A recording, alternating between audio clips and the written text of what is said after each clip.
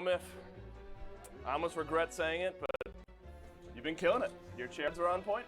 I'm a creative genius, the likes of which the universe has not seen until this point, Dave. I feel like I do have to ask, though. There's no way it's just you. Who else would it be? I don't know. People have helpers, ghostwriters even. You got a ghostwriter, Myth? Are you accusing me of needing help in the creative process? I sure am. Well, I don't. All right, good enough for me. Whee!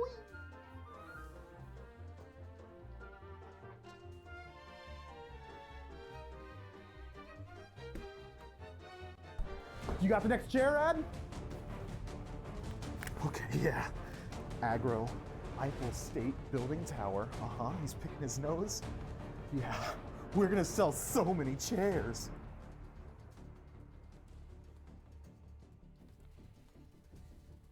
Hello and welcome back to the second set of the day here for the SMITE Pro League. We're going to have the Olympus Bolts and the Tartarus Titans facing off here in the studio. Before we get there, a quick shout out to Maxonomic, the chair sponsor here of the SPL. Make sure to go to needforseat.com and use code SMITEMAX to get yourself a nice little discount and put your butt in one of those good and comfy seats that we as the casters get to sit on whenever we're out over there casting those games, but you can at home can have one. If you need to learn how to assemble it, go and watch one, the chair assembly video. But outside of there, Maxonomic, thank you so much for being the chair sponsor in the SPL once again. Comfy seats, SMITE Max to get your discount. Needforseat.com is the website to go to. It's J-Mac Tucker and Gormizer here joining me for our second set of the day here in the studio. I'm going to say it again. I'll just keep saying it because it's always fun to have them. Studio games, Olympus Bolts and the Tartarus Titans. Last time they faced off did not go so well for the Titans. That was a Bolts victory, but maybe looking to change things up here.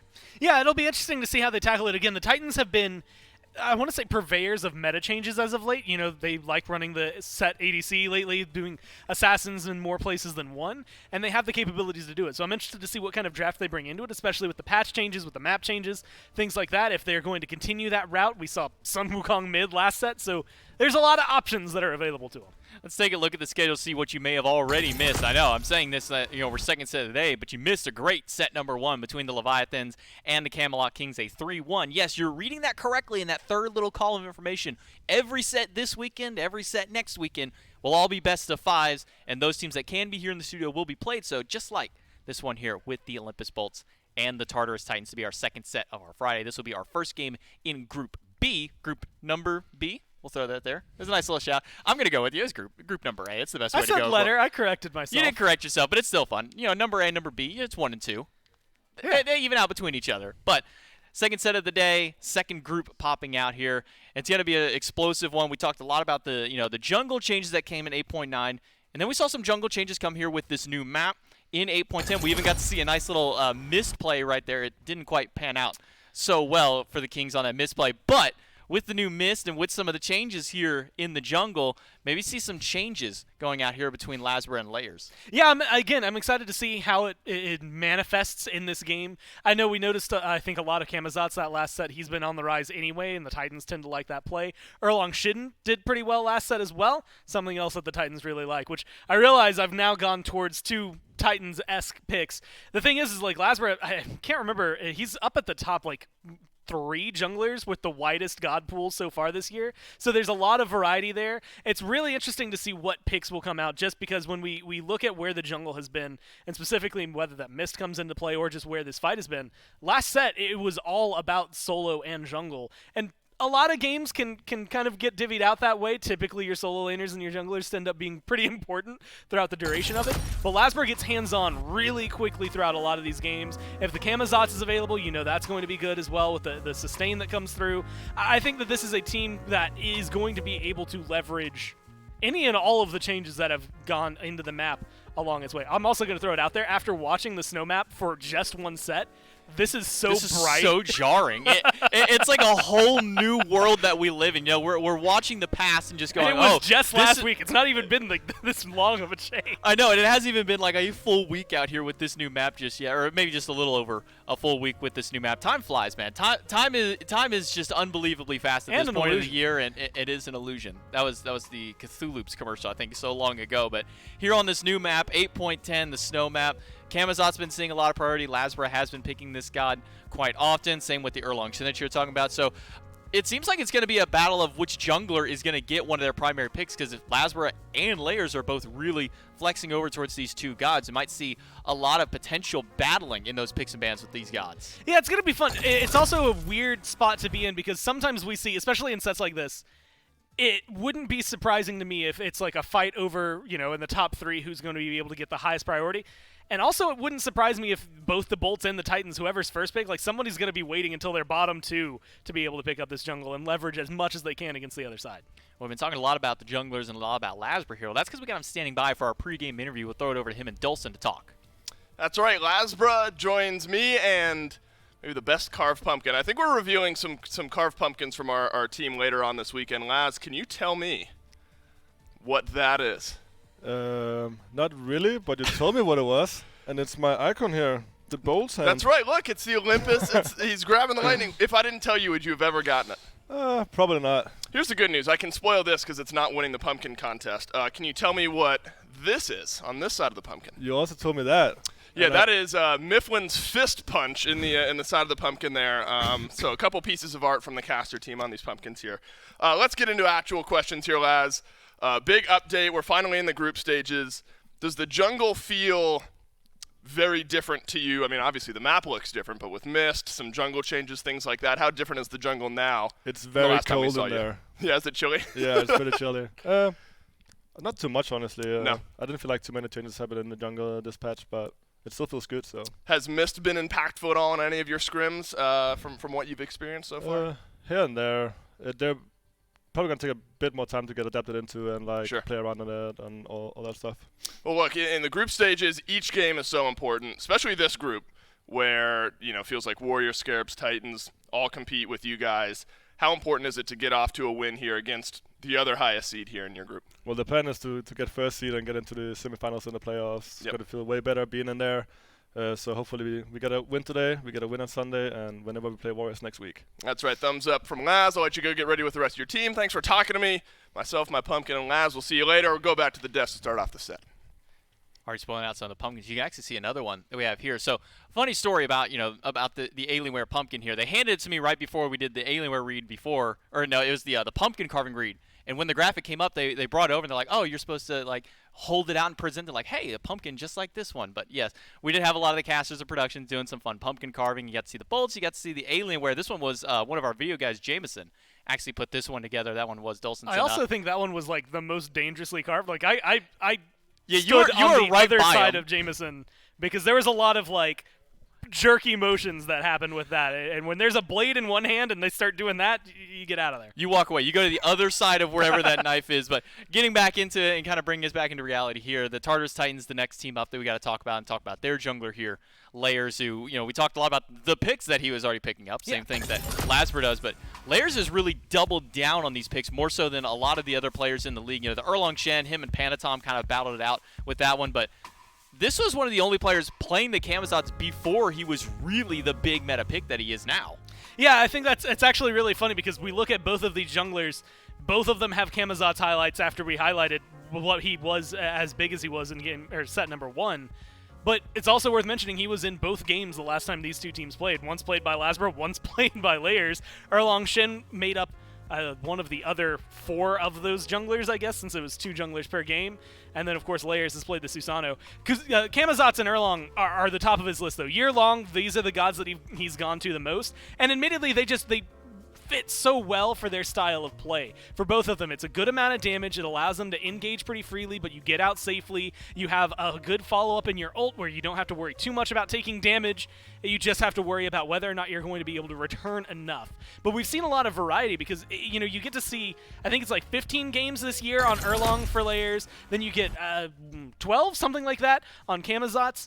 And then it goes to like your Susanos, your Wheelishes even, your Nemesises. All of these are something that they're able to pull out. And when you start to factor in what comes in alongside those junglers, when we talk about the Cthulhus that we've seen, the Artios, things like that, having a really wide god pool for both of these teams, and specifically the flexibility I think we've seen a little more lately out of Layers, is really going to help the Titans leverage it, especially with the way they've been playing around drafts. Yeah, I mean, looking at the last 6 god that Layers specifically has played in his matchups, there was 2 games of Erlong Shen, 3 games of Camazots, and then a lone Susano that popped in there. The Susano, unfortunately, did not get a win for them in their last matchup. I think that was the one up against the Bolts, actually, as a Susano and a Camazotz between Game 1 and Game 2. But yeah, I mean, even just like his most played God stat on the SMITE Pro League website is 21% Erlang Shen, 14% Camazotz, and then it drops even further again down to like Osiris or something like that being the next one after that. But picks and bans, game number 1 of our best of 5 set between the Bolts and the Tartarus Titans here in the studio, ready to go. And I'm very interested to see how things pan out now because our first set, Cthulhu, as expected, still kind of being a top priority. But Olympus, surprisingly enough, was being top 2 by the Kings in the first 3 games and then banned away in game number 4. We'll get to see where I was going to say priority for both of those come through because the Cthulhu was big. The Titans were running it with or without the Morrigan, but a lot of with in that combination. Yeah. And the Morrigan is a good pick for the Titans, period. So it makes sense for that. And actually for Vin as well. They have a lot of overlapping God pools, I'm starting to realize, between the Bolts and the Titans. Very similar really styles of play in both their mid laners, their solo laners.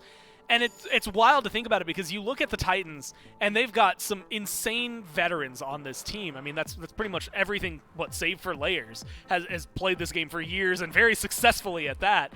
The Bolts have a lot of similarities, but, this is Jake's 2nd year. He's almost completed 2 years in the SPL. Haddix, this is his rookie year. Like, it's easy to forget because he's on a top team like the Bolts.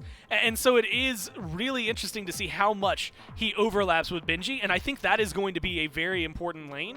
And for both of the junglers, that is going to be a very important place to try and either leverage for themselves or to at least slow down the other team. Yeah, that's one thing that a lot of, obviously this is the top level play. Everybody's got a very strong God pool at their arsenal. You do see a lot of overlap, but there are some individual players who have kind of those pocket picks that other teams are starting to emulate a little bit more now that they're recognizing, hey, this is kind of a meta pick. Things like the set ADC that, Cyclone's been. Now, it's not the first time that set ADC has been a thing. This happened a couple of seasons back. But Cyclone, the first one to kind of bring it back here, and we've seen other teams, namely, I think Panicat over on the Jade Dragons has tried to emulate this himself, and maybe not to the most success, but at least similar levels of success. We even saw it down in the Challenger Circuit playoffs that happened this last weekend, where Set was becoming a top pick in multiple roles outside of the jungle. I'm talking not just the ADC. We even saw some picks up here in mid, but first bans have come out. It's Geb, Morrigan, Camazotz banned away by the Bolts. Odin, Yamoja, Cthulhu by the Tartarus Titans. That leaves up a ton of frontline, which has been one of the heaviest priorities that we've seen in a while here at the Pro League. Terra, Nike, and Sylvanas, all frontlines picked up for the first 3. And honestly, Terra, it's interesting to see the Bolts go for it. It was very similar to what the Leviathans were doing in set number 1. Going for this first pick, Terra. Her ult is really good. Her control's really good. Admittedly, her damage can be really good in the middle of a fight as well. If you manage to get the dash off with the collapsing wall, you can have a lot of burst, plus still CC that she's able to provide. All of it's pretty interesting. But it worries me a little bit because she has to provide, when I look at the first pick, it almost needs to be overwhelmingly, maybe not overwhelmingly, but still something significant in favor of your team. I think Terra provides a lot, but we'll have to see if Jake is able to make it first pick worthy as opposed to some of the other picks that we've seen. Sylvanas, I think the Kings notably had picked over something like the Terra. And it has been something that only a couple of teams have run, but if the teams that have been running it have looked really good with the Sylvanas, even when they lose. And so I think the Titans are going to have a pretty fun game with this. Okay, so here's something different to tackle alongside this Ola Run. Sure, if it's your first time here in the set today, then yes, Ola hey, he's out here. This is now his 4th game that he's going to have played, his 5th time seeing an appearance. He got banned in game number 4 of the last set. But now we have a Soul going right next to him here. Soul we've been seeing a lot in the mid lane. Yeah. Venenu specifically is no stranger to this god. Barracuda's played him a couple of times in the past, but we've more often than not seen the Soul go in towards the mid lane. So now we got the double mage ADC coming out of the Bolts, and you already have the Terra. Is this a situation now where you kind of almost accidentally force Haddix to play more of a warrior-centric style god because you don't want to stack up a 4th potential magical, or maybe even throwing Jake on something like a Horus or a Hercules in the support role just so that way you don't stack too much magical damage? Yeah, I think with Terra, you can almost bet that that's going to be Jake, so it'd probably be a warrior for Haddix, which isn't going to be a big deal. I mean, Haddix has played, especially knowing that you're going up against a Nike. Cthulhu's already been banned. Haddix has loved King Arthur this year, and King Arthur's a pretty good lane bully, can hold his own pretty well. But I think there's a couple of other warriors. I actually like the fact that you bring up Hercules. We don't see him a lot, but he is a bully in the right hands, and I think Haddix is the right hands. So there's like a couple of other flex warriors. Cucullin notably fell off really hard, but still somebody I think that can control a lot of team fights. So the Bolts have a lot of wiggle room for it. Plus, you know that Lasper is probably going to go a physical god, so it's a little more heavy-handed up front for their magical. But they're not, I don't think they're as worried about it as they could be, especially because, like you said, Soul has been pretty standard so far for mid lane. I think Bear is going to be just fine and happy having magical crits online. Granted, it'll maybe take a little while, especially with Terra alongside him. That's going to create an opportunity for the Titans to maybe leverage the duo lane early. Yeah, a couple of small buffs to Oleron and a couple of, I guess, direct nerfs towards the spectral armor has really seemed to have brought this god up into some higher popularity. Now, 5 for 5 on games that this god has appeared, whether it be picked or banned. So something has to be going right in these scrims, or maybe something has been going wrong for some teams and they're trying to take over that for themselves and make sure that they can have a little bit of advantage. Hell was the final pick for the Tartarus Titans before we jumped into the second round of bans to King Arthur, one of the guys you were talking about that Haddix could have gone over towards because we have this triple magical already lined out for the Bolt, and then a Pele just to kind of throw a little bit of a shot there at Lasbra, take one of his kind of signature picks from. Yeah, he hasn't been playing it as much kind of back in the day in the Challenger circuits where I really saw a lot of that Pele play, but that does get banned away along with Susano and Erlong Shen. And then Charybdis, 1 game played, 100% win rate. And the only player who's done it so far has been Zapman over on the Leviathans. It didn't have the most standout of a performance here. But now with all the buffs to Charybdis, do you think that this is maybe a wise little pickup here by the Titans? Yeah, I think it opened up a lot of opportunities for her to showcase a little more of the kit. Like, initially a lot of the problems are you go stationary when you do decide to fire your ult. And Zap had highlighted it, and we've talked about it a little bit in waiting room and things like that, where for the most part, you go into your 3, that's 3 seconds of damage immunity, CC immunity, you're fine. Then you go into your ult, that's 6 more seconds if you wait the entire duration of CC immunity. And so you're just, hey, I've got 9 seconds that you're going to be focused on me, and that you don't have to worry too much about it. I think all of the buffs she hit make her a little bit stronger in lane, and honestly, early on, like, Oleron has some, good, I want to say, like, movement capabilities to dodge autos, but not like disengage. You're not going to be able to run away super fast from this Charybdis. So I think that that's going to open up a little bit of area for specifically Cyclone to try and leverage. Thinking about it, Charybdis might actually be a really strong matchup in Olerum just because of the nature of her 3. Drop Sanctified Fields, and I don't believe you're affected by it at all inside that whirlpool. So it's going to be some good chase. And you have a Loki on the tail end here for the Tartarus Titans, their last pick. On the opposite side, Tsukuyomi and Cucullin, God that you were talking about just a little bit earlier. That way you can make sure to get Haddix something comfortable, get him. So it is a double physical to round out the triple magical immediately out of the gate here for the Olympus Bolts. Looking at these two kind of drafts, what's kind of the win condition here for both of these teams? Honestly, I think for the Bolts right now, it is transition into late game team fights, right? Don't fall too far behind. This is a composition that, especially with Oleron, Terra, and Cucullin, really can carry a late game team fight really well, but you need like your Tsukuyomi and your Soul to carry some of that early game pressure for you and really help that transition work out. If you're on the other side, this Loki's got to do really well. Charybdis is still a little bit of a wild card. Look, it has a 100% win rate, but it was not a great KDA, not a good slash line in that game, so we have a little bit to look at there. But you've got 2 forms of healing, a really good shield and Nike. I think your sustain really helps you in that late game, so the question then becomes what kind of damage output is Charybdis giving and what kind of damage output and performance is this Loki having? Because Oleron's going to hit hard, Tsukuyomi's going to be able to dive pretty well.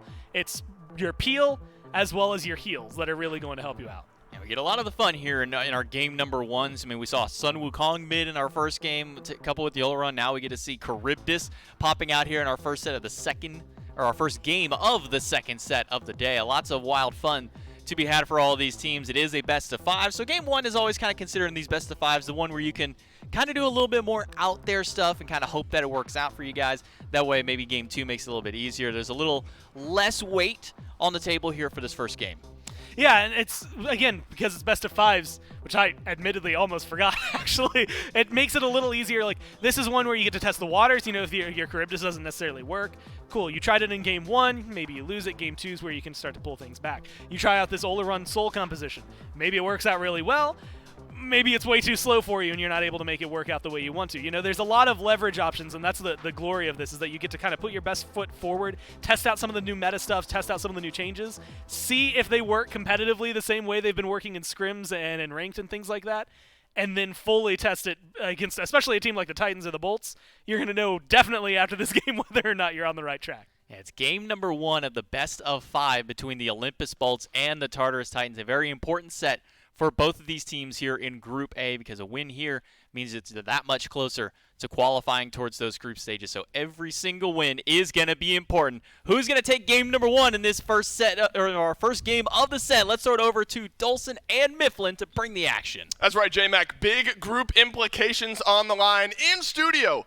Olympus Bolts and the Tartarus Titans go toe-to-toe in this big best of 5, and it is chilly on the map, Miff. And this one, pivotal. If you look at the way that this group is structured, Olympus Bolts, Tartarus Titans, Solar Scarabs, Oni Warriors. Top 3 teams make it. It feels like between the Warriors and the Scarabs, some upsets potentially brewing. Massive, massive advantage for whoever is able to win this first set. Every single set in Group B carries such a massive amount of weight behind it. Both of these teams are desperate to find a win here. Game 1, as J-Mac alluded to, is not going to be the heaviest stakes. You're kind of figuring out what the opposition's looking for, and as of now, we haven't seen anything too crazy, barring Cyclone Spin going towards this Charybdis. But Cyclone Spin is not a player that's going to sit by the wayside. He's not saying, hey, look, I'll be survivable, you guys win. He must think this god has some merit. I do have a bone to pick with some of these pros. Aurora whittled down to half HP. Uses the beads and nearly taken down for first blood by Barracuda, and that's exactly where I want to pick up. I did a roundtable discussion with one of the players from each of the top 5 seeded teams just this past Monday. Go online to youtube.com/SmitePro, by the way, to watch it. And I said, all right, let's run down some of the 8.10 update. Let's see what some of the changes are in between Spectral and a single buff to Oleron. I said, hey, pros, do we think Oleron is going to see some play? And I could see it. They all kind of shifty-eyed looked at one another, and they were kind of like, yeah, maybe. Like, clearly not giving anything away. And now Oleron has been the standout here in day 1. Maybe. You know what, Dave? I'll go ahead and say they potentially just didn't want to answer the question, sure, but also pros kind of just play the game, right? I mean, I could very well see maybe Barracuda brings out Oleron for the first time in a scrim, pops off, and now everyone in the league is like, this god is sick. Yeah, you know what's not getting brought out for the first time here? Lasbro level 2 ganking duo lane Charybdis. There's some of that safety, and that lasts so long. All eyes shifted to Aurora, and down he will go. The Olympus Bolts target swap mid-gank, and they'll walk away with first blood as Aurora falls. Barracuda getting off to a nice start. Doesn't get the kill for himself, but anytime Oleron isn't the one getting first blood, it is a good feeling, right? You are a late-game scaling god. It's not about what you're able to do in the lane. It's not about how well you're able to just perform in the first 10 minutes. It's more so about that late-game team fight. And whoa, well, it's starting fast. Cyclone Spin in and out of that immunity. Once more, yeah, so safe. And I think that's something to keep your eyes on as this game goes on. And what a world we live in, at least through the first 4 games of the group stages, that technically Cyclone Spin picking a standard hunter is what we're considering wild here. Purple buff dropped down by the Olympus Bolts, a successful invade there, and they'll back themselves off. Though there were some buffs to Charybdis, right, where before, when Zapman played it, and we've talked this point into the ground, it was all about safety. He eats the dive, spits it out, stays alive long, lets the rest of his team survive. Feels like Charybdis now, thanks to some of the buffs, in more of a spot to have an actual damaging impact on the game. Yeah, much easier now to line up your own ultimate. Her damage output from auto attacks has effectively seen a 30% increase, was about 30% per lesser auto attack, now up to 40, so up to 120% from that one. That means that he's getting a lot more damage output regularly, not only on objectives but on gods. You've also seen an increase to the, or decrease rather, to the decrease of value you get from some of these in-hand effects. So Charybdis across the board is much stronger now, but it's not exactly the type of pick I would have expected to take into an Oleron. Oleron struggles in that early laning phase, and Charybdis is not really the lane bully. If you go for like an Uller or an On Her or even a Ho Yi, you can at least try and accost the Oleron throughout the early. I'm not sure how well Cyclone Spin is going to be able to leverage that once these supports rotate out. So I'm excited to see whether or not he thinks this is an aggressive pick in the lane or maybe something he could transition well into the team fight. And I'm glad you bring up picks that we've seen into the Oleron because, again, it's been maybe the topic of conversation today. Cthulhu has been very popular because he just ults and walks at you, and it's felt fine into the Oleron. Hell was an answer earlier on in our first set of the day. And you know, I had aggro dissect the way the cleanse kind of interacts with Sanctified Field and how everything is slowed, and so the cleanse lasts a little long, all those sorts of things. do you think Hell could be a viable pick into this Ola run as the group stages go on, if Ola run truly becomes a mainstay? I don't think it's the same level of counterplay that Cthulhu brings, just of to course be able not. to just invalidate that ultimate, but the cleanse certainly can. At least make it a little bit easier for you to fight inside of these fights and make sure that you aren't eating the longest forms of CC completely possible, but it doesn't help out a whole lot if Barracuda is initiating the fight by dropping Sanctified Field and then immediately knocking you up. A cleanse won't pull you back down to earth, so you've got to be very on point with your timings if you're Paul in this matchup, if your strategy is just to deal with that Ola run on the other side. There's plenty of other things you can start to immune out. Haddix's ultimate is very telegraphed. You can use Cleanse to stop that from happening. The stun and root from Awesome Jake, both incredibly telegraphed in that he has to spawn something before he's able to utilize it. So Paul's going to have some nice targets, but I think you're right in bringing up that the matchup against Sanctified Field, likely one of the primary reasons we're seeing it. Good little purple buff defense there from Awesome Jake, as Barracuda will pick up the enhanced purple buff. And I think important myth that you mentioned earlier on, and I'll agree with you, that if nothing else, Barracuda is not behind. In fact, he's a little bit ahead on this Ola run. So you've gotten the initial laning phase a bit out of the way. Cyclone Spin on the Charybdis Myth. After some changes to Hunter items, we wondered how those builds would look. Looks like a little sustain right off the bat. Might need it here if Awesome Jake and Bear are able to connect with some of that damage. Knock up onto Jake, and there is just no chance. Paul rotates in from mid, grabs a return kill here from the Titans, and that is something that Jake is not immune to. Just a bit of an overextension. Purple buff wasn't even there. That's a simple rotation in from Paul. It is, but Jake at least holds on to his ultimate, holds on to meditation as well, so he still has some decent prowess on the map. Very often we'll see players kind of panic, utilize everything, try not to fall down, but Jake, as you said, not a stranger to situations like that where he gets a little bit over-aggressive on the map. We did get a good look at how Cyclone Spin wants to play this god when getting aggressive, and it was a instantly canceled third ability, just gets out of that damage immunity, goes for the knockup, utilizing the CC, and it was pretty impactful in that engagement. So if that is how you're going to start moving going forward, I'm very excited to see how he's going to utilize that into the Sanctified Field specifically. Right. I'm pretty sure you just kind of get to ignore it. That's a good look. And with that assist myth, Cyclone Spin able to head on back to base, pick up the Devourer's Gauntlet, and head right back into lane. We'll take a quick pause here in game number 1. Aurora, I guess we're really being specific, the one who paused the game there. We'll give you more info as we get it. But a quick pause here in game 1. Things all tied up. And you know, I'm trying to remember how we all voted here on this one. I think I voted Titans, which is because the Bolts were the top seed here in this group. It just feels like since some of the roster changes happened to this Titans team, the way that team played in Phase 2 looked good so far here in Phase 3. It's such a hard team to bet against. But the Olympus Bolts, remember last year, this roster, they showed signs of brilliance, showed signs of slowing down at some points. It felt like, and this is an admission of fault on my end, I was just kind of waiting for the Bolts to slow down at some point this year. And they kind of haven't. Feels like this Bolts team, specifically here in Group B, with how important that this matchup is, feels like they've really kept up their momentum all year long. They have been. They've been continually growing and kind of improving on the strategies that they bring week in and week out. I will say that there have been, highlights to their year so far where they were one of the most dominant teams in the league. I think it was a 7-win streak at around Phase 2. And since then, they've kind of been, it feels like, holding off a little bit, almost like they're pulling their punches, waiting for the right opportunity to start showing really what they're capable of. And I think the closer and closer we get to Worlds, that's the version of the Bolts we're going to get to see going forward.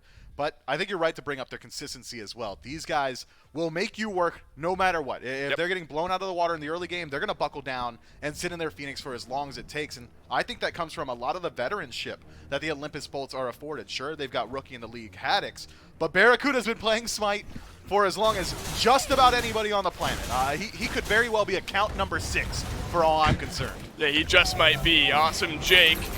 I don't know if you call it a gank. Aurora just walked in behind him. That's going to force the escape out of Cyclone Spin as Lasbra has made his way back over to the duo lane. But yet another example of the safety of Charybdis. If nothing else, wastes a little bit of time here from Lasbra. Sticking in that Mace Tree. Jotun's Wrath, first item for both of these junglers. Maybe Layers can get some of that power onto Awesome Jake here. Pull no good from Aurora. Lasbra still sticking around. This would be a 4 versus 4. Venenu's rotated over from mid lane as well. Looks like a quiet purple buff secure from the Titans is all we had our eyes on. And if you kind of get this early look at where all this pressure is going to go, feels like left side is maybe where both these junglers have their eyes. Yeah, good sense of urgency there from the Tartarus Titans, realizing that they can't allow Olympus to continually steal purple buff. They can't allow this god to free farm, so the Tartarus Titans send a very heavy-handed rotation to confirm a low priority objective as Aurora takes a fair bit of damage in lane, is forced to use the beats defensively this time around. But I do like that heads-up play from the Titans. They know that if Barracuda is given free reign, he will dominate this lobby. So a good response from the Chaos team. Could be worse, though, for the Bolts. You force a bit of a split on that purple buff. Cyclone's been able to get it, but ends up maybe being a bit of a wash here for both teams. Game hovering still right back around even. That early first blood for the Olympus Bolts quickly answered back by the Tartarus Titans just moments later on. Mid lane has been quiet outside of Paul's rotation. This is a sanctified field in lane onto Aurora, who, remember, does not have beads. That's DC immunity thanks to the ultimate. Now he'll just walk on away, but he's going the wrong direction. A couple more auto attacks. That's all the Bolts need, but they will not stick around. Instead, Layers is going to rotate in here to duo. Awesome Jake takes a little bit of poke damage from the Loki, but Ven and Laz are here as well.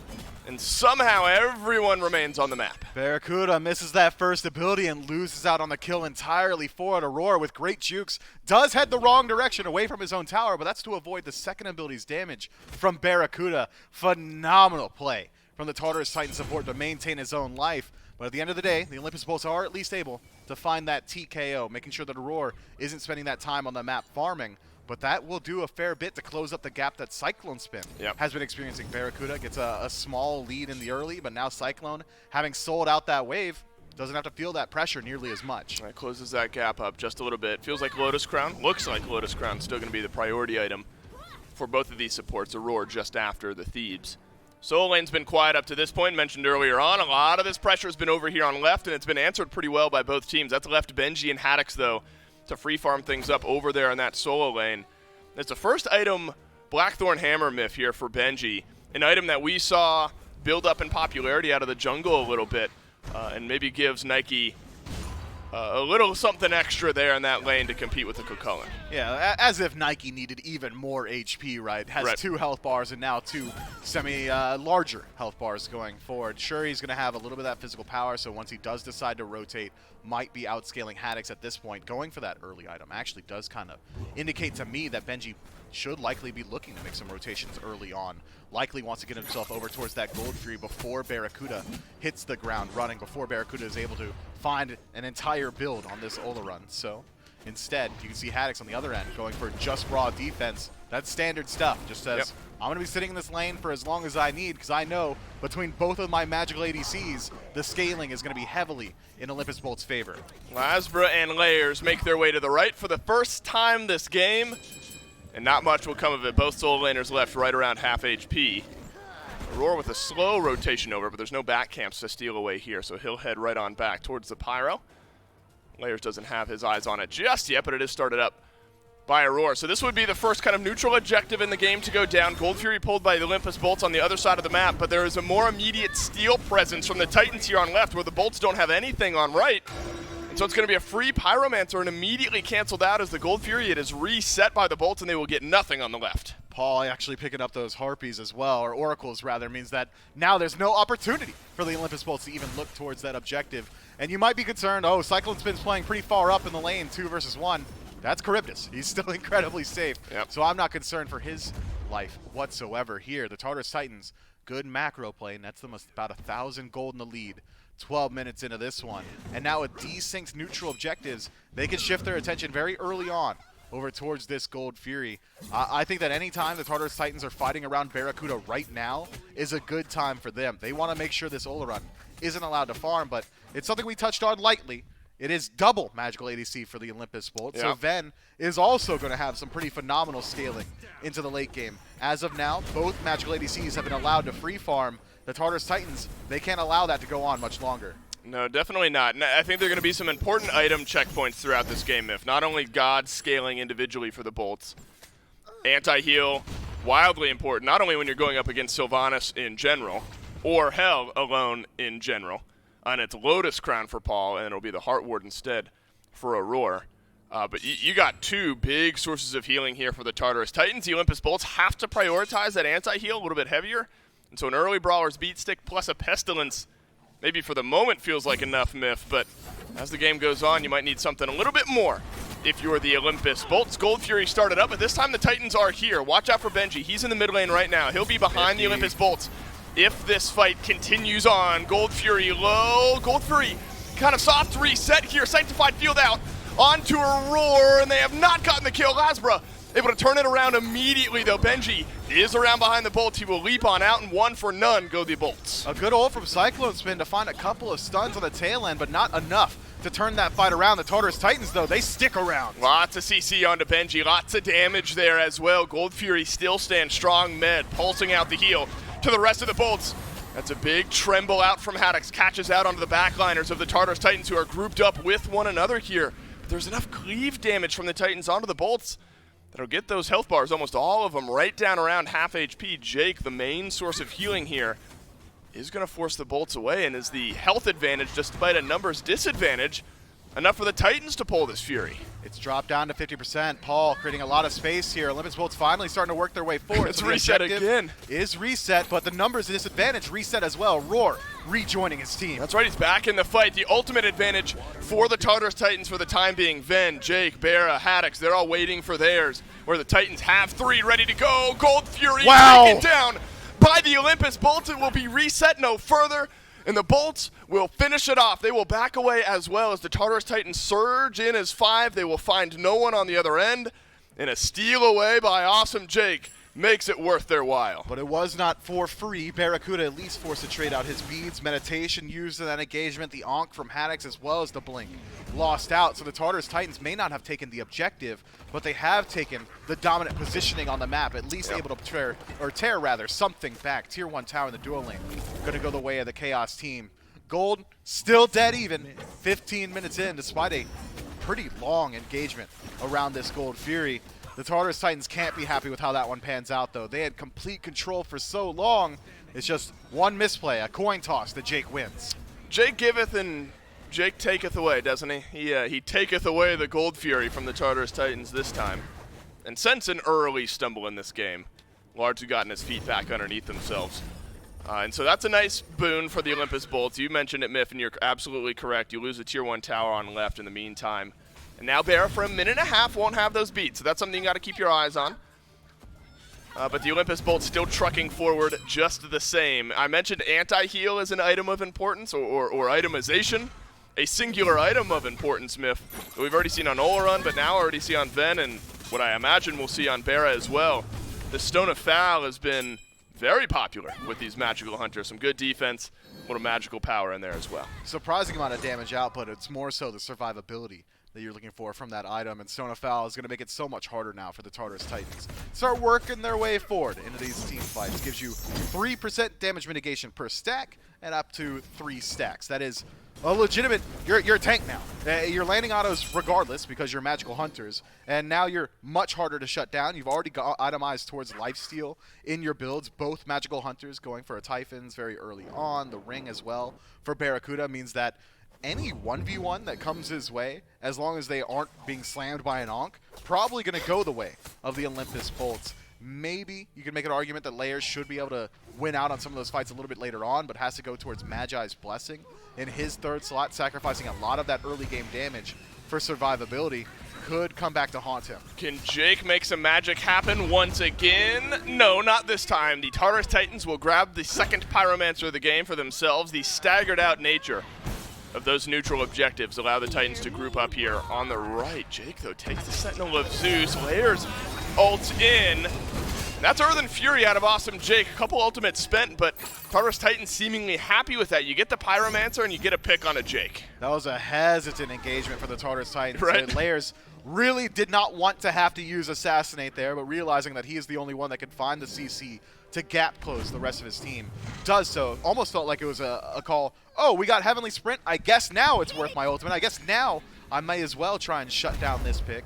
And the Tartarus Titans do exactly that. Gold lead, the largest we've seen so far, now 2,000 in favor of the Chaos team. Experience largely equalized, about a 1-level lead here or there. 2 for Benji, 1 for Layers, 1 for Paul in the jungle, adding up to about 5,000 experience in their favor. It's been a quiet dual lane. It's been a quiet mid lane for both of these teams. The Olympus Bolts, we have not seen their hand just yet. We have not seen the true 5-on-5 engagement with both Ven and Barracuda there. I know the Tartarus Titans have amassed themselves a comfortable lead already, but don't count out the Bolts, not just yet. No, and then, you know, we've talked about scaling and how that'll start to look for the Bolts going on. The Titans absolutely comfortable at this point in the game. You start to look at some of the itemization that's going to roll through. Haddox picks up a Spectral Armor. I'm thinking, why so early? Well, Cyclone Spin has finished a Wind Demon early, as well as the Devourer's Gauntlet, Executioner in there as well.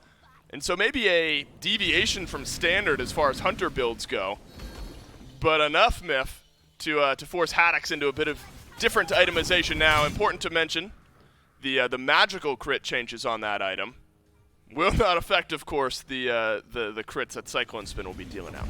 No, not whatsoever. I think that Cyclone Spin is essentially forced to go towards Wind Demon when you play Charybdis. She utilizes that passive so well. Every one of her lesser auto attacks has equal percentage chance to proc a crit, which will stack up that Wind Demon passive and get you a little bit more value from that item. She really just procs in-hand autos incredibly well, or in-hand effects. I'm surprised we don't see an Odysseus bow early on. I know you deal slightly less damage, more so now in 8.10 than you did in 8.9, but instead it really is just the Wind Demon as it stands, finding you that value. Executioner is a little bit off the beaten path for some of these hunters. Seems like Dominance has holistically replaced that item, but not for Cyclone Spin. He's got something cooking up. He'll be able to scrap those tanks a little bit more effectively. Wondered what level of anti-heal we'd see prioritized by the Bolts. It's an Ankh upgraded already for Haddox. Where does Awesome Jake spend that open relic slot? It's on the upgraded sprint as well. So some team fighting ability there for the Olympus Bolts.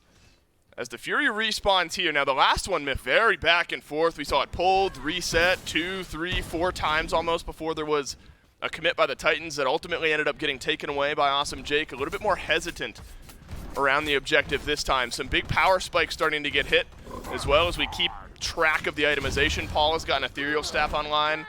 Then, though, even with the 2 tiers of the Ob Shard completed here, Soul Reaver into tier 2 of the Ob Shard feels like this Soul in this next fight could have the biggest impact. Yeah, Ob Shard tier 2 might be one of the best feeling tier 2 items you can go for. It is still a phenomenal stat stick, so maybe Ben trying to leverage that early on. Has a lot of damage output. Seems like he's going for a slightly more standard mage playstyle.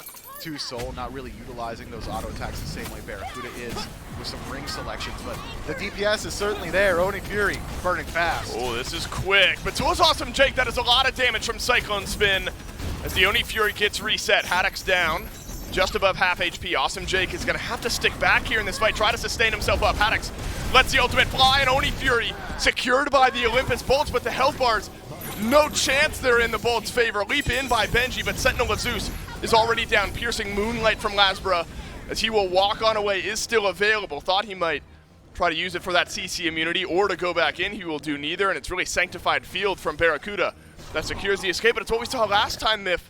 The Bolts get the Fury, but you're giving up map pressure. They might just head straight for the Fire Giant. They've got good damage output. Cyclone Spin lagging slightly behind, but that play from Paul really does tell me that's exactly where they're headed. He goes into the tier 2 tower to delay the backs to create this opportunity. Fire Giant pulled out. The Bolts know it, though. They are heading to this side of the map. Only Lasbra has his ultimate for the Olympus Bolts going into this fight. All the other ones used to disengage. Awesome Jake, he made magic happen earlier on, has a chance to do so here as well. Tartarus Titans reset on the FG, but the Bolts just going to pick it right back up. Beads used by Aurora. He's got his ultimate in this fight as well. Neither team happy with their odds, and Pyromancer will be the prize for the Tartarus Titans if they choose to stick around. What a dangerous gambit the Tartarus Titans go for there. The Olympus Bolts decide that they don't really love their odds because of all those team fight ultimates being down, but the Pyromancer, they love their odds here. They pull it out and they shut it down. That one goes to the Bolts with very little fight back from the Tartarus Titans,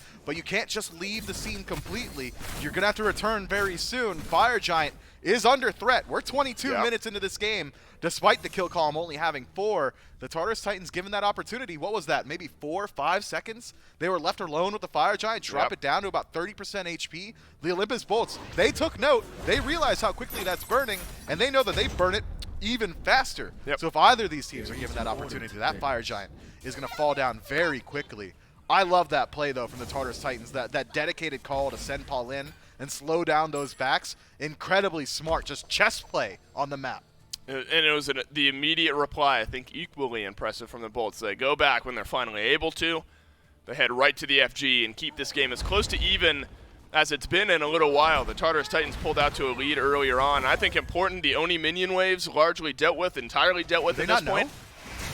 This one somehow maybe shrouded in more secrecy. Awesome Jake walks forward once again. Is the steel pressure going to land on the Terra for like the 4th time this matchup? No, because it's going to be reset by the Tartarus Titans. That's in. That's a massive Sentinel of Zeus from Benji on all 5 of the Olympus Bolts. Big knockup from Haddix, piercing Moonlight back in from Lasbrand. He has found the backline. Sanctified Field will re-engage this fight from Barracuda. The Olympus Bolts dancing inside of that ultimate with one another. We have no casualties in this engagement except for the ultimate meters on the Olympus Bolts. And the Tartarus Titans threaten the Fire Giant once again and force the hand of the Bolts. But we know how these elongated fights go, despite all that self-sustain on the side of the Bolts, as well as some of the team-wide healing between Jake and Barracuda. Longer fights favor the Titans, and they know it too. Fire Giant down to 50%. Assassinate could be important here. Maybe the biggest ultimate left on the map. Actives ready for both of the Olympus Bolts carries. They are backing away. Cleave damage out. No good on the ultimate from Cyclone Spin either. And the kite backwards is enough from the Bolts here. But this is a delicate dance. Lasmer's been left alone. And he takes a whole heap of damage, but more poke damage out from Layers. As the Bolts will sustain up with this Terra Pillar. But relentless are the Tartarus Titans. They will not leave this Fire Giant. It is down beneath half HP yet again. Awesome Jake dashes away 3/4 of the way there on a couple ultimates for the Olympus Bolts. Paul misses with a little bit of the re-engage damage here, and it looks like the Bolts will squeak away. Aurora, the only one on the Tartarus Titan to have taken any They're substantial amount of damage. They might as well. Aurora's going to heal you. Paul's going to heal you. Pull it again. Keep the Olympus Bolts on the back foot. Oh my god, and the Bolts are going to have to stick around. They have to walk their way back into this fight. Haddix has got his ult. Lasbra's got his ult. Ven has got it back as well. Sanctified Fields, that's the one you got to look towards. Barracuda can turn these fights around with a big ultimate out of this Ola run, but the Fire Giant gets reset as the Olympus Bolts get some wind in their sails. Those ultimate meters maybe indicating gas in the tank for the Fire Giant defense. And the Titans will finally allow us to breathe, and they will head away from the Fire Giant. Waves starting to push into the Bolt side of the map. And so maybe the Bolts now will take this opportunity to clear, push out some of those waves. The only reason the Tartarus Titans decided to stop their unrelenting onslaught onto the Fire Giant is because Layers was out of mana. That's the whole conversation. He's completely so he had to head back to base. Otherwise, the Tartarus Titans would have stuck around indefinitely. They're going to anyway. Pulling the Fire Giant. And I suppose they will. Cyclone Spin's got good damage, but the Olympus Bolts, they're coming in pretty fast. You might need to be faster. I mean, this one is really close.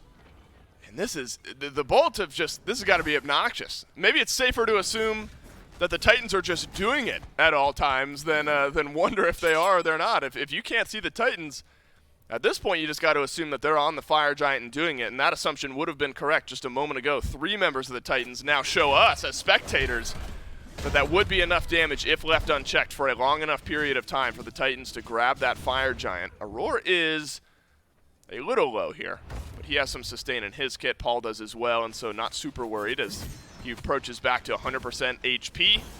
Olympus Bolts have all of their actives ready to go here for this Great fight. pull! Ultimate's there as well. Aurora's hit his target with the pull. Sanctified Field out from Barracuda, and the Ola run, the happy feet inside his ultimate.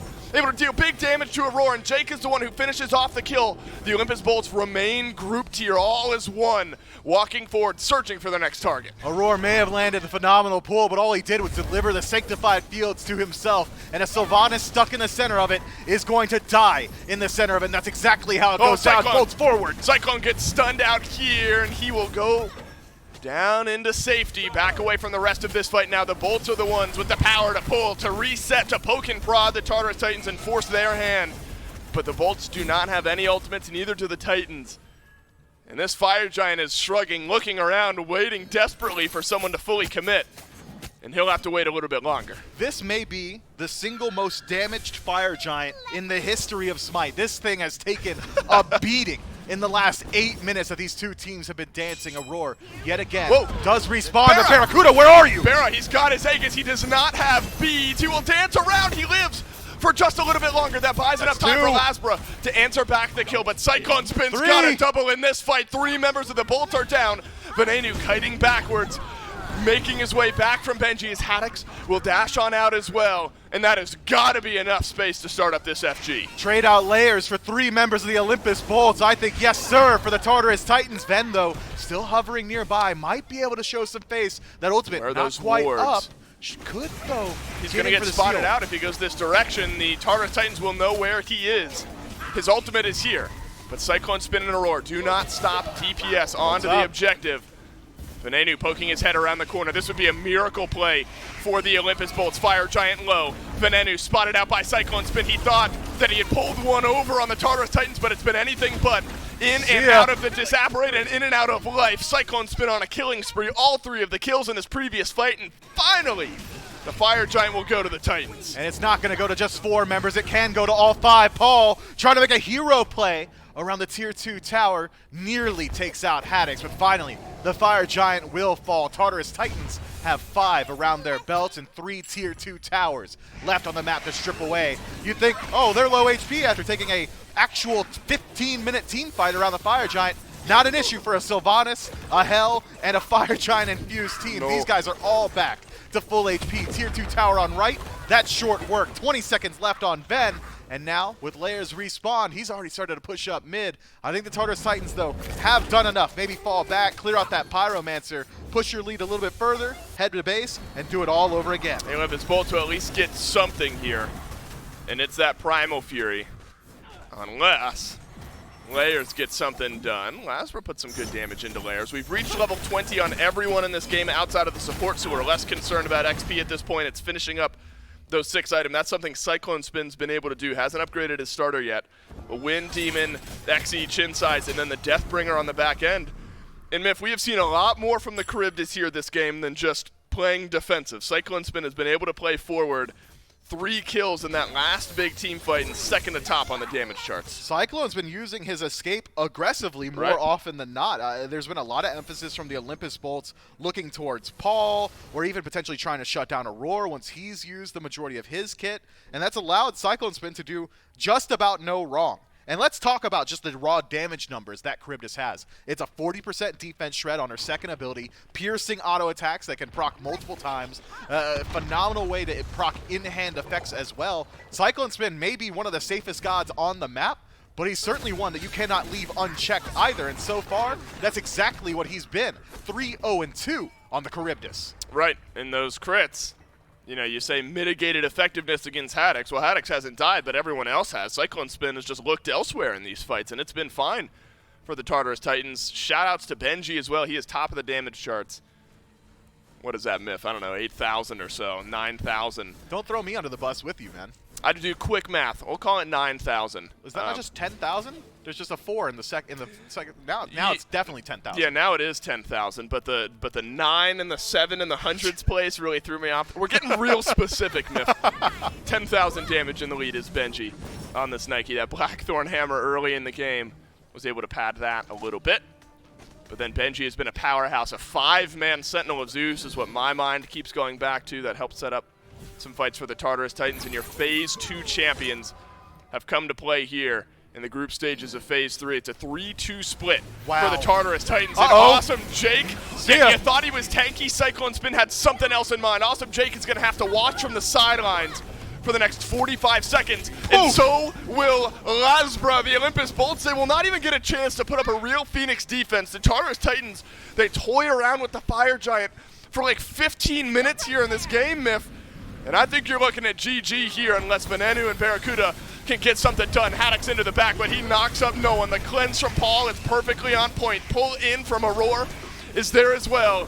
And the Titan will crumble under the pressure of the Tartarus Titans, and game 1 is all done. It is the Tartarus Titans in dominant fashion. Take this one. Felt like there was only 1 point of contention in the entire map. It was one fire giant that we spent 10 minutes fighting over because both of these teams knew this fire giant could very easily spell the end of the game, and that's exactly how it goes down. It was a war of attrition. Multiple engagements go long. Gold Furies, fire giants, all off the back of healing, but one team had a hell, and that team wins the sustain war. Have we forgotten about not giving Paul hell? I mean, I don't know. There's so How many could you? There's so many gods you can't give Paul. It feels like the list is just everyone at this point. And don't get me wrong. This was not like multi-kill bonanza Paul hell performance, but I don't know. The guy's just too good. The cleanses, the healing was fantastic for Paul. Benji had a great game here.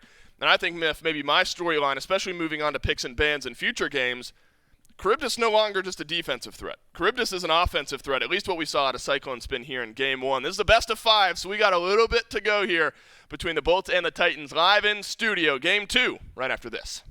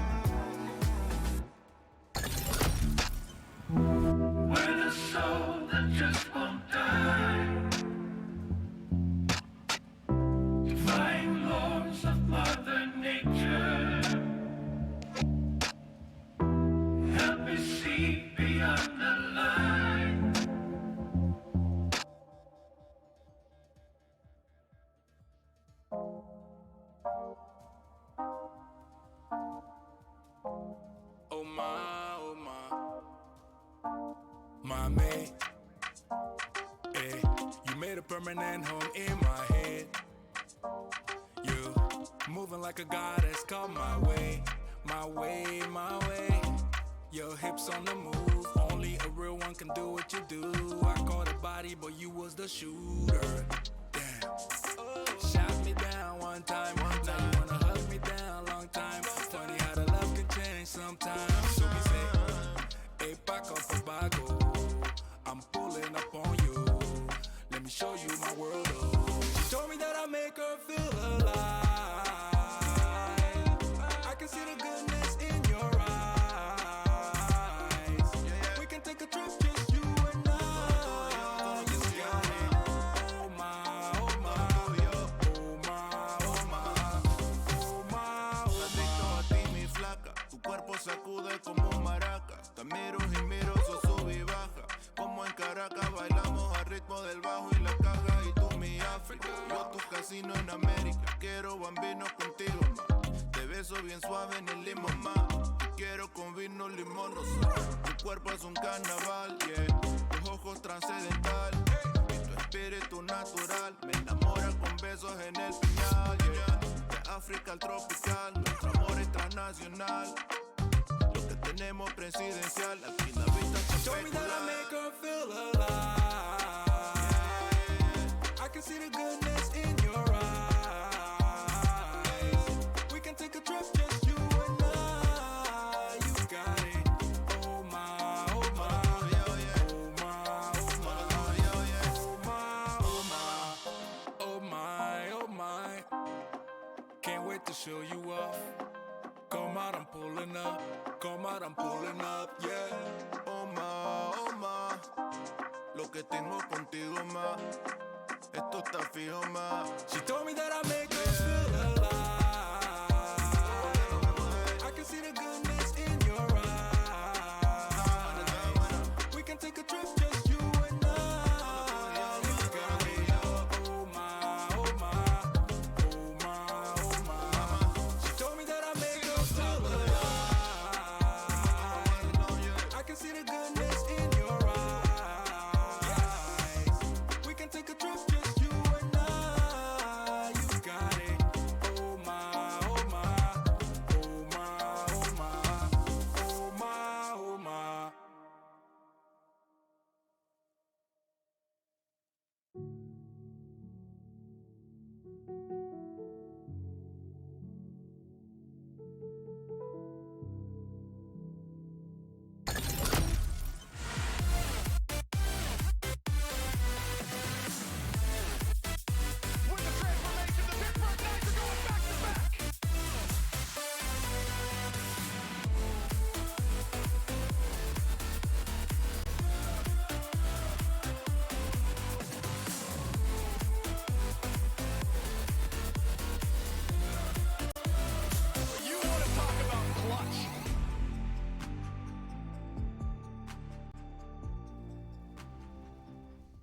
Hello, welcome back to the desk of the SMITE Pro League. And if you watched that video, you should have watched the video, and you should also go down to the website so you can check out everything for hi-rez showcase happening January 6th through 9th of 2022. I know that sounds like it's so far away, but it's just coming up right around the corner. Hey, we actually get an official little schedule out here for all of you guys to check out, see what all is happening during this event. We got live streams, we've got a tournament, actually a community clash tournament according to the schedule popping up here. So if you want a chance to jump in on the tournament, have some fun, there you go. We got the Creator Cup, panels, cosplay contests, and the all-important SMITE World Championship happening January 6th through 9th every day. For the main broadcast, will be starting up at 11 a.m., so make sure that you're tuning in there for all of the fun action here in SMITE esports and everything else SMITE related. It's J-Mac Tucker and Gormizer here. Game number 1 in the books. The Tartarus Titans, after a long-fought battle at the Fire Giant, one of the bloodiest Fire Giants that we have seen in quite some time. They're able to finally wrangle that lead for themselves, and I think a lot of that just comes down to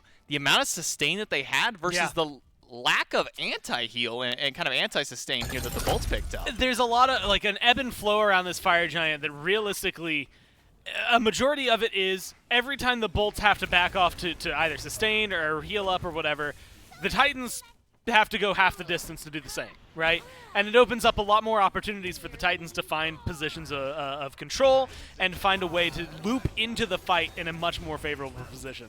A lot of this game, up to those points, is as even as possible. I mean, there's 5 kills 27 minutes in. It's going back and forth. The Titans had a really decent amount of control over the gold. It comes down to a good play from Cyclone Spin as well as the rest of the team to really open things up. And then it all starts to fall into their favor. And a lot of it is just because you hit this late game, you get good healing from Sylvanas and Hell, and every time you deal damage to the Bolts, it's slightly more permanent than all of the damage that they are able to deal to you. And after a while, that just gets overwhelming. You're just slightly out of position. You take one misstep, and all of a sudden this Charybdis, who admittedly last time we saw her did not do nearly as well as this time, I think this is a good showcase for what she is capable of, and Cyclone Spin really puts a good spin on this character to showcase how much she can do, which, you know, not in top damage in the game, second most just to Benji, but still very, very dominating in that fight. And a little bit of a different Hunter build path than we've been used to seeing. Typically, it's been the Crusher, and then you get Aussie, Wind Demon, then like crit or dominance, and then another crit to end there. But he started out with a Death's Toll and a Devourer's Gauntlet to kind of round things early on, going for a very heavy sustain at the early stages of the game, and then that transition to being more of just this attack speed penetration style build coming out the end. We did see, I think, a little bit of crit at the very tail end there. You can see some of those big crit numbers coming out from him, and I mean, getting a nice showcase of what Charybdis is actually finally capable of here at the competitive level. Nothing shorting Zapman here whenever he did his play. But that was a lot of just being that lightning rod for his team, making sure to soak up as much time as possible, sitting in the whirlpool, using that maw in order to rotate around and try and keep alive. But Cyclone Spin gives us a nice little showing of just what this god is capable of doing with all the new buffs that have come to her with this patch. Yeah, and again, it's something that you have to wonder and maybe not even worry about too much, just because if you're thinking about it, you know, it was next to last pick for them. The only thing they picked after the Charybdis was the Loki. Are you really going to maybe try and target this or skip this away? No, not with the way Ullrun has been played right now. Not with the way that Uller theoretically still is capable of dealing damage right now. Like, there's still a lot of hunters maybe before the Charybdis, but she's in that conversation, which is going to make things a little more convoluted for the Bolts in this picks and bans, and I think you can kind of see that. Knowing that they gave up a Sylvanas and a Hell, knowing that they still managed to get Terra and Ullrun, like, things looked good for them. I think if we're going to see any big changes, it's probably going to be a either shift away from the Ullrun, maybe he's going to get banned, or a shift away from the Soul. Either in whether it's in favor of something physical and you bring out like a Neath for mid or what have you, like the Valkyries have done, or if you go just for a different style mage, I think that's probably where their changes are going to be a little more heavy-handed. And I think that's where some of that struggle came from them as we got to these later stage team fights. Is you've got a Hell, you have a Soul, you have an Ullrun. Both those gods very good at shredding objectives, dealing damage to people as often as possible, getting a lot of just damage out there.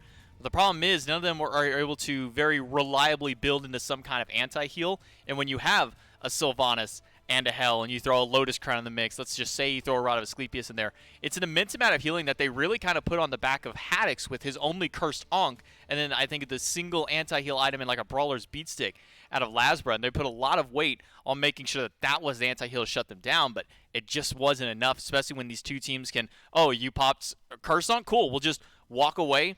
You've already wasted a huge relic. We heal ourselves right back up, and now we don't have to deal with anything. And maybe if this Oleron does continue seeing play, I think maybe this Hell is something that just continues to be taken off the table. Yeah, it's going to be something that we've seen in the past already cause a lot of trouble. Some teams have, well, actually most teams have struggled to handle it. And it just depends on when she gets locked in. For a while there, she was even getting banned a hefty chunk. Variety had played her in the solo lane versus the Bolts. And that first time, and that seemed to just strike lightning, and all of a sudden, a lot of teams, after they've pulled it through, look really solid with it. Paul is one of the few mid laners who plays her still consistently, and he looks good every time he plays her. But the problem is, David mentioned this at the end of the cast, what are you going to, like, you get rid of Paul's Hell, and your good poison. luck. Now he has 4 other gods that he can still go to. We haven't seen a whole lot of Raijin, though, so maybe that's something that, like, pumps the brakes. Maybe he has to change to a different style, but nothing. Well, actually, that's not true. Raijin got a little bit of a nerf, but like some of these gods haven't been hit so hard that I'm like, oh yeah, Paul's gonna suffer from his lack of god pool. Like, nah, he's fine. He's more than fine. Worst case, he just grabs Uller and takes that mid. I mean, that was one of his namesakes when he jumped in the SPL. He has so many gods. It's really just a game of pick your poison against Paul. And it seems that the poison that the Bolts don't want to deal with are this Hell and then the Morrigan that have, as of recent weeks, kind of resurged in Paul's god pool, especially with the Cthulhu being such a popular pick, kind of doubling that up and just having so much frontline presence. The Titans here in the second game of picks and bans, taking away the Cthulhu and the Emoja one more time, making sure to get some of those big Guardians off the board. Best of 5 sets, we talked a lot about it in the first set, where first game is kind of just, okay, we're just kind of getting a feel for, what's going on, maybe throw out a couple of new change-ups. We saw the Ola run kind of be like the big one out of everything. That's going to probably be the biggest talking point throughout the entirety of the weekend. It's just the popularity and priority of this Ola run from his buffs and then the Spectral Armor nerfs. But now game 2 is kind of where the teams have to buckle down a little bit, especially the Bolts.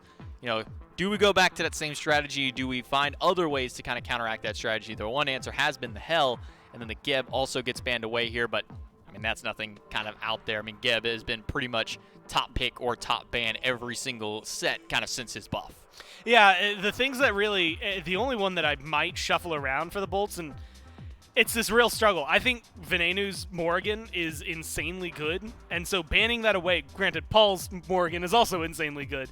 That's really where the trouble starts, is if you aren't willing to first pick that, you know that they could top 2 it. Last time it was Nike Sylvanas for the Titans, so it's not too surprising to see them still limit, or at least try to limit down, some of the collective whole that made the Titans really good. But with Yamoja, the Cthulhu, last time around this was Odin for the Titans, and he's someone that's worth mentioning because he's been banned pretty much every game over the last 4 or 5 weeks of play. But if you give him the opportunity and you let that through, I wouldn't be surprised if the Bolts pick that over the Terra. And there have been a lot of answers to Odin in the past. You get something like Ardio makes it kind of a hard time for Odin in the laning phase. Now, when you get to later stage team fights, Odin does become very problematic with that cage. But Odin does get let through. Instead, the last ban before we jump into the picks is the Sylvanas that got picked up by Aurora, actually, on the Titans there in that first game. They did get a win with it, but they don't want to give that one away over to the Bolts. That does delete the Terra, which was the top priority out of the Bolts. But Khepri is still up, and Aurora is kind of one of those players who kind of brought this god back in the meta. He was top picking this god for the first couple of weeks of the first half of Phase 3. You think it would be a surprise to really see him kind of just throw that back here in top 2? Honestly, probably not. I don't know. It's really weird to think about their top 2 for the Titans just because there's so much that you never know. Well, that now has also just been changed for them. I mean, if you do go, and this is actually where the conversation really starts to shine, depending on what the Bolts decided to first pick, which now we know is the Terra, you have to wonder, okay, what replaces the Nike? Odin's going to replace that. What replaces the Sylvanas? This is a team that is not too far-fetched to think about the fact that they could grab, I wasn't even going to say solo laner here or support. I was going to say straight up, I wouldn't be surprised if they had grabbed a mid laner because they like to save their jungle, they like to save their carry for those bottom 2. So I won't be surprised then if this third pick is for Paul. But the Nike and the Odin is definitely something that has caught me off guard. We have seen very sparingly Odin's supports. And I think Aurora being one of the few players who has done that, but we've seen probably more so Nike jungle when it comes to these two warriors kind of going out of that solo lane. So there is some flex potential between both of them. We'll see where they line out. Camazotz and Artio on the other side of the board for the Bolt, so they grab the Terra for their support. They have the Artio now towards the solo lane, and then they get Lazarus something comfortable that's been putting out a ton of damage in the games that he has been able to make it through. Camazotz for him. On the other side of the board, if you get rid of one healer, there's still a couple more out there. Paul going to pick up the Aphrodite for their third pick before they jump in the bans. And then instantly we see another Ola run, this time banned away by the Tartarus Titans. And you want to talk about a pick that is one not only not coming through too often, but I'm pretty sure has been exclusively a Titans pick. It's this Aphrodite, right? I mean, it's something that they've been running. They've played it 6 times so far this year. He's got 4 wins on it of those 6 games. So he's running a 66% win rate, which is really solid for it. And it pairs so well with both of these picks already. Odin and Nike both like to jump in deep, both have shields and good disengage, but they also have some sort of, well, not necessarily self-sustain, but it's like the shielding that keeps them alive in the deep throes of the enemy. And so, as a frontline goes, you're lacking going a little bit of damage from the mid lane, although birds can still do some. So you're relying a little bit on Cyclone Spin, worked out well for him in game 1, but you're also still getting some nuts heals, and with this front line, it's going to be a really difficult wall to get through to shut down not only the healing, but the Charybdis. Morgan Le Fay, the selection for the Bolts after the second round of bans. The Tiamat did get banned away right next to the Yola run, and it's so strange to me now, where Tiamat was a god that was being top 3'd, maybe not necessarily a top priority ban anymore, but it was definitely being a god that was picked up at least within the top 3 with so many teams. And now kind of after the changes to her, the changes to Raijin, who's been entirely absent so far in these first 2 sets, we haven't seen Raijin even looked at by a single one of these teams, whether it be a pick or a ban. And now we're starting to see some of these other mages kind of pop out here. The Aphrodite, that's just Paul. Paul's going to do whatever he wants to, but some of these other mid laners have been looking at other picks. The Discordia was one that was banned away earlier on in the day. The Giannis, maybe that was just a big man Tings thing, want to take Giannis away from him. But some of these top teams now, they've been shying away from this Tiamat as kind of an early priority. They've been shying away from the Raijin entirely. And now with this Morgan Le Fay, we get an Izanami, and then on the other side of the board, the Titans locking the Ganesh for their final pick. I like Ganesh. Look, this is going to be a hard-to-get-through front line on the side of the Titans.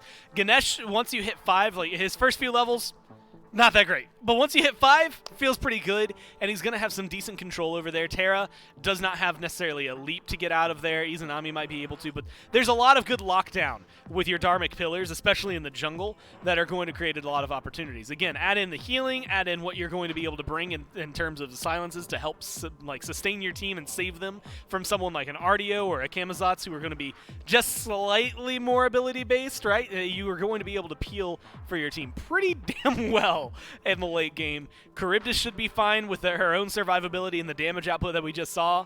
I really like the Titans draft here, but I do like the fact that the Bolts have been able to pull out the Izanami. That's going to be good clear. If you're going to try and capitalize, especially against a Ganesh, you need it to be this early game. But I'm a little worried as time goes on. They've got a lot of good sustain. That's what ended up helping out the Titans in that late game last time. But the Titans have Nike plus Shield, Aphrodite, and Ganesh silences. I think a lot of these fights, if we end up in another like 10-minute plus Fire Giant, it's going to be a toss-up as to who can actually take control. Yeah, shields and heals, that was kind of the name of the game for the Titans in the first half of the phase, as they were picking up as many of those combinations of gods as possible. Gods that heal you, gods that provide shields to you, things like Geb, and then you throw even the Nike thrown there, and then an Aphrodite by that. I mean, you're never killing a composition like that, but this time they got a Ganesh for the peel, going to give you some kind of CC, a little bit of damage. The Dharmic Pillar is going to be doing a lot of damage between them. You have a Nike who's going to be, even with this kind of damage build, still a bit of a staunch front line just because of the nature of that Sentinel Zeus throwing out that giant shield. But even the Bolts have a decent answer back in their own level of sustain. Terra and Artio going to provide a decent amount to this team. Yeah, I think that's the thing that really opens the door for the Bolts. And a lot of those last engagements we saw in Game 1, they just didn't have the same survivability. But you've got Terra and the Artio providing heals for everyone around you. Camazot's self-sustaining. They should be able to stay a lot more in a lot of those fights. Can the Bolts bring it back in game number 2? We're going to jump right into the action and see what all goes down. Well, game 1's a whole lot of fun. Game 2 is really where these sets can sway back and forth one way or another. And look at this. We got layers back on something that we saw earlier on here in Season 8, even into Phase 2, Myth. The Warrior Jungle has left us for a little while. But maybe Layers builds this Odin a little bit heavier in the damage department, get some stuff done. And we've seen what damaging Odins can do. We've also seen what damaging Nikes can do, which is a discussion the desk was having. But it'll end up being the Odin locked into the jungle here for the Titans in Game 2. Yeah, Layers wants to get involved as early as possible, or specifically the Tartarus Titans want their Odin to get involved as early as possible. Gods like Terra, like Morgan Le Fay, even Artio, going to struggle mightily to deal with that cage early on. So I think that going towards Odin makes perfect sense. You want to be able to utilize it before the Phantom gets picked up by the Olympus bolts. And Layers is not a stranger to Odin jungle. He's got some roots in the console days, and that was a signature pick of all the junglers on console. We all had our little pocket Odin because it was very easy to execute the Did you have to deal with that cage. frequently? No, that was generally me. Got it. Because I was very bad. So I just blinked in and I caged. Hey, look, if that's all you got to do, thumbs up. There's no way you messed that one up, right, Myth? No, chance? a couple times. Yeah, maybe once or twice. We'll see. Layers not someone I'm betting on messing up that combo all that often here this game. Cyclone Spin running back the Charybdis. Takes the escape at level 2. That'll give you a quick glimpse into the mind of Cyclone Spin here in this lane when you're doing with Jake on Terra, Bear on Iza. Maybe no surprise with the level priority early on. But as we so often say, Myth, one or two games does not a trend make. Now it's time for Cyclone Spin to show us again that Charybdis can be an offensive threat, and then we can start to believe a little bit further, because without that, it's just an outlier game. And it seems like the Tartarus Titans trust Cyclone Spin to be that offensive threat because the rest of their composition is not the heaviest damaging gods in the game. I mean, Layers is very likely going to have to go towards at least a couple of defense items if he wants to be an effective initiator. Paul has damage output, but it's not your standard mage. It's birds, pretty nice. I mean, tornadoes do more. You don't really have the best capacity to utilize back off too often unless you're connected up to somebody. Maybe Aurora, maybe Layers can close that gap for you. But outside of that, your Kiss, non-damaging ability. Your ultimate, non-damaging ability, meaning that you're sacrificing a fair deal here. Cyclone Spin is really going to have to step up to the plate with this Charybdis, making sure that somebody is shutting down the Olympus bolts. Awesome Jake positioning aggressively at level 3. A pretty standard duo from what we've come to expect. Red buff reset, and that'll go over to the Tartarus Titans, but Jake just being annoying early in the game, also something that we've come to expect here. That's going to mean Bear at Cyclone Spin left alone in this lane until Aurora rotates back through on the Ganesh, something we haven't talked about just yet. Barracuda will be just fine here as Aurora walks himself forward.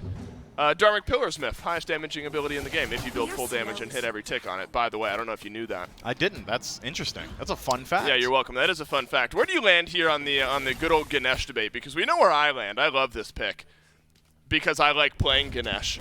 Does he have his viability in your mind at this level of play?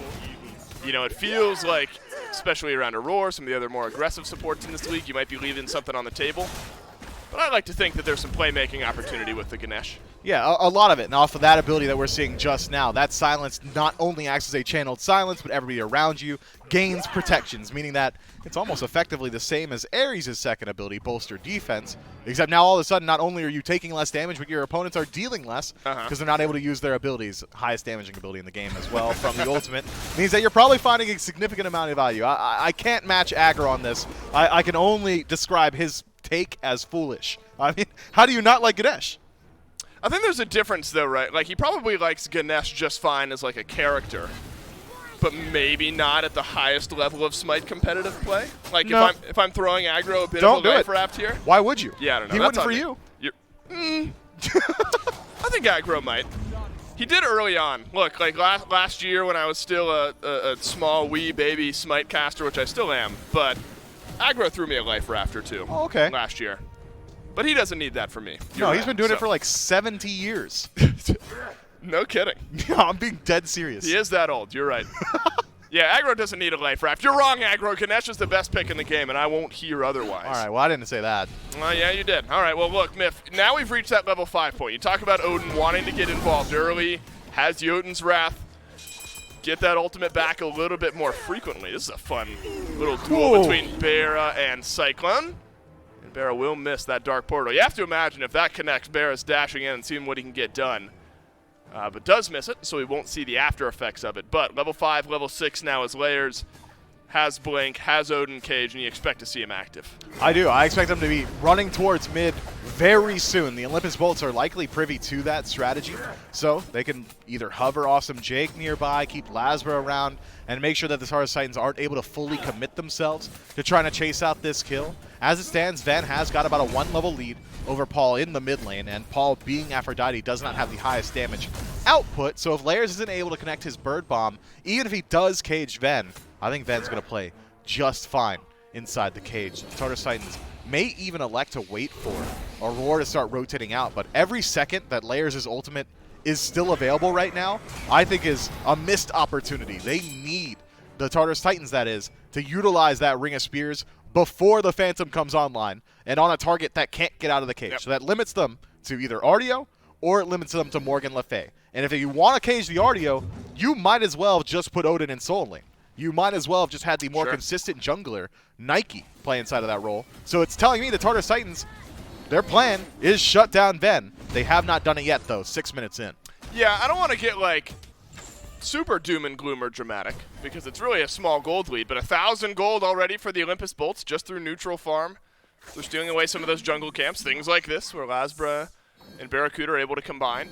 And so a small gold lead early on in this game, a trend that you would like to stop from growing if you're the Tartarus Titans.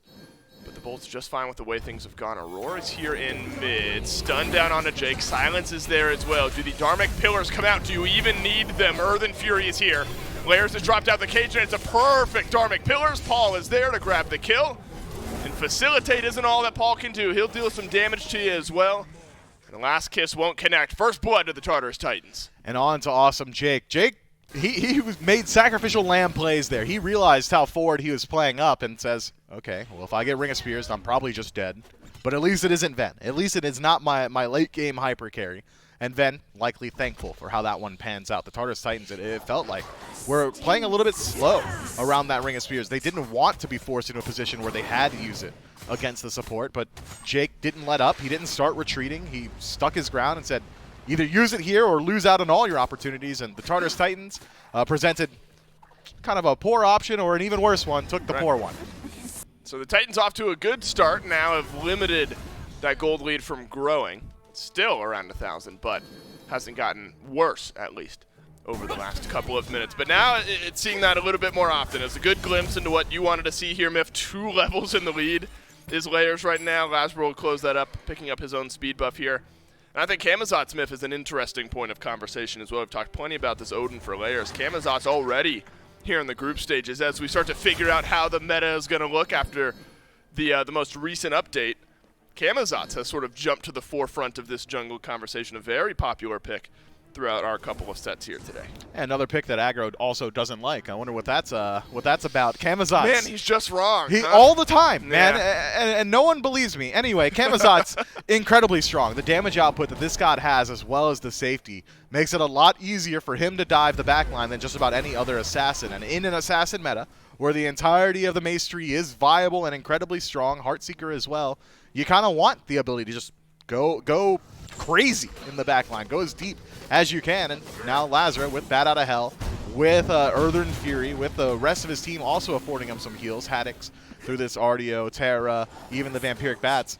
He can kind of go wild in these engagements. Oh, my colors were flipped there. I thought Barracuda stole both of those away for a second. I don't know why. But nope, Oracle's over to the Tartarus Titans. So Gold Fury becomes the primary objective here. Pyromancer quick to spawning back up.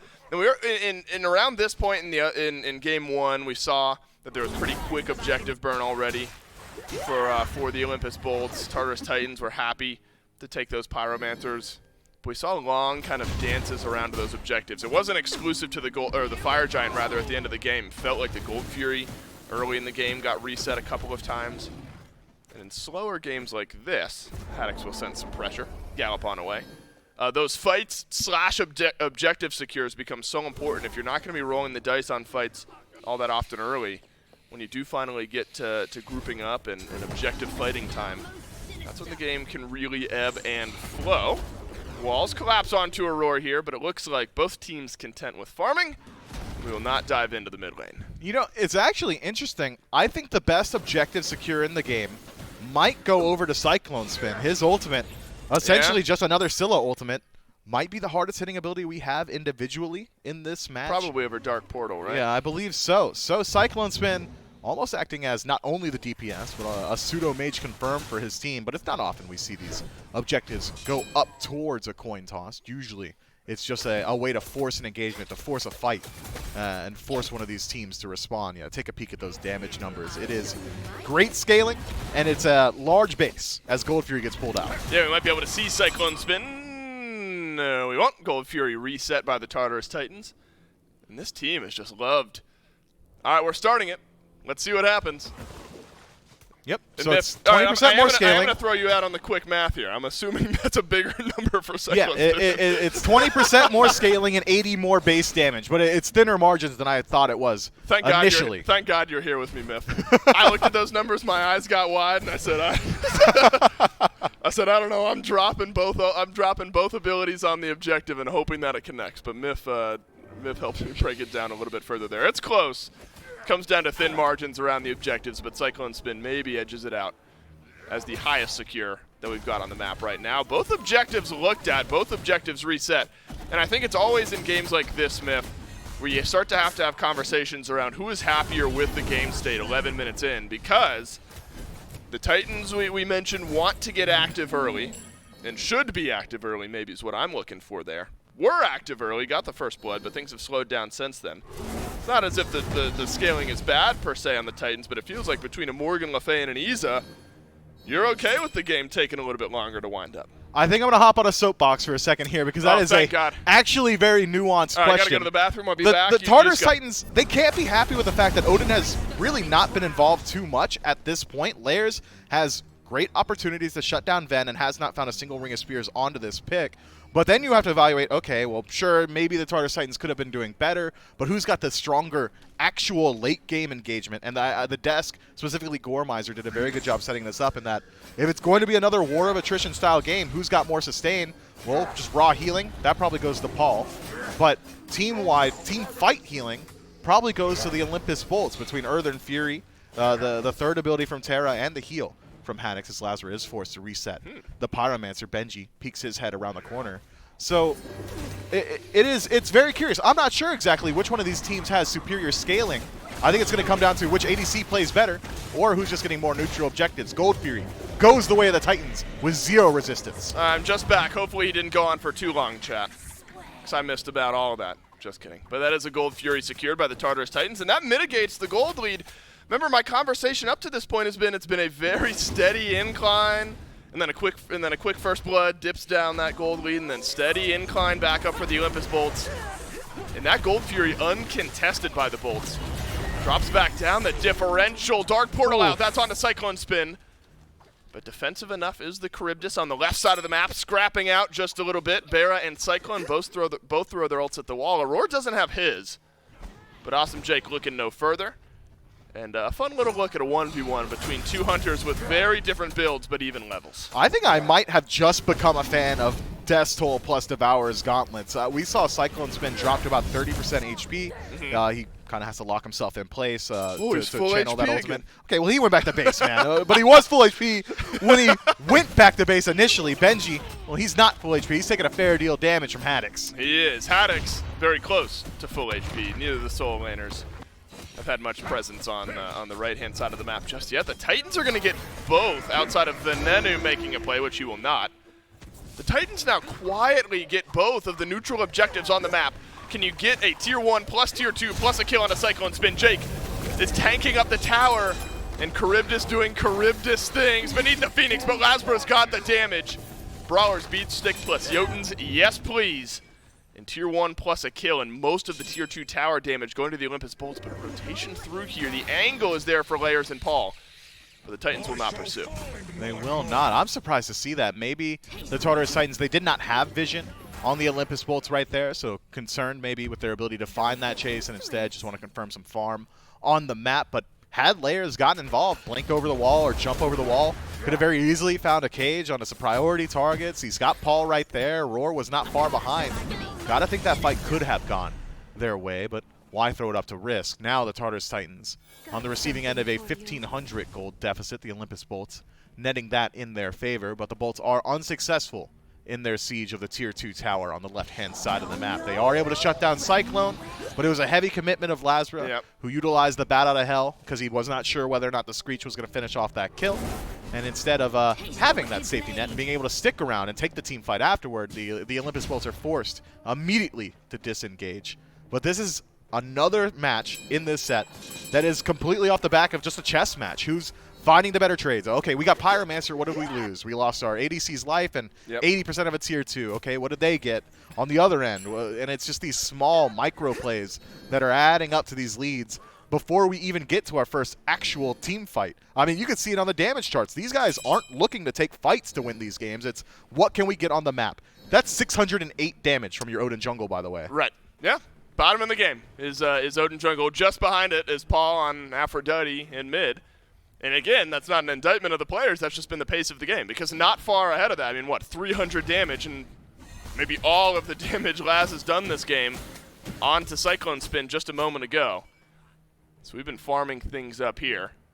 Lazbro was waiting to see if Cyclone Spin would overextend in lane just a little bit further here. Maybe that Bat Out of Hell becomes effective against Charybdis. I mean, so much downtime, or maybe uptime in a fight, as Charybdis has been our storyline up to this point.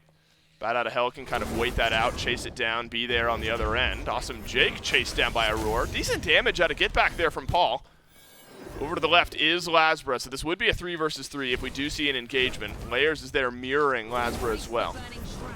But it looks like the mid-Harpies will get dropped down, and we do end up backing away. So I don't know, Miff. I don't know. Aurora always keeps me on my toes here. I'm just waiting for one dash in from this Ganesh, but that will not arrive. And as we start to build up here, that's when, and it's so similar as what we talked about in game one, where you're starting to look at like one big dance of a fight where suddenly the game can collapse. The game can go one way or another. And the Titans were plenty comfortable with that situation in game one.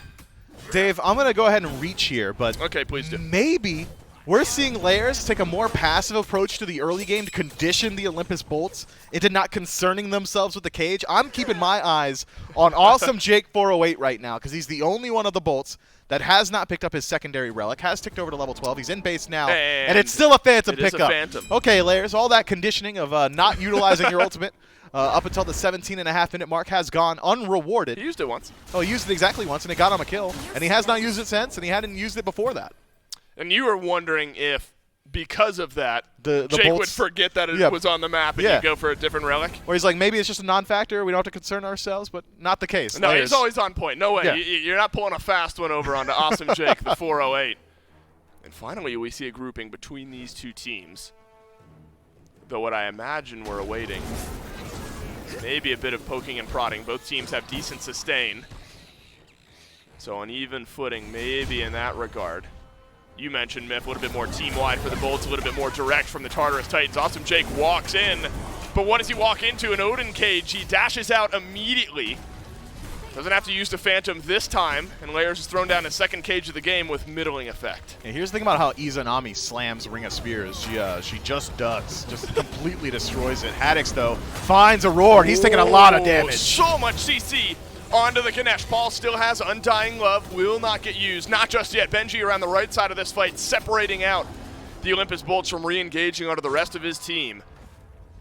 And the Titans back away after taking a bit of a deep breath here. This is where that single target healing will help out. Aurora somewhat low here, but the team-wide healing feeling better for the Olympus Bolts on the re-engage onto the Primal Fury. Ultimate still down for Layers. Will the gap close be there? Benji is in range. Benji does not have the steal, and the Olympus Bolts grab the Fury. We're all separated out here. All the carries from the Bolts on the left side of this fight, and they have found the backline of the Tartarus Titans. And in one fell swoop, the Bolts find their way forward. Bat Out of Hell will find the backline of the Tartarus Titans. Venenu's got the first in the fight. It's Layers who goes down, and the Bolts get a big one. Van gets additional movement speed from landing that third ability. It allows him to close gaps. Cyclone Spin in some trouble. Ooh, he will be sustained up, though, by Paul, and it looks like the Bolts have gotten all they will be able to get. Fury +1. And I say that's all, but like, that's huge compared to what we've gotten in the rest of this game. A big spike now for the Olympus Bolts, who are 2K ahead. And it's really the fallout after that that we've seen being so important, where neither team has been totally swept around one of these early objectives, but you've given up pressure. And that's what the Tartarus Titans have given up here. Pyromancer pulled by the Olympus Bolts. This will make that loss a little bit heftier, but the Titans steal it away. That's Benji who jumps in. Then the Olympus Bolts will have to settle for splitting the neutral objectives. So now it's only about 1,000 gold separating these two squads. Olympus Bolts at least benefiting from the passive Here we go again. of Primal Fury. They deal more damage to the Fire Giant. They take less. It was about 22 minutes into Game 1 where we saw this dance start around the Fire Giant proper. But the Tartarus Titans, in stealing that objective, delay the backs of the Olympus Bolts, strip the Tier 1 tower, strip the red buff, can pick up that Greater Scorpion if they so choose, even the purple as well. I think the Tartarus Titans may have legitimately come out slightly ahead off of that engagement, despite the Olympus Bolts picking up the larger of the two neutral objectives. But I was thinking it was going to net them pressure around the Fire Giant, but instead it's a complete reset, back to neutral. Cyclone Spin heads back to lane, as does Aurora. So, what's that at the end of the day? Draugr, I guess, separates these two squads. This is a dead even match, 21 minutes in. Let me ask you a question here, Miff. Please. If I may. Am I allowed to do that? Yeah, go for it. That's literally my job, so I'm going to do it. Do you feel, I mean, it feels like there's so many relics you would want if you're the Olympus Bolts. No, the Titans aren't going to allow me to ask this question. Yes, they will. Benji jumps out.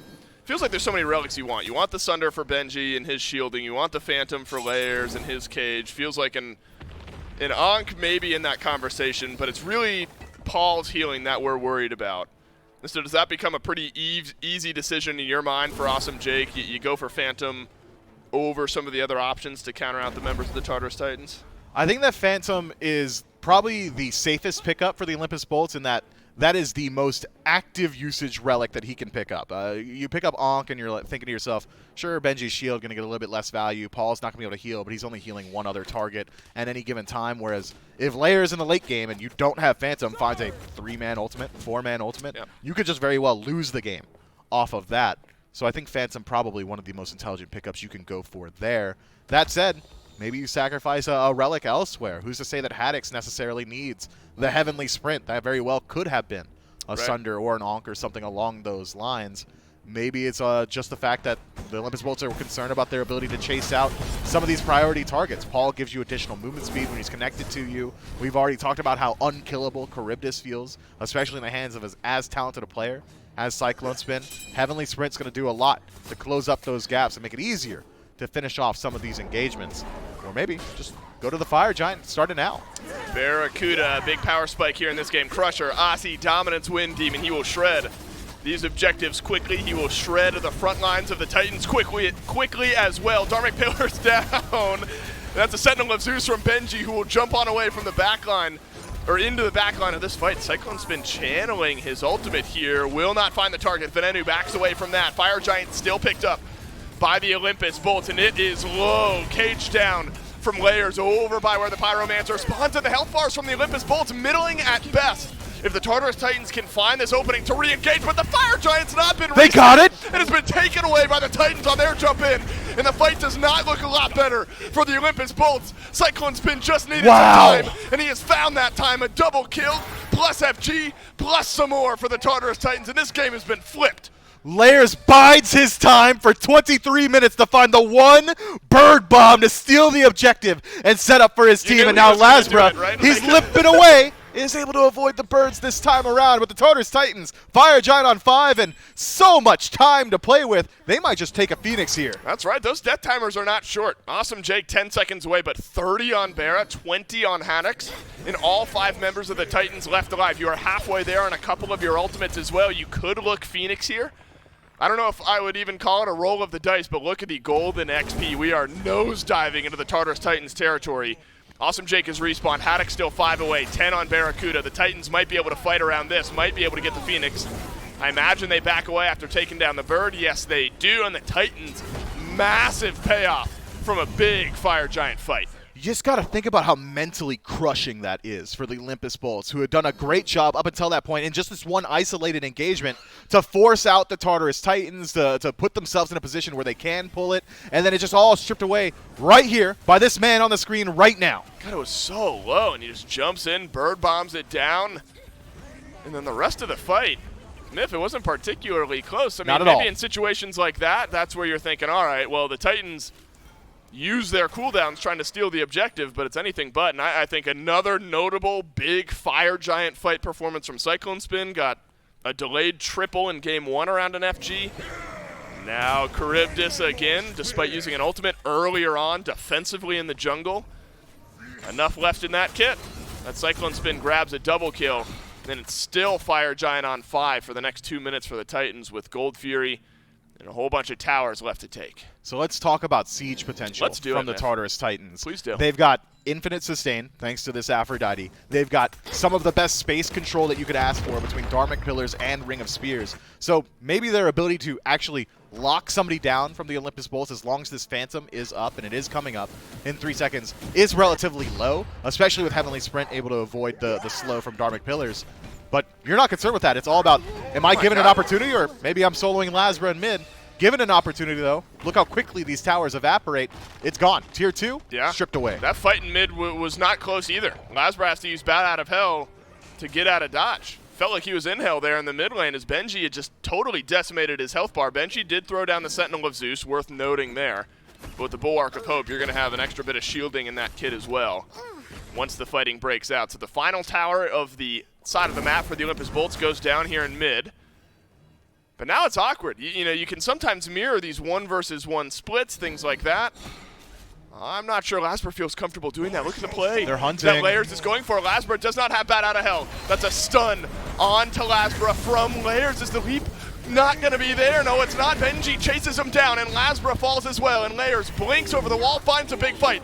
Over in the mid lane, Barracuda trapped into the Dharmic Pillars, has to use the Aegis. The bead's there as well. And the left side, Phoenix will be the next to go down. Lasbra knows if he leaps out of that cage, the damage from it going to do too much. Yeah, The chase down from Layers would have shut him down. Aurora, though, takes a lot of damage trying to rotate himself back towards mid, but rejoins his team. He's going to be healing up shortly. We are in the last 20 seconds of this Fire Giant buff. Are we in the last 20 seconds of game 2? The Tartarus Titans do not have to deal with Lasbra. They might not have to deal with Venenu. With Barracuda, there's some healing, some sustain on the back end of the fight. Benji gets his ultimate back up in the meantime, slows down the bolts, which will in turn slow down the Titans, and that'll slow down the end of this game. But 3 Phoenixes down. The right side will be coming back up in the next minute or two.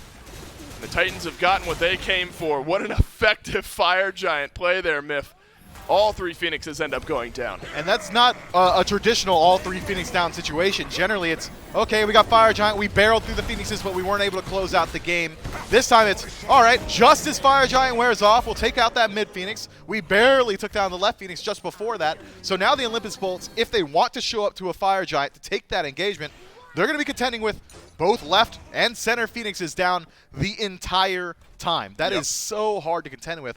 Silver linings where they lie. Right side Phoenix should respawn. Only about 1 or 2 more fire waves coming down that side of the map. And that's one of the easier lanes to defend once you are actually headed towards the Fire Giant. But I don't love the Olympus Bolts odds right now. All the Tartarus Titans have to do, and it's something they're very apt to do, not just in this set, but in general, elongate the fight.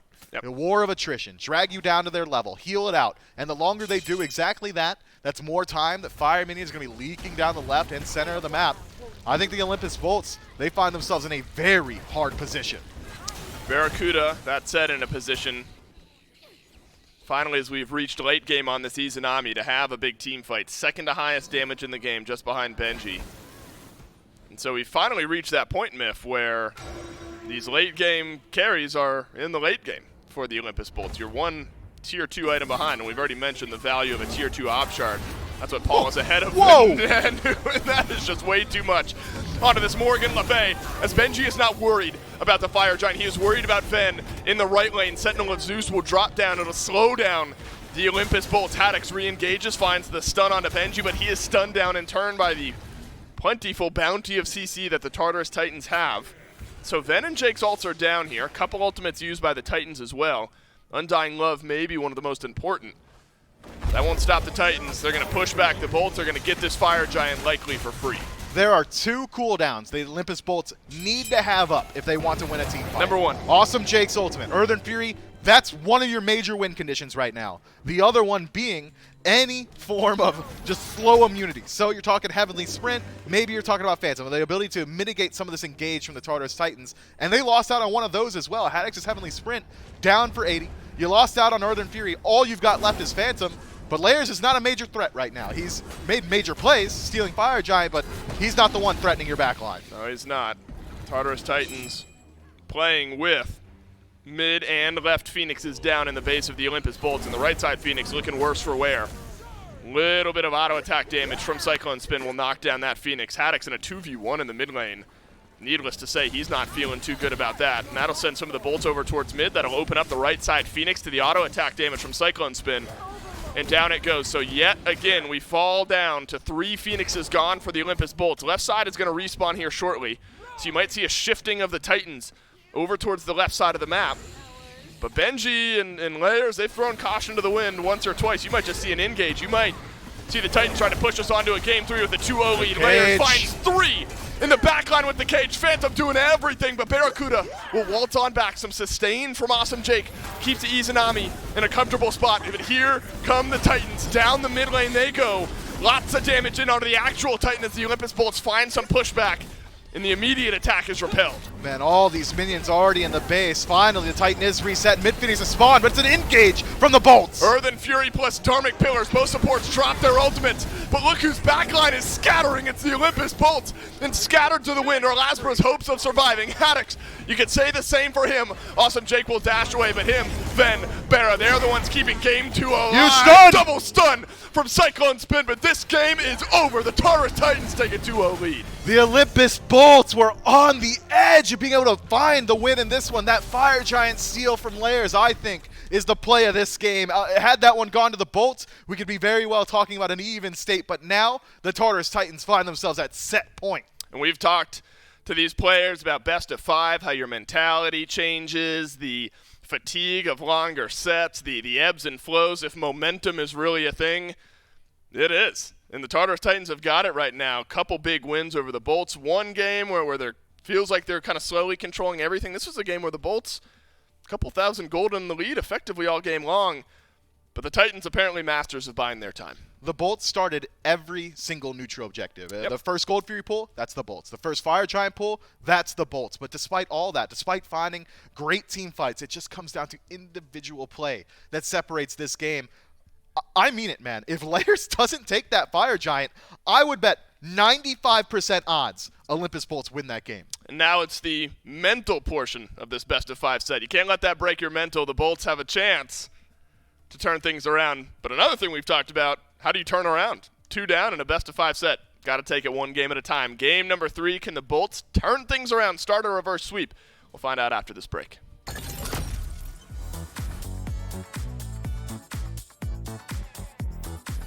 Hey, wait, what did it win? You win the respect. You're telling me an Alienware this? Perfect. Okay. Okay, that was a good cut. Messaging him to mute. The best graphics you really need, Ultra, of course, and I can probably watch a stream on the side. Content's gonna look good. Pretty good, pretty good.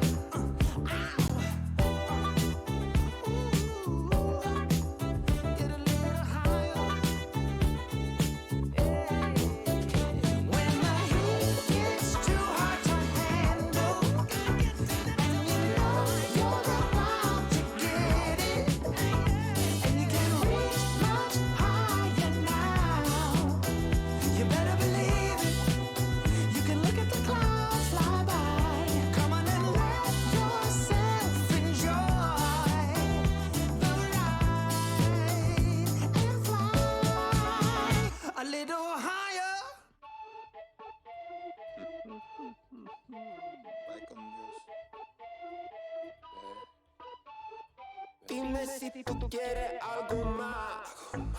Dime si tú necesitas algo dulce para calmar. Esta noche va a ser loca. Esta noche va a ser la mejor de tu vida.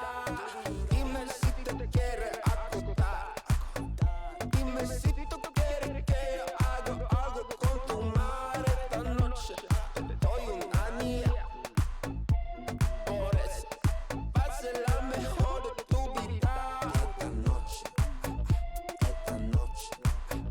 Esta noche va a ser la mejor de tu vida.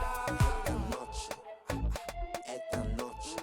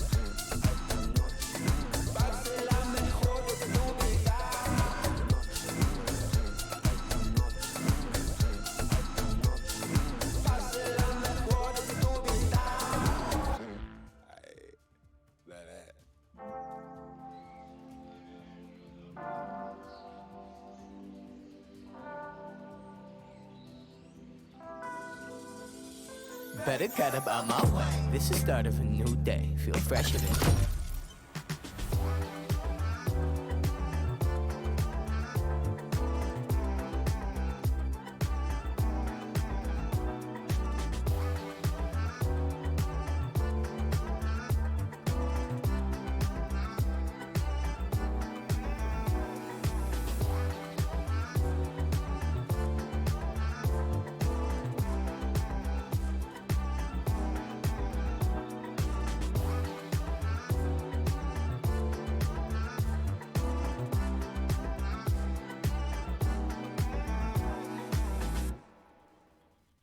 Two down and, well, potentially just one more to go here for the Tartarus Titans. They take the second game of this best-of-5 set and put the Bolts on the major back foot. Before we jump in to breaking down game number 2, let's talk a little bit about some of the merchandise that you can buy here from Inside Apparel. On shop.smiteproleague.com, we got the joggers and the mouse pads still up for sale, so make sure you go and pick those ones up. It feels like forever since we talked about them. That's just because we didn't really talk much about them while we have in the SEC playoffs last weekend, but just as always, shop.smiteproleague.com. Thank you to Inside Apparel for the mouse pad and joggers, one customized for each individual team here in the SPL. So make sure that you pick yours up before you don't have the opportunity to pick them up anymore. Make sure, go there, shop.smiteproleague.com.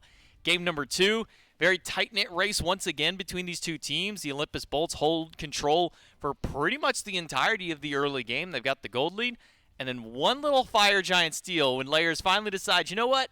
I'm going to go ahead and get involved in this game, and what a big impact he makes stealing away the Fire Giant, turning that around. Yeah, I've got to give him credit. Look, Odin Jungle is a coin flip at best sometimes, and what we've seen out of it in the past has never instilled that much confidence.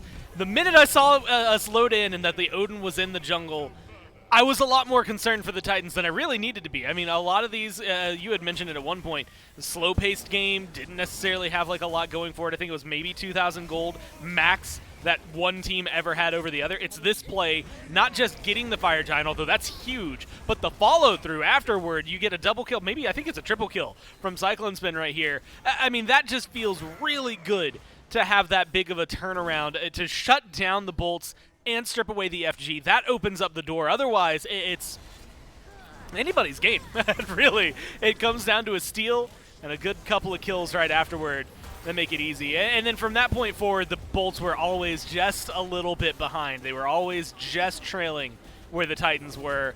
And unfortunately for them, that opened up so many opportunities for the Titans to really set things up. I think Cyclone Spin had a really good game. This Charybdis still has a 100% win rate as of right now. And I think the way that they played that was really beautifully executed, even if it did take 22 minutes before they really had a lead.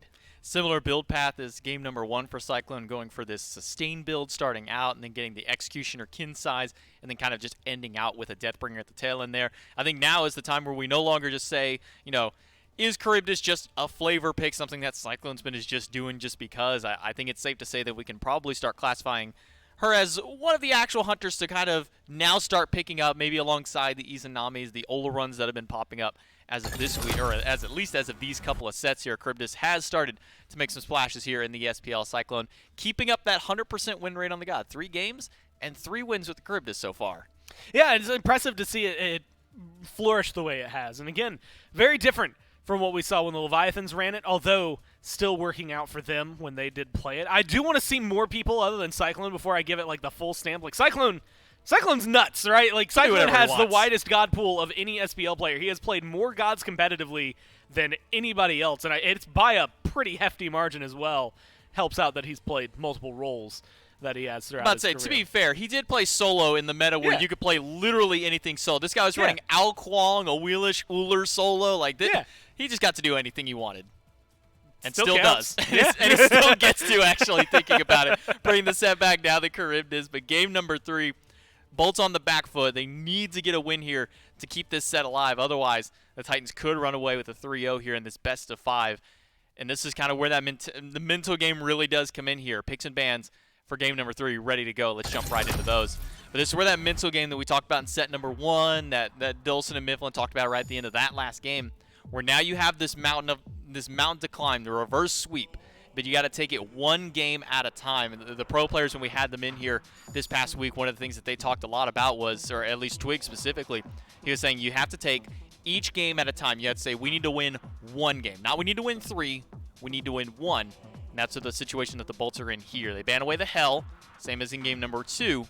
And now the Emoji taken away by the Tartarus Titans here. Bolts do have second pick this time around. We do see Odin banned away, this time by the Titans, even though they had success on it in that last game, showing that they maybe now don't want to jump back towards that god, or maybe they have some other things in mind. And the Olympus Bolts, they're tired of the healers, man. They're tired of Paul and Paul's nonsense. They're going to take away the 2 healers that have been giving so many teams so many problems. Aphrodite and Hell both banned away.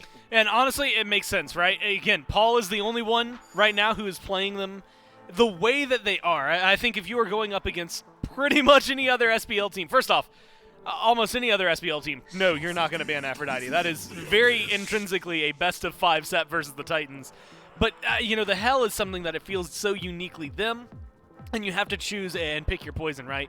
Titans are the ones that get rid of the Morgan this time. That's been a ban for the Bolts, but it leaves something open, right? You have to ban this Aphrodite, or you want to ban this Aphrodite, and no matter what, that means something high priority has to come through. And unfortunately, it is this powerhouse that has been so potent for the Titans lately in this Cthulhu. And they don't have the combos with it, but they haven't needed it all the time. That's the problem. Cthulhu is just good on their own. It does still have a lot of power picks. Terra, notably, has been the first pick, still available, things like that. So there's a lot of options for the Bolts. Sylvanas as well, Geb. Still available. Geb, oh yeah, Geb. Completely forget about him. He's supposed to be I'm banned. sitting here shaking the fact that Geb made it through. Cthulhu gets prioritized by the Titans. The Bolts have to pick up Geb here, because if they let Geb go to the Titans, they just going to run the same compositions that they've been running before. Sure, they're lacking the healing and the sustain that the Aphrodite had, but you still get an obnoxious frontline in Cthulhu, one of the best backline defenders in Geb, and then pick whatever mage you want. But the Bolts don't grab the Geb, who has exceptionally high win rate for the few games that he has gotten through. Instead, they're going to go Tiamat Terra. And for the most part, at least today, guaranteed 100% ban rate up to this point. He's such a high priority pick, it's actually really surprising to see them glance over him for the Tiamat Terra. That being said, Tiamat and Terra, that's a really good combo to pick up for those 2. Are great. That is not a bad 2 to pick up. Good healing from the Terra as well as good control in the middle of the jungle. Maybe not able to find success in the last 2 games, but that doesn't necessarily warrant the pick being bad as much as it is maybe the way that they're handling things. Although I will say up against the Cthulhu, I'm going to have a lot to answer for. The Tiamat there, we've seen successful, fallen down as far as mid laners have gone, but still brings a lot of control. Should play a good distraction. The downside I'm seeing is, and Olarun was banned in the second wave of bans last time. I don't think you want him here if you're the Bolts. I see Cthulhu Camazotz. I'm going ahead and saying, all right, you know what? Shuffle him off to the side. Well, it's not going to be a Geb here for the Tartarus Titans. Instead, they want the Sylvanas and the Camazotz. So forget the soapbox I tried to stand up on just prior to this, and we're going to move on instead towards a 3rd pick Achilles out of the Olympus Bolts. One of the big things about killing Cthulhu is you got to be able to chip away that health bar. well, you get your Hunter, you get your Tiamat, start slowly whittling it away, and then you have Execute. Yep. Out of the Achilles right at the tail end. It's one of the gods we've seen to try and be an answer to this Cthulhu. It's seen some success in the past. We've also seen Achilles run with Cthulhu, and that is a nightmare to deal with. But instead, we jump into the second round of bans. Soul, banned away by the Bolts. The Tartarus Titans take the Ardio off, because it seems to them they're not quite convinced exactly where this Achilles might be going. We've seen one support game at a PBM to success, and we've seen, I think, one other jungle match, and I think that was Layers, if I'm not mistaken, who picked up that god. Yeah, it's not something we've been seeing as often lately. And, you know, he still technically has flex potential to the solo lane, but I would put this on Lasbra more than anything. With Terra already locked in, I think you can definitely lean towards this being a jungle pick and hedging your bets, right? Worst case scenario, you ban something like a Pele here, and you're probably just fine, not too worried about it. I think that the control right now that the Bolts have is that they have that flexibility in themselves, but also the fact that they haven't picked up a Hunter, which I wouldn't be surprised if well, they could probably save Barra's pick if they really wanted to. And realistically, if this Achilles is going to go to Haddix, that gives you a lot of flexibility to swing something away for Lasbra, or it gives you a little more time to figure out what you're going to pick to go into lane against this Cthulhu. I still can't believe I'm saying this, but Set is open if Cyclone decides he wants to run that over in the Hunter role on that long lane.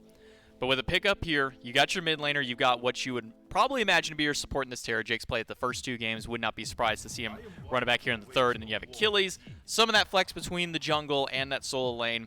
So going instead with a little bit more of a safety pick, maybe kind of making them kind of figure out exactly where this Achilles might be going, or maybe waiting to use that as kind of the counter placement via Hachiman. Picked up by the Bolts, giving something over to Barracuda, give him something a little bit safe, give him some decent distance, some escapability to try and get away from this Cthulhu.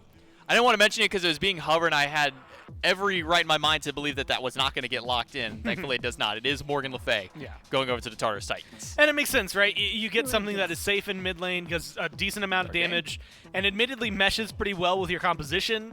I think the Titans, especially now that they've locked in the Charybdis, and Charybdis admittedly had a little bit more, I don't even want to say zone, because I can't think of who's going to give more zone than a Cthulhu. Just comfort, I guess, in the last couple of comps with the healing. We'll have to see if the slow roll build that Cyclone has gone is going to pay off the same way here as it has in the past. Because I think that this is a good draft for the Titans, right? You've got good sustain, you've got 3 really survivable targets, and 2 really, really high damage dealers. And it makes things a lot more complicated for the Bolts, especially in a 5-on-5. We're going to talk about complicated, trying to figure out exactly where everything for the Bolts draft is going to go. The amount of flexibility that all 3 of these potential frontliners have between Terra, Achilles, and Serket. Serket has been jumping into the jungle a little bit more often. It's a pick that Lasbra really does like. This Achilles, we don't have a whole lot of data on it here, at least in this phase specifically. We've only seen a few games come out of this god. The Terra has been thrown solo a couple times, so honestly, Gormizer, I'm not sure exactly where these 3 picks are going to line out for the Bolts. Yeah, they're flexible. I honestly like the idea of giving Lasbra over to the Serket and letting the Achilles go into the solo lane, only because it keeps things matched up, right? You have Cthulhu with Achilles, they can rotate together. Achilles, look, as much as I like him, that execute is for Cthulhu. You want him rotating 100%. around the same time and keeping track of each other. Plus the Serket, the only reason, like Terra, you keep up the sustain with the Sylvanas, so you have some healing over there, and then Serket is able to roam around and help deal with the healing from the Sylvanas. As long as they're in positions for their counters, I think they're going to be just fine. Well, this is the big moment here for the Bolts. Can they finally put a stop to the Tartarus Titans in this set? Let's jump right into game number 3. The Bolts have given themselves a good chance right out of draft. They give Lasbra Myth one of the picks that he has been successful on in the past. The Serket is something that, you know, if we continue the trend from game 2, we say something that Lasbra likes to get active on early and often. Yes.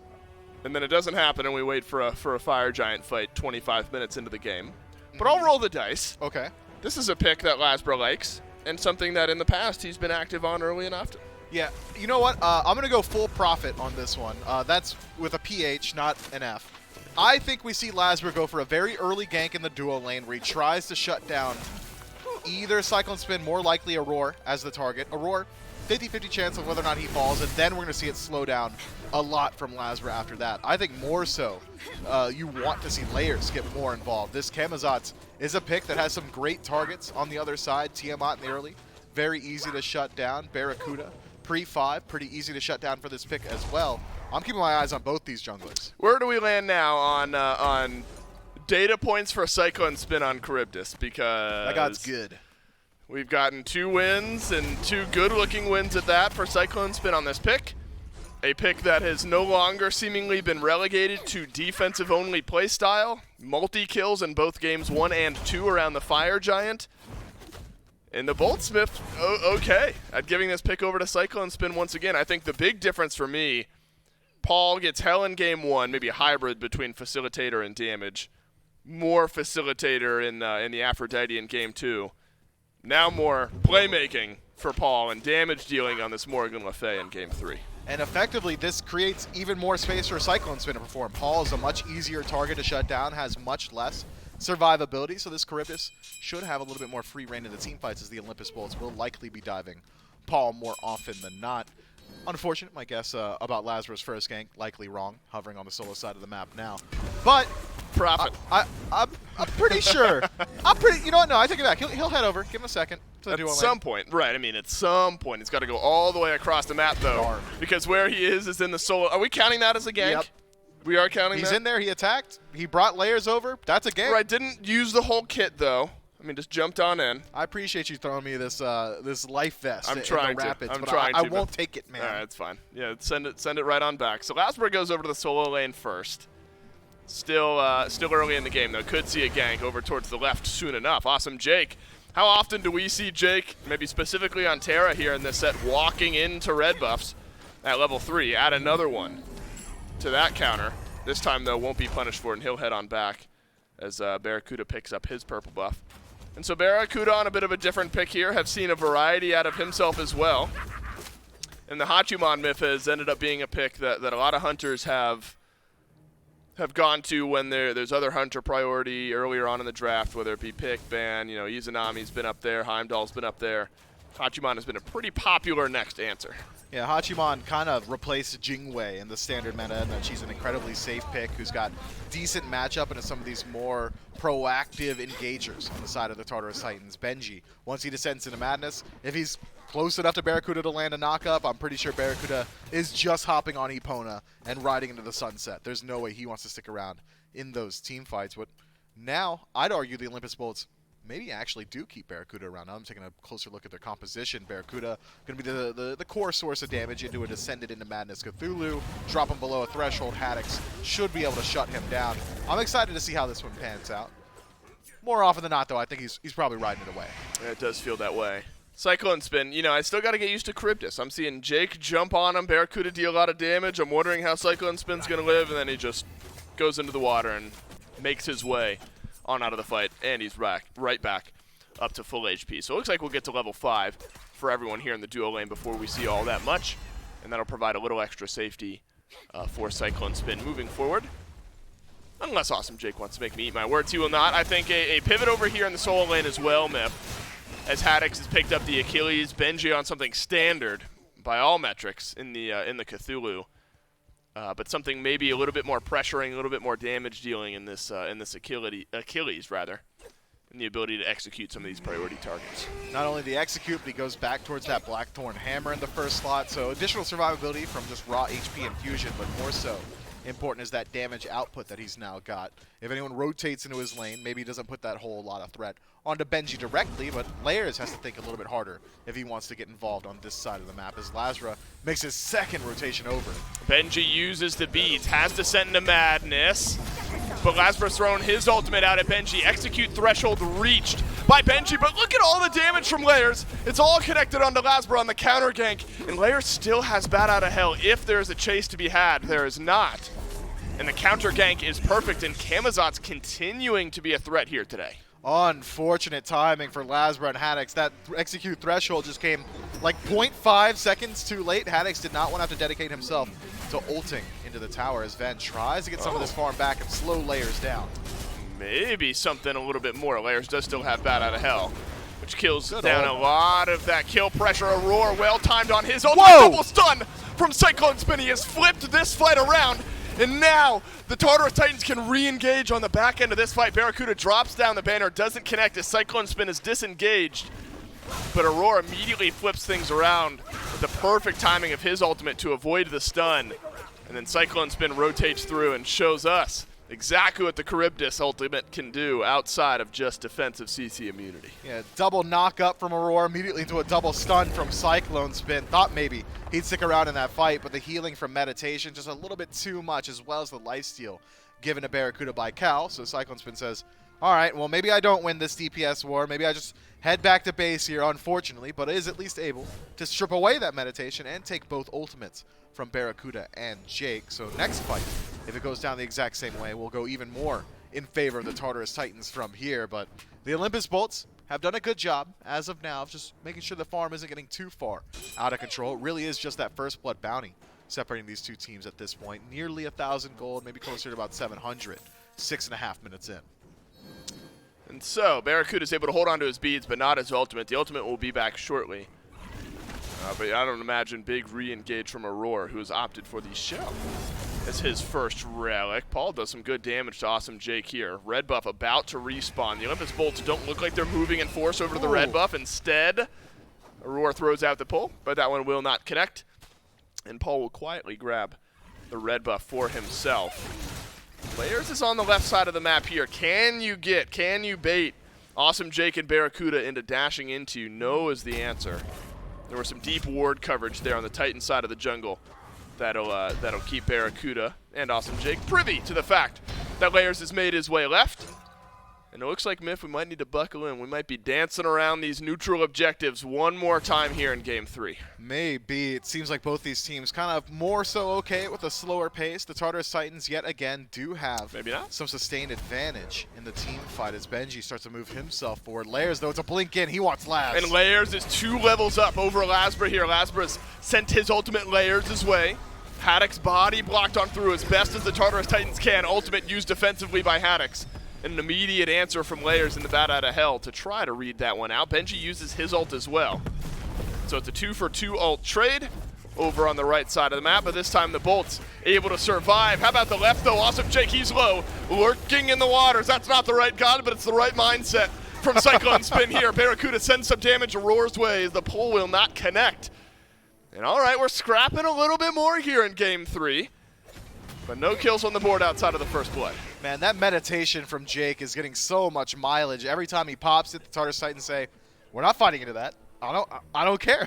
I'm not taking that engagement, and immediately start to walk themselves out. Seems like the Olympus Bolts have essentially given up on shutting down Cyclone Spin specifically, so the last couple of times they've engaged the fight has been directly onto Aurora. But that is a double ultimate trade from the Olympus Bolts, Earthen Fury, and the ultimate from Barracuda, just for Aurora's. Paul forced into the beads, then sent some damage Lasbra's way. Walls come together, and Paul will survive, but not for much longer. Lasbra deals the final bit of damage there. Awesome Jake, that being said, will live on the other end of this fight. Cyclone Spin, can you get a big stun? No, you can't. The Olympus Bolts group up. They send some pressure left, and both of the carries down for the Titans. Yeah, Jake had like 9 more HP than he needed, is able to survive that engagement. Cyclone Spin thinks maybe for a moment he can utilize his movement speed to get in there aggressively, but steps a little too far forward, and it's forced to use the ultimate defensively. Turns around, trying to force Barracuda, shove him away.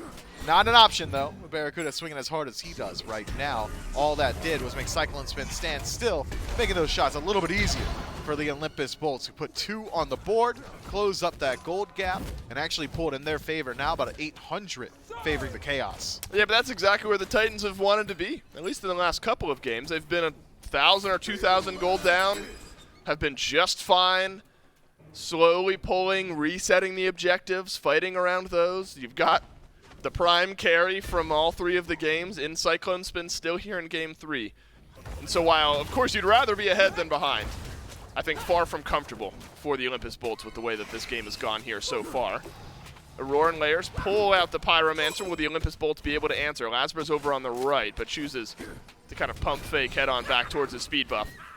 Layers and Aurora, rather, will be able to pick up the Pyromancer, and so a neutral objective for the Tartarus Titans halves that gold lead, and there's no reply from the Bolts. But the experience lead still is pretty significant at this point. 1,600 in favor of the Bolts. We're talking about a level and a half in mid, maybe a level and a half at ADC as well, as Cyclone Spin just recently ticks over to 9, whereas Barracuda has been sitting comfortably at 10. Awesome Jake also has a level to his favor. So the Olympus Bolts might not have too many items over their opposition. Those levels at this point, though, very significant, especially considering what better way to get an item advantage than to head to the Gold Fury to try and force an engagement there. The Olympus Bolts have a pretty significant boon in their favor at this point. So we'll see if the Tartarus Titans, I like to kind of play that devil's advocate. We'll go elsewhere on the map style. Okay, you want to go to Gold Fury, we'll go to the Pyromancer. That's no longer an option. Here you Instead, go. maybe an objective steal. Collapse in from the Bolts. Objective dropped down by the Tartarus Titans this time. And so the Olympus Bolts and maybe Awesome Jake will just mirror that, prevent Paul from getting in range to pick it up. Who's back in base anyway. Gold Fury's up. The Olympus Bolts dropping some wards on this side of the jungle, 1 or 2, just at some pivotal entrances. And so the Tartarus Titans will be spotted out on their way into the Gold Fury. I believe Oracle's down for the Olympus Bolts at this time as well. Bringing everyone here for the purple buff, but Aurora has red Jake's pathing. Pull and ult get used, but Awesome Jake will waltz on out of this one. So Aurora happy to hit that, but unfortunately not able to grab the kill onto Awesome Jake. And so the Bolts with a little bit more of aggressive positioning. That 2-level lead from Barracuda, to your point, Miff, is going to give you a little bit more comfort here on the left side of the map if you're the Olympus Bolts. Can you get something done in the mid lane? Paul takes a whole heap of damage, but returning a lot of it as well, as Venenu gets feared on away. And that is risky business for both Paul and Lasbra, both down beneath half. Lasbra trades his Blink and gets Paul's ultimate and Aegis, so good trade for the Olympus Bolts jungler. Now Paul, largely a mobile god who has been struggling to find farm, at this point is only going to continue to do so as Jake goes in aggressive. Whoa, yes he does, and his health bar is low, but it is slowly and steadily going up. Cyclone spin in and out of that immunity. So a bit countered out on the left side of the map here. As Awesome Jake thinks he's found an engagement, drops the Earthen Fury. Barracuda's used his ultimate as well. Cyclone Spin holds on to his. And in a moment like that, it maybe pays off for the Titans being a little bit more passive with your ultimates if the rest of your team is able to collapse. So Barracuda and Jake, they sense an opening, just unable to capitalize on it this time around. Maybe it's this next wave of red and purple buffs where we see the Bolts get a little extra aggressive and maybe the Titans get caught out.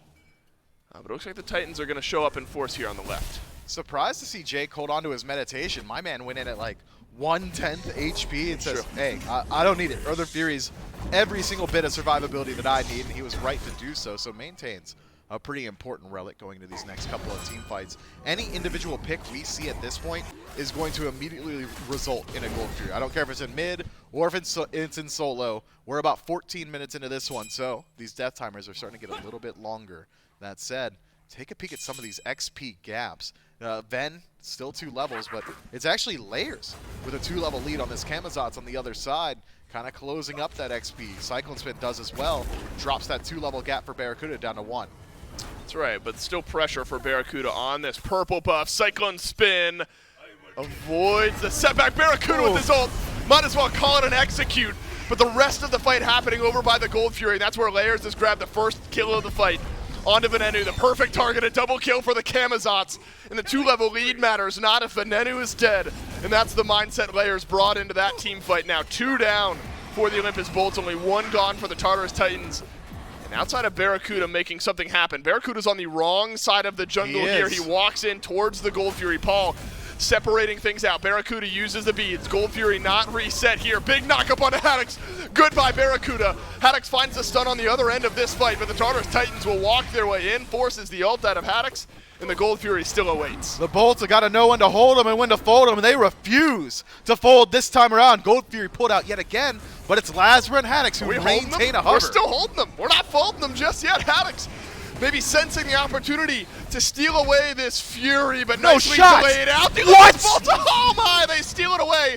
And it's Lasbra who gets it done, and he will get out scot-free. They were holding pocket aces. Why would you fold on that? No, I'm wrong. It's Haddix who steals it away with the combat dodge.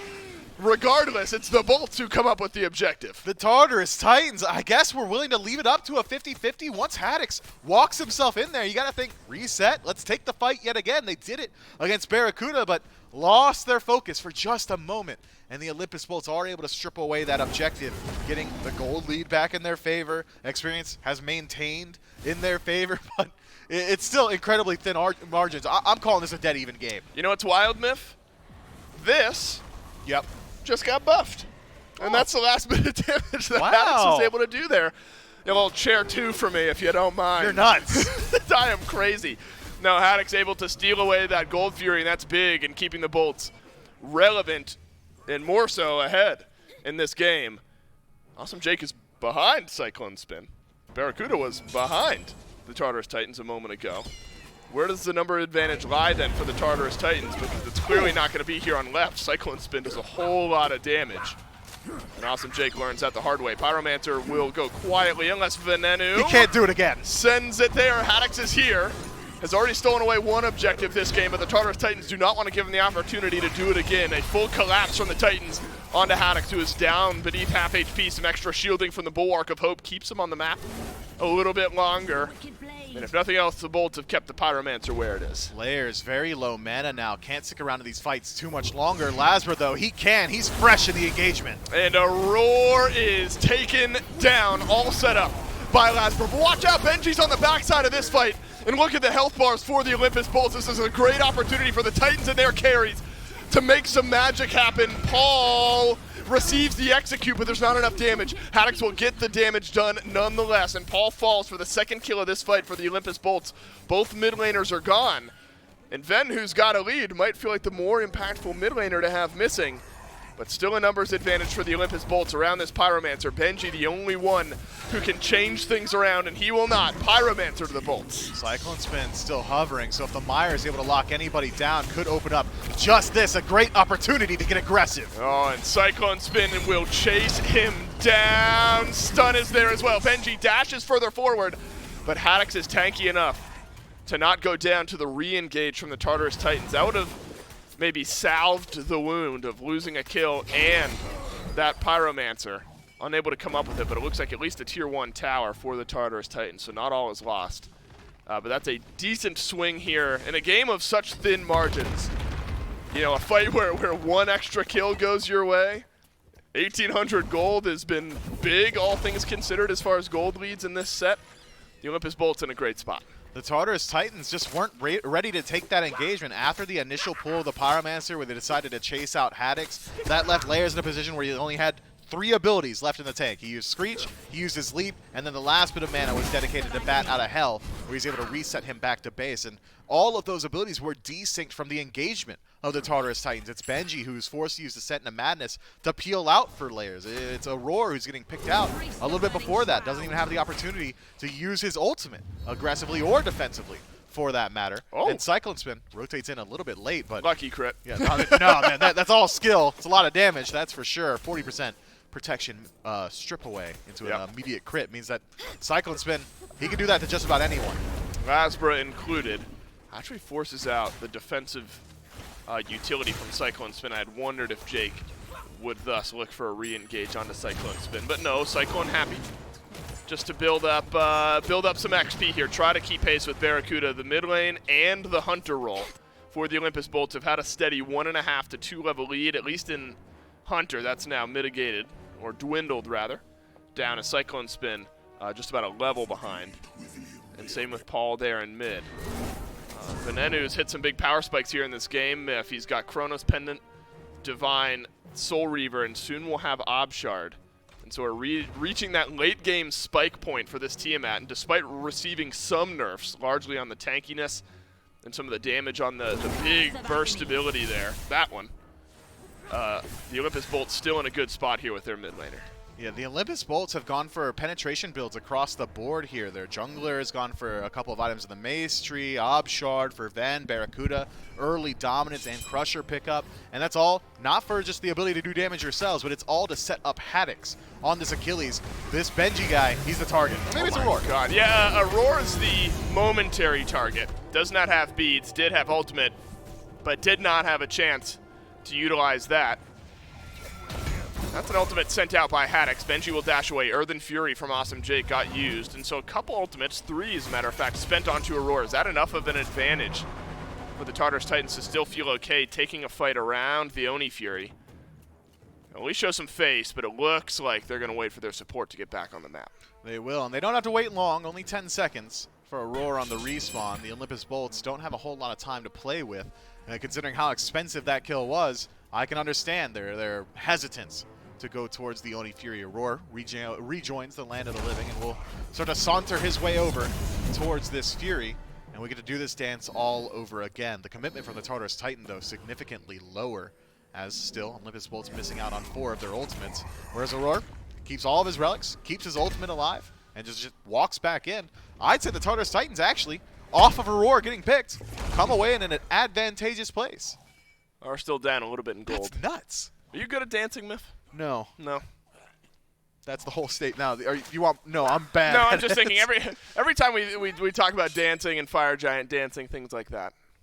I always think about whether my co-commentator would be good at it. I could see you being good. Do you want to dance together? Is that what you're asking me to dance? Yeah, like right now while the camera's not on us, that'd be... It's a good time to practice. It is a great... We are dancing right now, chat, and you just can't... Whoa, Myth, that is nuts. You can backflip? Yeah, and I dipped you No at the same chance. time as the backflip. You picked me up and flipped me while you were flipping? That's nuts. Yeah, we're nuts. Absolutely crazy. Yeah, I trust you, Myth. I bet you're... I trust that you're a better dancer than I am, and that's all that really matters. The Olympus Bolts...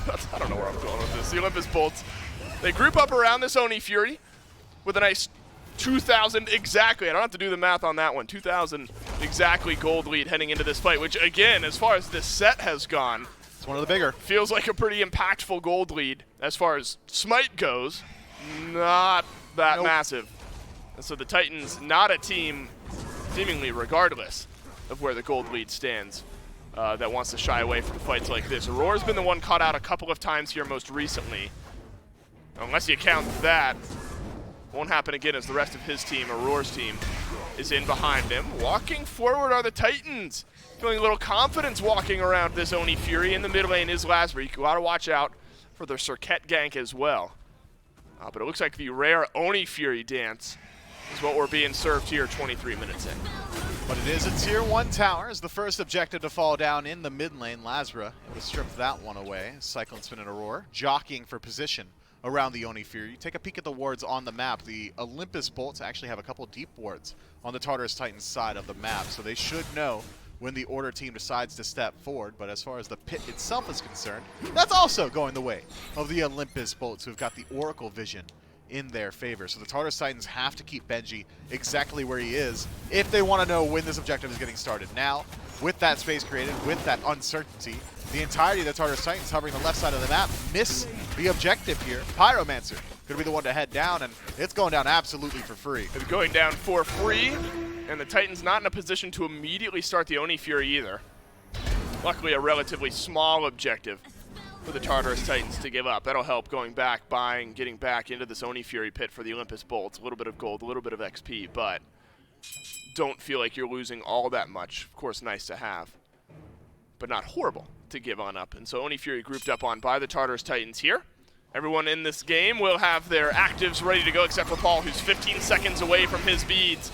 And it seems like we've bought enough time for the Tartarus Titans to pull the Oni Fury. It's down to half. This objective burning quickly.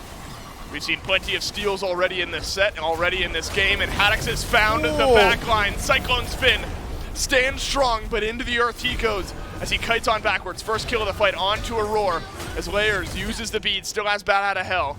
And there is a rotation through from the Olympus Bolt. Cyclone Spin blinked on by Lasbra, but Aegis beads, it'll save his life. Stun onto Venenu.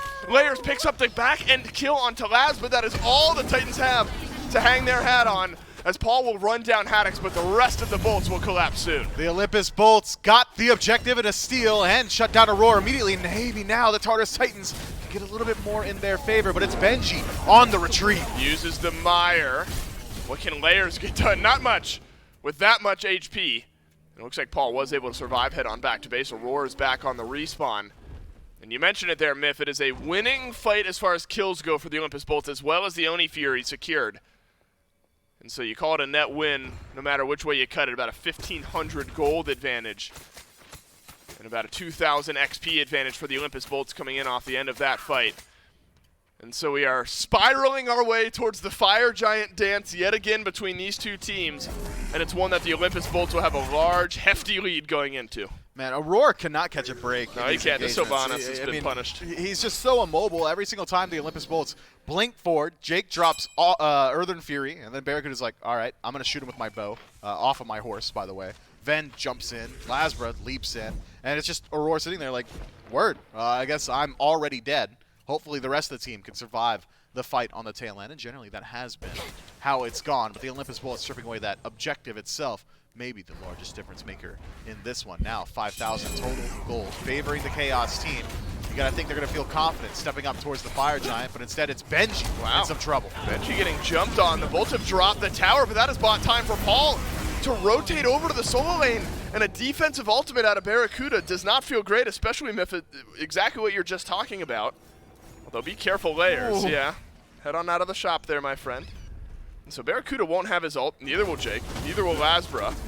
Layers and Paul in the same situation, but Fire Giant started up by the Olympus Bolts. Benji somewhat low here in this jungle skirmish, and it looks like the Bolts have bought enough space.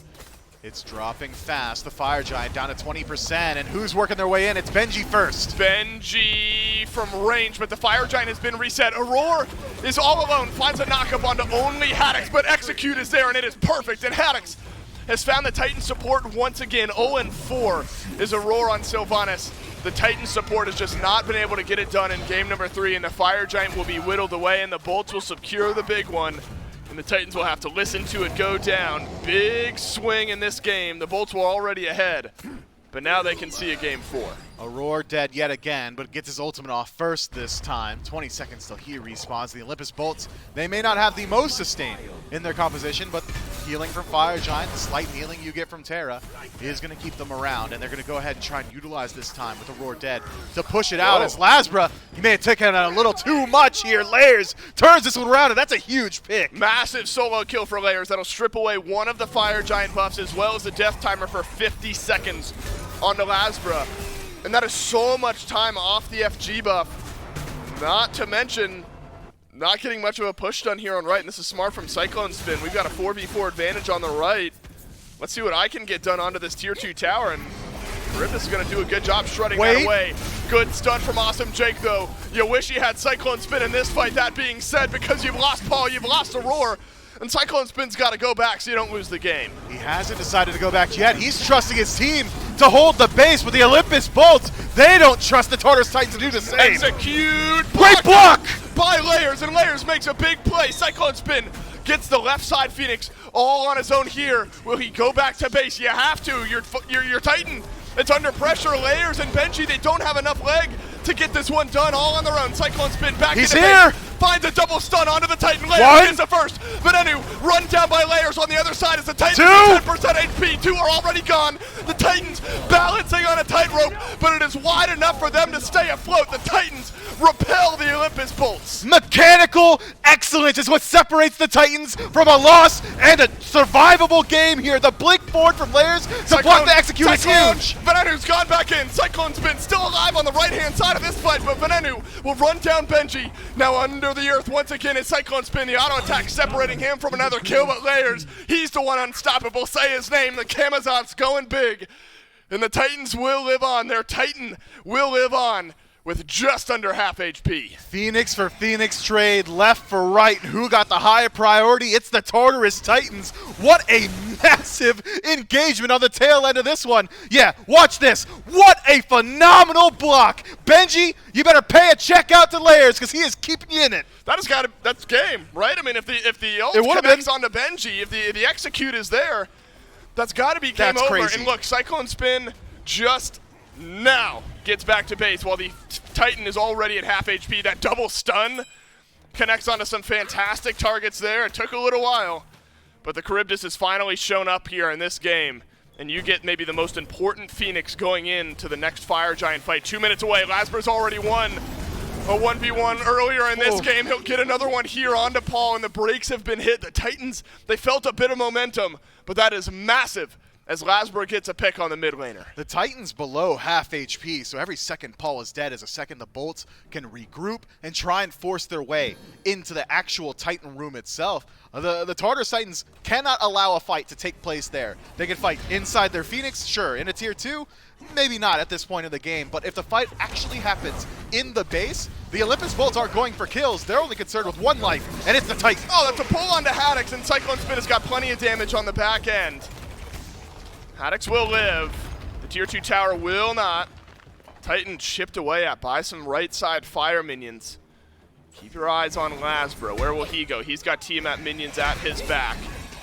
As the left side Phoenix looked at by the Olympus Bolts. 5 seconds left on Paul, who's still waiting in the sidelines to be tagged back into this game. Fire minions stopped by the Titans' right side wave, and that'll buy a little bit of time. And they resume their march towards the Titan of the Tartarus Titans. Somebody's going to have to go there, and it's Paul. And now once Paul shows himself on this right-hand side, that's the go button for the Olympus Bolts. Watch them. They've stepped forward. They're going for the engage. Yeah, there is an engage here on left. It's Cyclone Spin who has to mitigate it, but Haddix has been left alone here. He will use the beat on the back end of a good re-engage from the Tartarus Titans, and Paul has pushed out one wave. He's joined the rest of his team here on the left side of the map. There's no Fire Giant here. There's no Fire Giant buff. The Fire Giant back and respawning, but Paul only pushed out one wave. The Fire Giant minions, or the Fire minions rather, will make their way back down right here shortly. One more wave keeps that wave at bay of the Olympus Bolts. So this time it's Layers making the rotation over. He's got better 1v1 odds against Lasbra. Better him than Paul, but now that he's shown himself, Cyclone stun. He's got to use both actors, but Haddix is there, and that is easy work for the Achilles. Nice double knockup from Benji, though. Paul is still in the mid lane, and Lasbra deals the last bit of damage there. We are barreling towards a game 4. The Titans, they tried desperately to stay alive in this game. They defended their Titan, but I doubt they will be able to do so yet again. It is still crippled, and the Olympus Bolts will send us to a game 4. Benji may have been full HP, but he's the only one, and he does not keep the Titan alive yet again. Sometimes miracle plays go unrewarded. I still think that was one of the most mechanically excellent plays we've seen all year. The blink in front of the execute, so impressive from Layers, but cannot take away from the Olympus Bolts. Finding that priority target in Cyclone Spin, playing the juggling game of, okay, the minion wave's pushed in on right, let's move in. Paul shows himself, let's move in again. Oh, finally Layers has got over. Yep. It was great offense from the Olympus Bolts, but I'm still reeling from that Titan defense. Agreed. Kept things interesting down the stretch. This was a game, a similar pace myth to games 1 and 2, but one where the Bolts steadily built on that lead. We've seen leads stagnate, not grow. The Bolts didn't fall prey to that here in game 3. Takes an extra Titan push to get this one done, but game number 4 awaits right around the corner. Stick around. You don't want to miss it.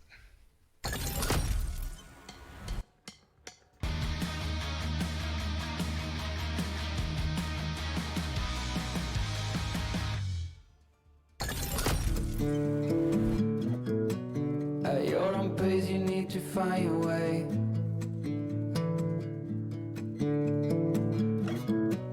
I know now you'll never change your mind for something that matters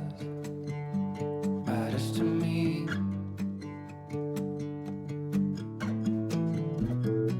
You do not know what I have in mind. Packed our bags, we'll be on our way. The night was long as I waited without a sign. As I know what matters to you. But what do you want? What's your biggest need? Every hour we spend together, then suddenly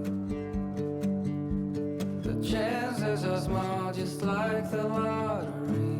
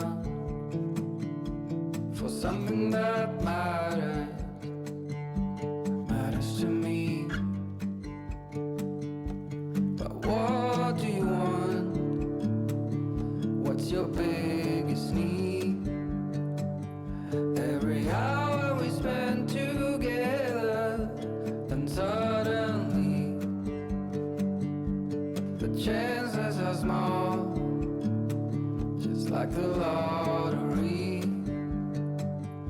I just hope we could stay together. We wait and see, but the chances are small, just like the lottery.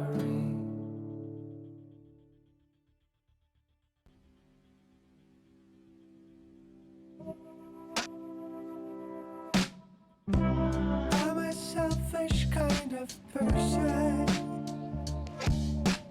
with a soul trying to fly. I aim to break the laws of nature and learn to love before I die. I was naked then, I'm naked now, and my nakedness is my sole account.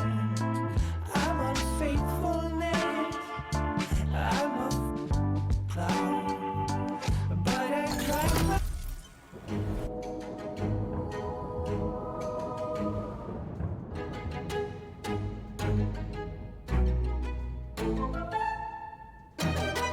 Unfortunate. Hello and welcome back to the desk here for the SMITE Pro League. We got the SMITE World Championships coming around the corner, and all these sets are getting you guys set up for there. But one way that you can get yourselves prepped for the SWC is by buying the SMITE World Championship bundle that is available at shop.hi-rezstudios.com. Gore, do you like hoodies? I do. You can get a hoodie with this bundle. Do you like ball caps? Yeah, in the summer. Yeah, you can get one with this. That's a very recent change for me too. I didn't used to like wearing hats. Something about this year, we got the SBL hats from Insight, and I started wearing hats. You like autographs from cool people. Yeah, usually. You can get that too. We have a wall banner, a whole wall flag that's got all of our pro players' signatures on there. I so got a whole lot of wall. You do have a whole lot of wall. You just moved, so you got a whole new. I got more wall. You got lots of walls you can put things. Per There's also dollar other. spent. There's also all kinds of other goodies like the digital loot pack that's all available. Shop.hi-rezstudios.com. I almost said SMITE Pro League, but no, it's shop.hi-rezstudios.com. So don't get the two confused. Though I'm sure we'll probably have a link somewhere that kind of goes between the two of those. Make sure you pick up that bundle, $60, and you get all that. $60, and you get all of that. 60. First, that's a actually steal. nuts. That's crazy. Because so looking at the cost of hats and specifically like really good hoodies nowadays, that alone is going to run you up to $40-50. Oh yeah, So, easily. that's actually really sick. That you're able to then get because the wall scroll is going to be amazing because it's got pro signature on it. Yeah, I'm pumped about that. So make sure you pick one of those up. Shop.hi-rezstudios.com. I'll say it one last time. The other hat that I like to wear, yeah, shop.smiteproleague.com has that hat. So there's your two hats. There you go. There's two different hats that you can now own. Let's move on to talk about game number 3. I want to talk about my hats. We'll talk about your hats a little bit more in a little while, Gormizer. Game number 3, back and forth early game. Bolts still kind of hold control up until the very end, and then when it just comes down to these late game team fights, and Cyclone Spin, I will give him credit. He's made some phenomenal plays on this Charybdis throughout the 3 games that he's played. The double stun to save Aurora earlier on in the game was just outright sick. I'm just going to leave it at that.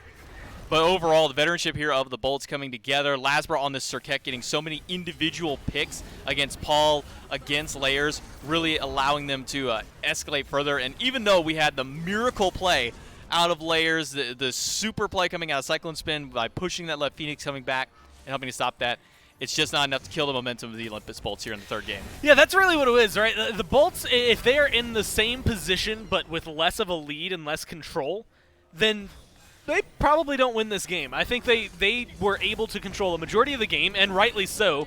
You had highlighted it, but like Lasbra is all over the place with this Circuit, feels really comfortable. The Achilles gets to go in and have a little bit of the performance he would really like, 6-0-3 for Haddock, so he was very happy with what he was able to accomplish. You get some good shots out of Bera as well. It's a really, really dynamic game for the Bolts, but if they come into that even slightly more even with that trade around the right Phoenix where they pick that up and Cyclone gets the left Phoenix, then there's a defense that comes through.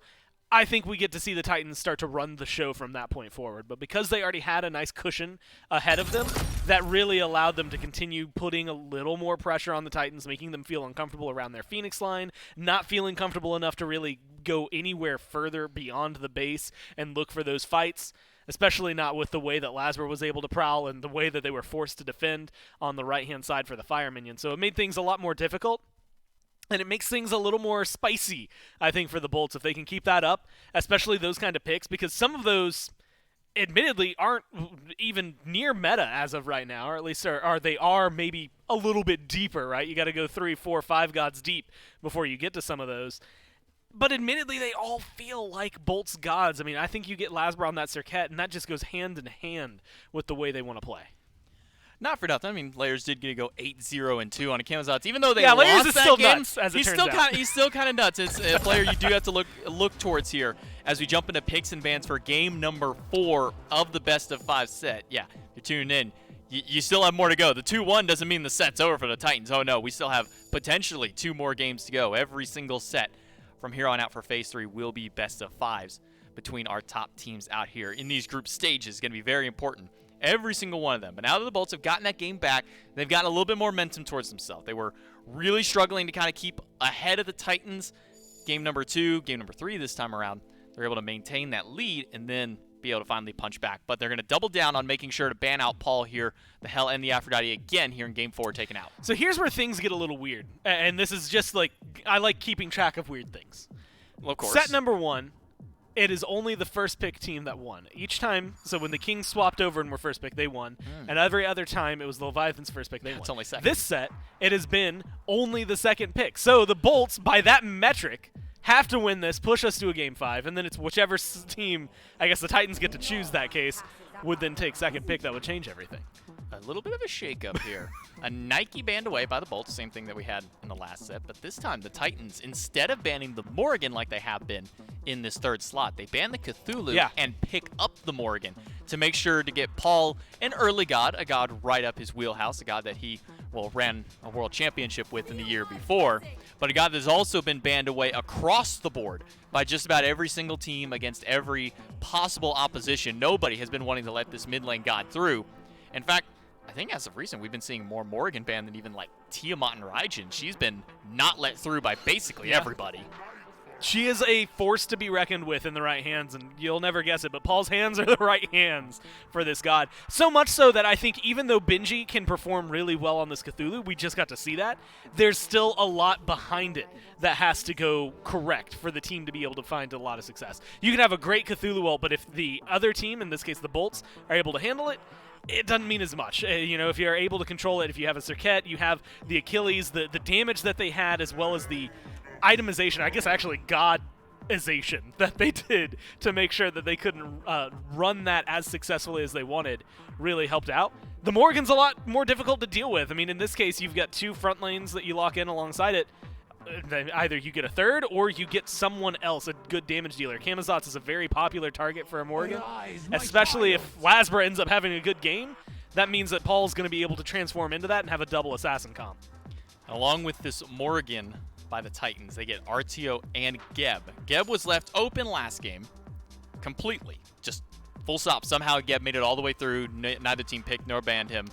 And here in game number 4, we're finally getting to see this god come back out.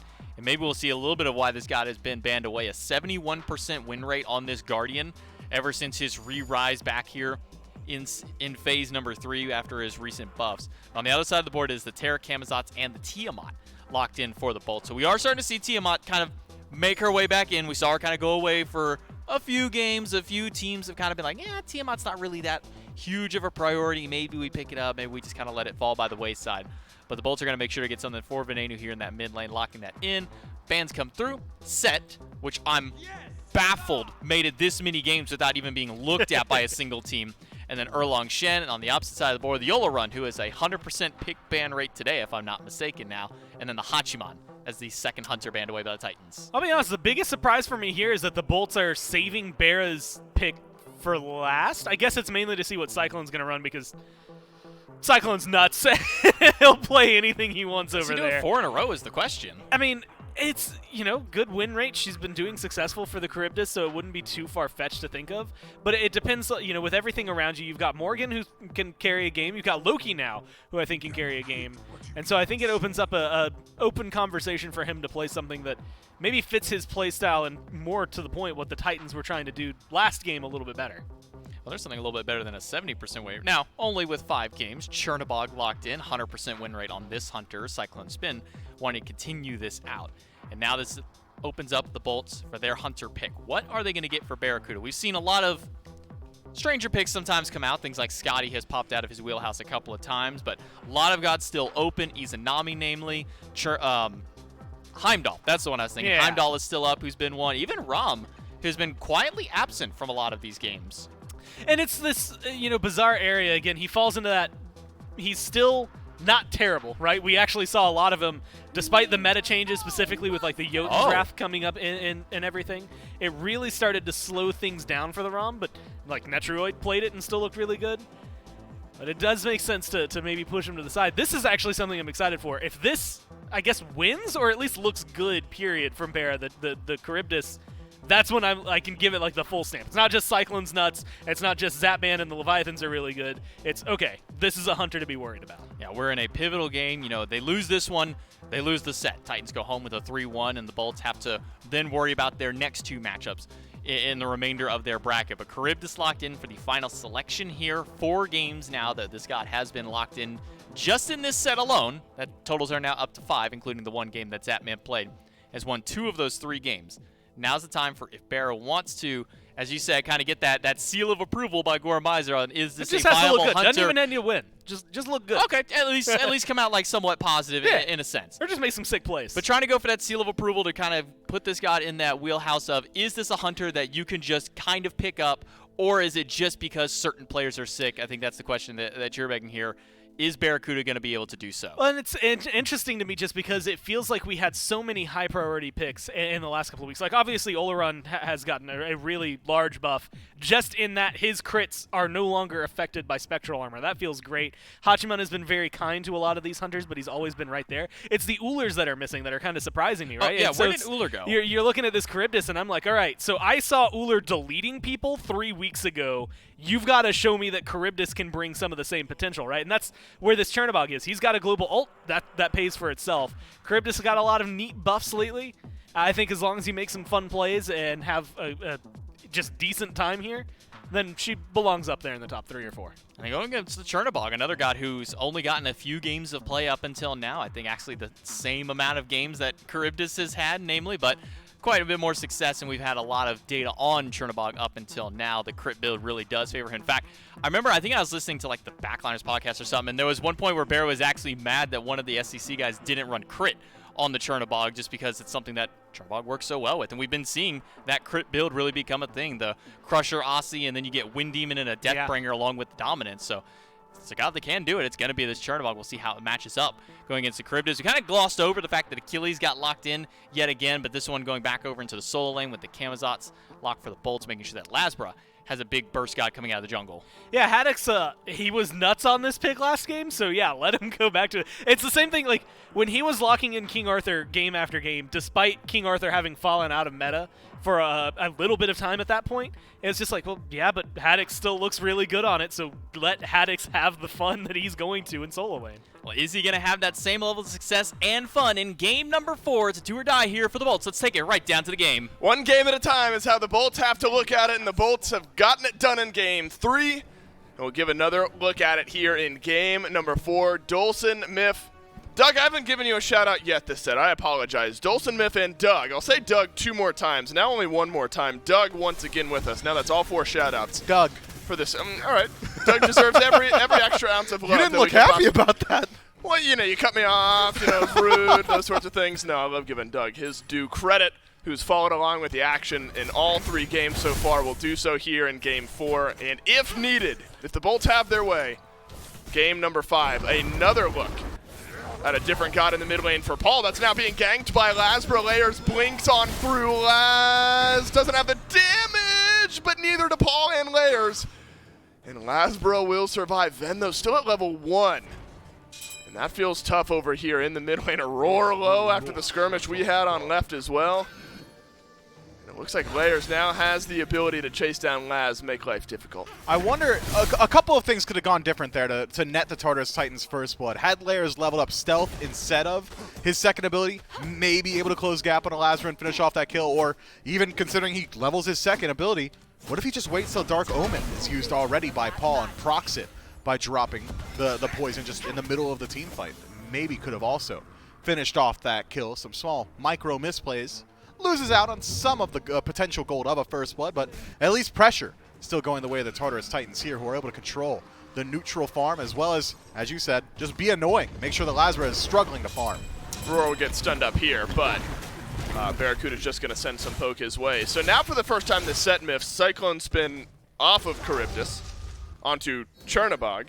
Barracuda sticks with the Charybdis play here and is getting some early pressure here in this game alongside Awesome Jake, who's been on Terra, I think, in every game this set, unless my brain is just escaping me. It's been a lot. It has been a lot. Is all I have to say about that. Cyclone Spin stunned up and still plenty of pressure put out, but returned in spades by the Tartarus Titans. Jake dashes forward. I'm not going to get a word in edgewise here if Jake keeps playing the way that he is. Some pressure connects onto the dual lane of the Tartarus Titans. That means purple buff invade eyed, but Lasbra has eyes for the red buff for the time being, and it gets dropped down. And Lasbra will make his way right on out. Aurora and Cyclone Spin still dueling it out here with Awesome Jake. But Terra, I want to finally get back to it after all the fighting we've done. Awesome Jake on Terra has not had the cleanest of performances, but has still looked good. And I'm not surprised the Bolts give him another look at it here in Game 4. Yeah, when you've got a hot hand, or essentially you've been warmed up on a pick, the more often you're allowed to play it, the better you can expect to perform, especially in these longer sets. And I'd argue that Awesome Jake has done his job relatively well on the Terra. Hasn't been the most loud performances, hasn't really wowed too much. A couple of his Earthen Furies have been just straight up phenomenal, but this is what you pick it for. Oh, wow! Man, is that first blood? Jake Wow! says yes! And the Olympus Bolts combine all their pressure, and they pour it into Cyclone Spin, who takes a tumble 3 minutes into this game.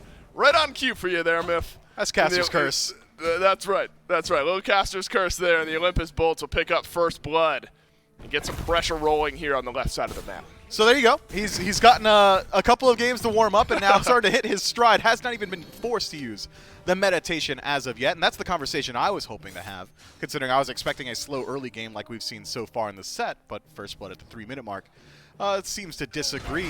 Meditation has been the difference maker for this dual lane of the Olympus Bolts. They've been very haphazard with their HP bars. They're saying, we'll trade out. We'll, whatever you want to do. You want to fight? Let's fight.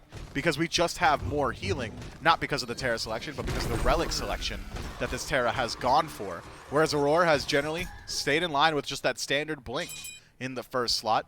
Means that the Olympus Bolts can really do just about no wrong in that lane. We get a difference in the builds between these two hunters, Dave. I thought maybe Devourer's Gauntlets was a Charybdis exclusive tech for Cyclone Spin. Seems like he just tends to think that this is something that he likes to go for, that staying in lane as well as the scaling power goes a long way. Barracuda stays in line with the Death Toll, but instead of going for the Devourer's Gauntlet, seems like he's very happy to take the standard build that he's been going for all set so far. Wouldn't be surprised if we see a Crusher in that first slot. Will Barracuda and Jake steal away this purple? They will try. But Layers is here. Layers has Assassinate. Lasbra just a bit behind Layers. Blink in. Cataclysm from Aurora. And Awesome Jake steals away the purple. But will he pay for it with his life? Barracuda no good on the stun. Awesome Jake brought right back into the backline by his own doing.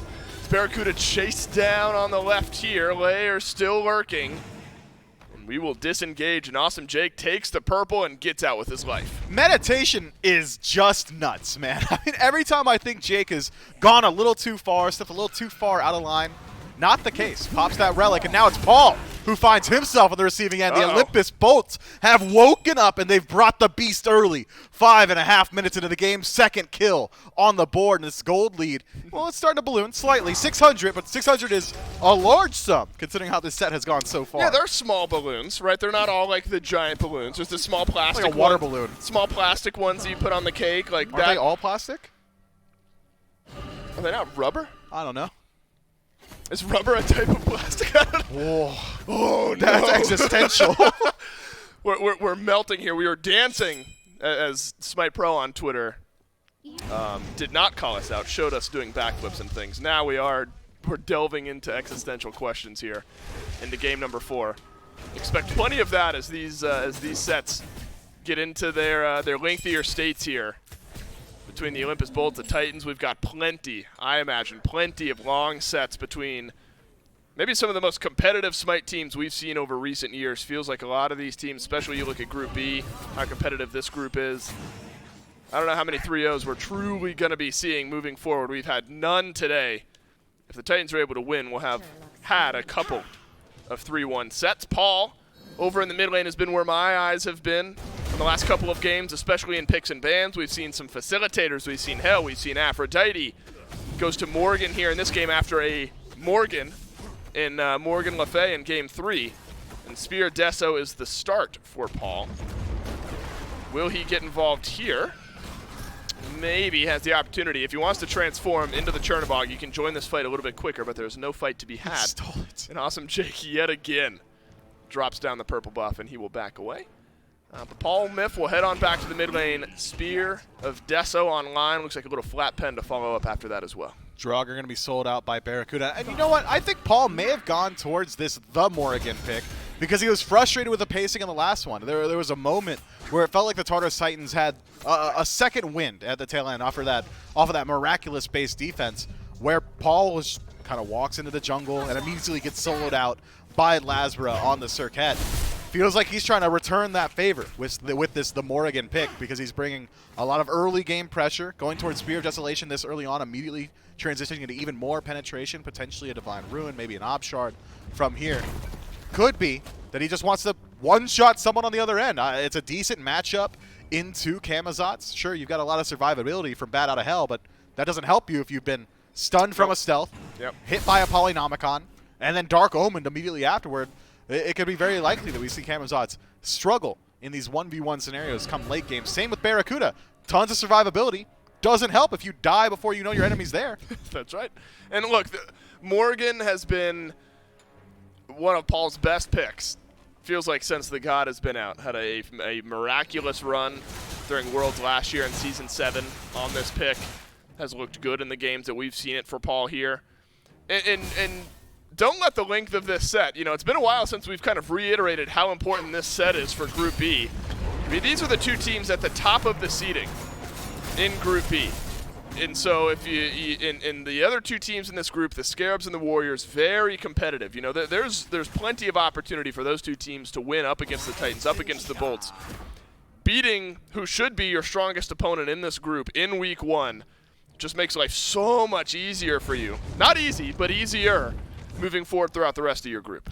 I'm the Sith Lord of the casting team, so I'm going to speak in definites here, Dave. I'm going to say absolutes, whoever wins. Yeah, I'm going to speak in absolutes. Whoever wins this set is guaranteed moving through their group. I don't think there's any world where you win this set and you still get eliminated. Right. That is how important it's hard to imagine. This one is. This essentially guarantees you going forward. It is hard to imagine that being the case. The Titans have gotten off to a great start. Momentum slips a bit to the Olympus Bolts in game 3. And some good pressure brought to the right side of the map. That is something we have not seen a lot of. As up into the air goes Cyclone Spin. Where does he head? Solo lane. That's under the tier 1 tower, but no real pressure. But what that does do, Miff, allows Barracuda and Jake to push down the tier 1 and left. And it's a delayed payoff from the ultimate maybe as everyone from the Titans ends up on right. And Haddix goes down for the first kill of the game to the Tartarus Titans. And there will not be a tier 1 for the Olympus Bolts. Instead, looks like a quick rotation on over to the Gold Fury. Kill plus tower ends up being the payoff for the Titans on right. But the Olympus Bulls, with so many members on the right-hand side of the map, are able to go towards the neutral objective. An early Gold Fury 10 minutes into this one, and no opposition from the Tartarus Titans will go their way. That was an opportunistic play from the Titans. They said, okay, we're here. Seemed like Cyclone Spin wanted to go back to base immediately. He's like, well, the squad's here. We might as well go for a little bit of a dive. And they do hit pay dirt. Stripping away that tier 1 tower, though, can be a double-edged sword this early in the game. Haddix now, if he so chooses, can just sit at his tier 2 and force Benji into such a poor position. And this is just simple for Tartarus Titans. It's a good reaction on the ultimate by Haddix to avoid the stun, but what did it really matter by the end of the day? There was just way too much damage, way too many people over on the right side of the map. Haddix is sighing. Guys, there's 4 in solo. Do something, please. And they head over to the Gold Fury, the Bolts do, and at least grab that back in trade. So you don't love that if your Cyclone's been feeling forced to ult, but I guess the way it paid off, you grab an assist here in this game and it feels okay by the end of things. And so that'll shrink up the gold gap just a little bit, as the graph showed just a moment ago. Very close to even here in this game. XP pretty even as well. Mef, couple 1-level leads for the Tartarus Titans. Benji's got one, Layers has got one there as well. Aurora's got one. Feels like in that category, even outside of gold, the Titans have the slight edge if they're looking to fight early. And just a moment ago, it was a 2-level lead for Barracuda in the lane over Cyclone Spin. Cyclone was sitting at 8, Barracuda at 10. So that rotation for Cyclone comes up massive to close up some of that gap and maybe gives them the potential to take that 1v1 in lane. We've not seen all that much right side presence early in the game so far this set, but we have seen it now a couple of times in back-to-back fights. That's a 3-man Cataclysm from Aurora. And it's an ult back in from Cyclone Spin as well. Wow. And everything coming up blue. The Tartarus Titans, they rotate in force. And Layers is on a killing spree. 2 more kills now for this Loki. What? Could be a third. Haddix is stuck around. A triple kill for Layers. The Loki running wild in the early game. Cyclone Spin is unconcerned with Barracuda. He says, this lane, dead to me. I don't care. John Salter, who? I'm going to the right lane, and Haddix is the target. And unfortunately for the Bolts, there were 4 other dudes there that fall down. Tier 2 tower at the 12.5-minute mark, and the Tartarus Titans have extended their lead to 1,000. And yet, generally, if you make a rotation like that, you're sacrificing farm in lane. Cyclone Spin doesn't clear the wave before he ults over, so he misses out on one entire wave. The next one goes into the tower and is eaten by it as it drops down. Barracuda at least taken away a tier 1. 2 waves missed. Doesn't super matter, though, when the rest of your team is benefiting as heavily as they did from that rotation. 1-level deficit for Cyclone turns into a 1-level lead for Layers, a 1-level lead for Paul. Great rotations from the Chernobog. And that is massive from Aurora as well. The 3-man Cataclysm that sets up that fight was big from this Geb. Geb has been such a point of contention in picks and bans over the last few weeks.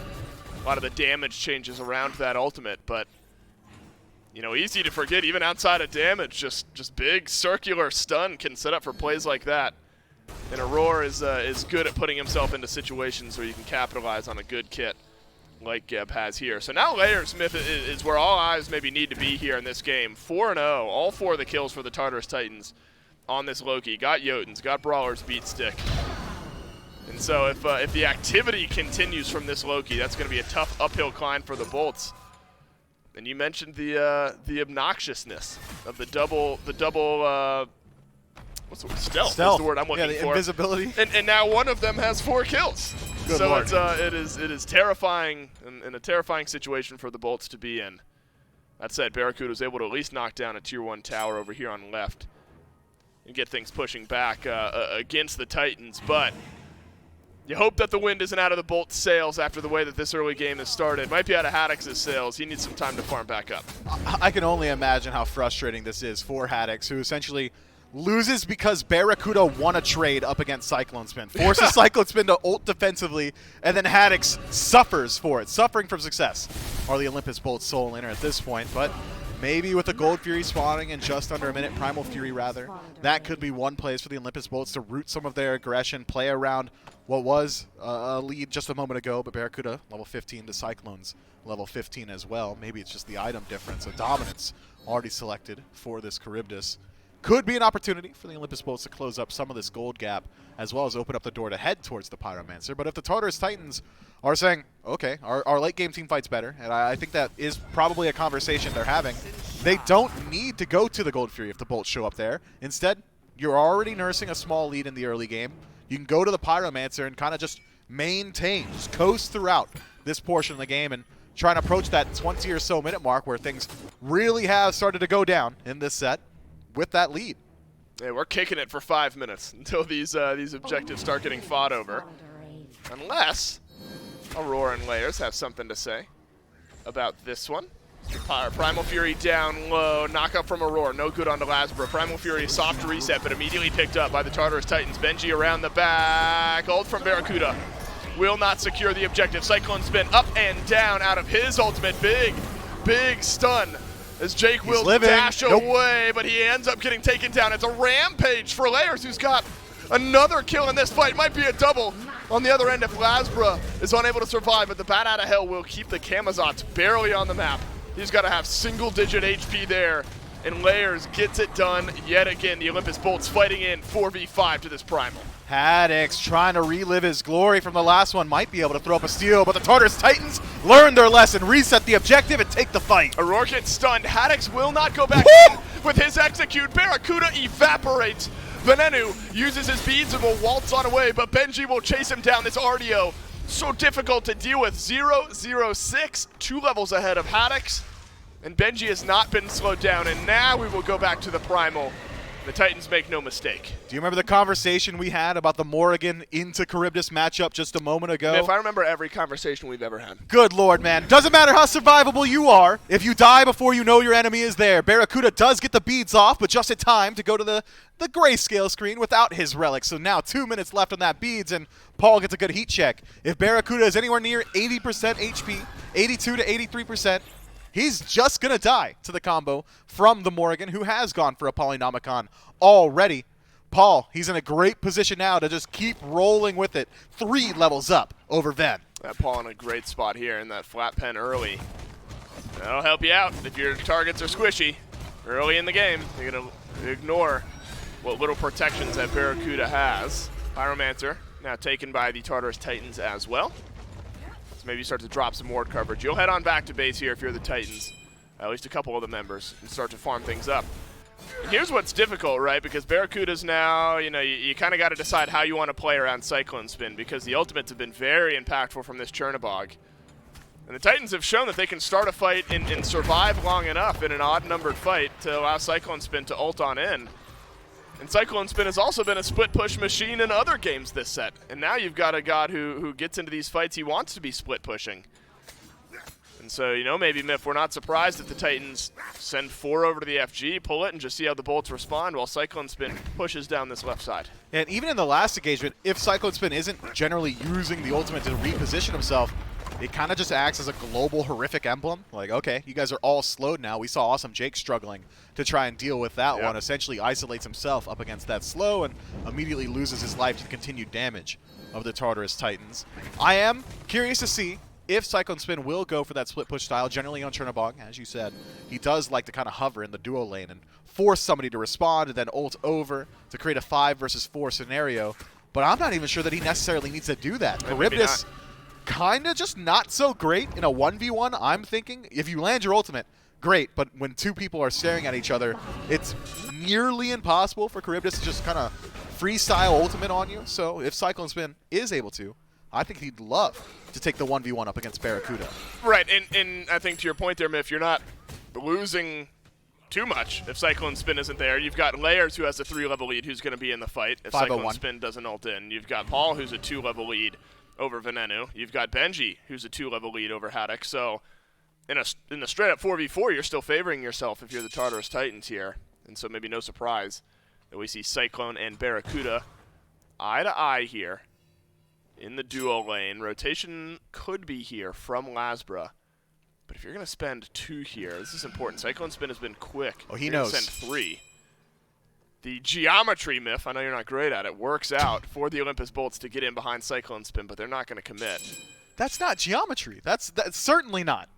Yeah, it is. The line of Jake there would have sent him behind Cyclone Spin before. That's pathing or like geography, like the literal map. Yeah. You can't roast me and then be wrong. I'm not wrong. That's literally Pythagorean's theorem. The quickest way through a triangle is diagonally or whatever. Well, a right triangle, yes. Right, and the lane is a. We're not doing it. We'll talk about this after in caster review, man. You're right. Great geometry from the Olympus Bolts. Yeah, appreciate it, man. Thank you so much. Yeah, what is pathing if not geometry, Miff? That's all I'm trying to say. You're right. I don't know, cartography maybe? Do you know what cartography is? Making maps. All right, good. Just making sure. I'm just making sure. Do you know what geometry is? Clearly not. No, but you were throwing out geology as the answer. I said geography. Geology is the study of rocks. Geography is not much better as an answer, Miff. You know what? What do you mean? We're talking about... Okay, no. Cyclone Spin's going for the split push. He is going to take out this tier 1 tower. He knows that he's allowed to position aggressively because Aurora is on this side of the map.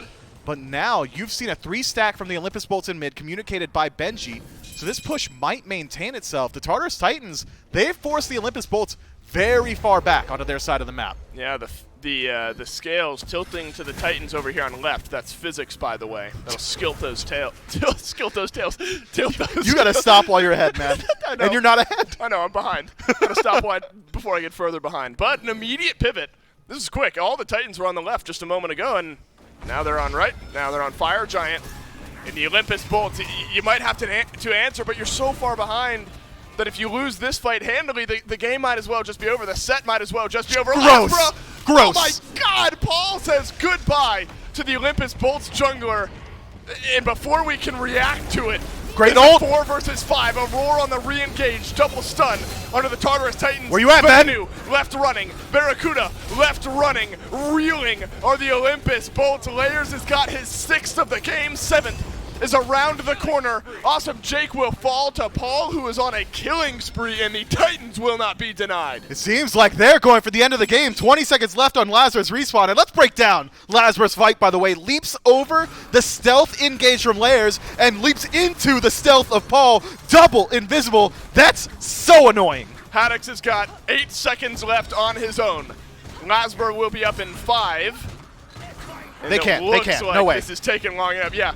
If the Phoenix is taking that long, I don't think we're ending the game. And so Haddix and the Bolts will live just a little bit longer. But if the fights go anything like that, the Bolts maybe rather would the game just ended there. I mean, you're talking about Mercy a massive kill? turnaround. Right. Guys, please walk on into our base. Yeah, Paul has Rod up to Hootie. And so if the low health targets weren't dying quick enough for you there, Miff, they will be dying a little bit quicker now as the big power spike rolls on through for this Morrigan. If you're starting off a fight, deleting a priority target, You're probably winning that fight. Right, you're probably winning that fight. I was holding to see if Benji would attempt to steal. He will not. I don't know how you deal with it, Miff. You got Layers who's 604, Paul not far behind. Both stealth targets are going to be doing this. Cover your eyes, because this is gross. Yeah, watch this. Layers moving forward with stealth behind him. Blinks in. Blazer says, all right, see ya, and lands immediately into his death. That is, I mean, what's the counter? He could have jumped the other direction, I suppose, but he's probably dead to the assassinate. Maybe if he leaped and immediately channeled the ultimate, but he leaps into a stun. Here's what That's you do. tough, man. If you're Lasbra, the moment you get nervous, you press bat out of hell, just assuming that somebody is close by. If you can't see him. That's right, you can't see him. They must be here. Paul, though, taken low this time. He's transformed into the Camazotz. Unstoppable is Layers. Barracuda not safe enough on the Charybdis. He falls to 0-3. Paul uses his Aegis. Lasbra waits it out. That's an important trade back. Wait, that's huge. Gets another. The Olympus Bolts, they are not out of this game. Not just yet. They've gotten a 2-for-1 trade. The best in a long time for the Bolts around the Fire Giant. Cyclone forces the ultimate out from Haddix here. Maybe just repositioning to try and close gap onto Benji with the rest of his team. Now it's a solid disengage from the Tartarus Titans with Jake kind of leading the charge forward, but the Olympus Bolts, they're still playing from behind. I don't think they can go towards the Fire Giant. Maybe a tier 2? Stun onto Haddix. And this is an awkward moment, right? You'd love to be able to leverage this one-man advantage, but it's Barracuda who's dead, so you don't have great Fire Giant. You're missing a big piece of your Fire Giant burn. And so the Olympus Bolts will not look to the FG. Oni Fury up on the left side of the map. But the Tartarus Titans still ahead enough to maybe make this one interesting. Paul's not far off from getting his ultimate back and available, so if the Olympus Bolts overstay, could be a transformation into Chernobog, ultimate available, changeling up, and immediately a re-engage from Paul, the mid laner, but instead it's a free Oni Fury for the Tartarus Titans, which is going to go a long way to pushing out this map and creating the space for the Titans themselves to start looking towards one of these other more important neutral objectives. I'm talking about the Fire Giant. I don't know why I'm beating around the bush. 6,000 or so gold for the Tartarus Titans at this point. I wonder which one he's talking about. Is it the Pyromancer? I'm not It might sure. be. No, Pyromancer's already dead. The Olympus Bolts, they do a good job winning out on that team fight, but that's another moral crushing moment in that we won the team fight, 2-for-1, clean trade, but we can't do anything with it.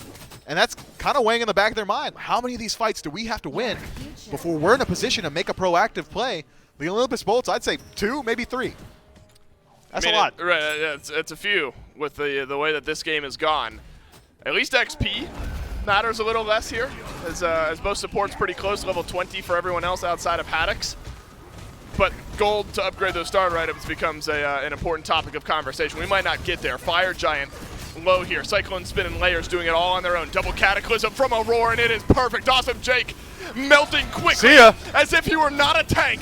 Haddix, he will suffer a similar fate, but he gets out of range. Now Barracuda chased down by Paul in the bat out of hell. He's already used his Aegis, and he will stand no further. The Tartarus Titans have gotten another 2 on this fight. The Olympus Bolts still have 3 alive, but will it last any longer? Paul menacing, lurks forward, will not hit the stun.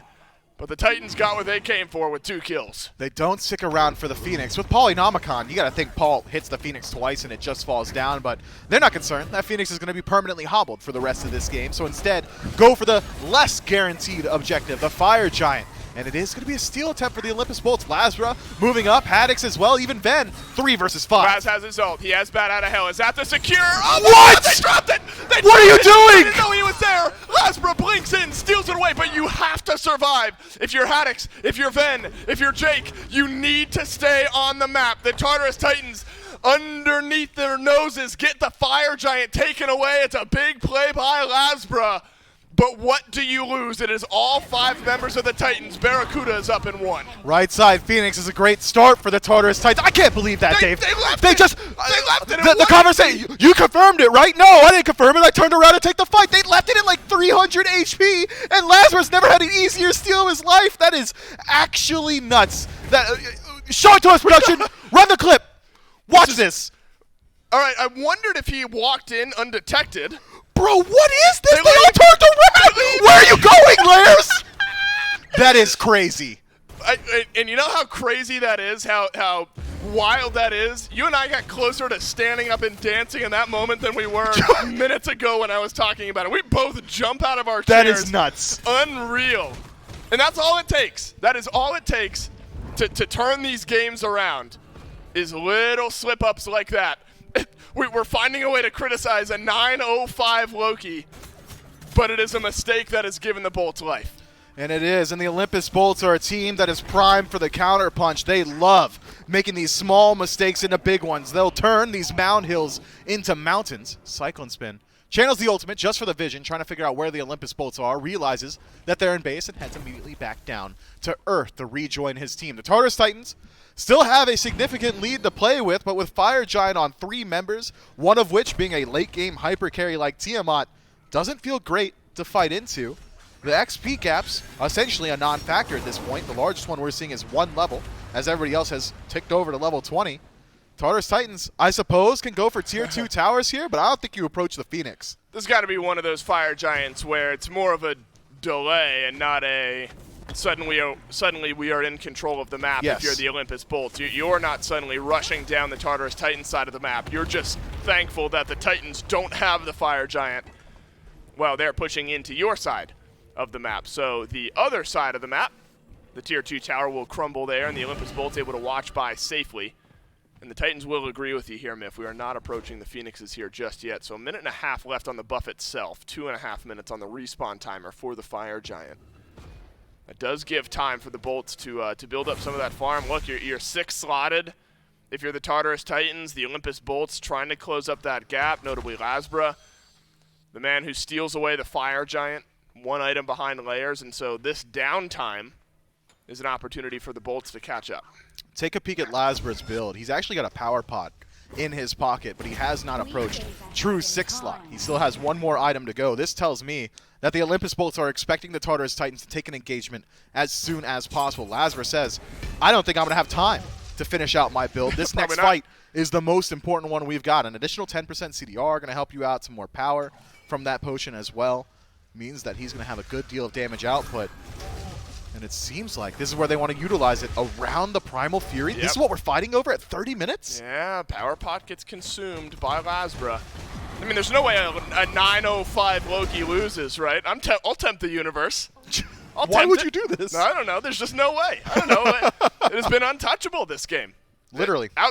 The one mistake has been dropping the Fire Giant before it was secured. Other than that, Layers has played a perfect game. And that wasn't just him. That was everybody. Right. He was the unfortunate one caught on camera, turning around, 4K, walking away from the Fire Giant. Everyone on the Titans who was there, an accomplice in the crime that was the Olympus Bolts, stealing away that Fire Giant. And I will continue to heap praise on Layers at 9-0-5, a perfect game in Game 4. Primal Fury is low. Paul stealthed around the left. Primal Fury goes down to the Tartarus Titans. No big pushback in from the Olympus Bolts here on this one. Gotta remember that power pot consumed Myth, ticking away for Lazbro with no real fight. It's only about 500 gold. He's not too concerned with it at this point. Maybe only more so 500 concerned. gold? Yeah, only 500. That's a lot of gold. Well, yeah, it's like a fourth of an item, just about. Lazra just made it all back, by the way, from clearing out that wave on the right-hand side that was stacked up, so maybe not so concerned about it at this point. Pyromancer, though, should be concerned, as its life is fleeting. That goes to the Tartarus Titans as well, and we're about 10, 15, 20 seconds away from seeing the Fire Giant plummet down to Earth, and this is another opportunity for the Tartarus Titans, who, I'll say it, won the engagement around the Fire Giant last time, to try yet again to secure it this time around, playing 10,000 gold in the lead, by the way. Yeah, 10K gold in the lead. Look. At this point, that means a little bit less, though. Means a little bit less, but still waiting on the 6th slot item for Lazarus. Still waiting on the last 2 items for Awesome Jake. That's a lot. You know, the starter upgrades have at least been reached, and so that's a point of equality. But Awesome Jake 2 levels plus 2 item, or 1 true item, 1.5 items, if you will, down.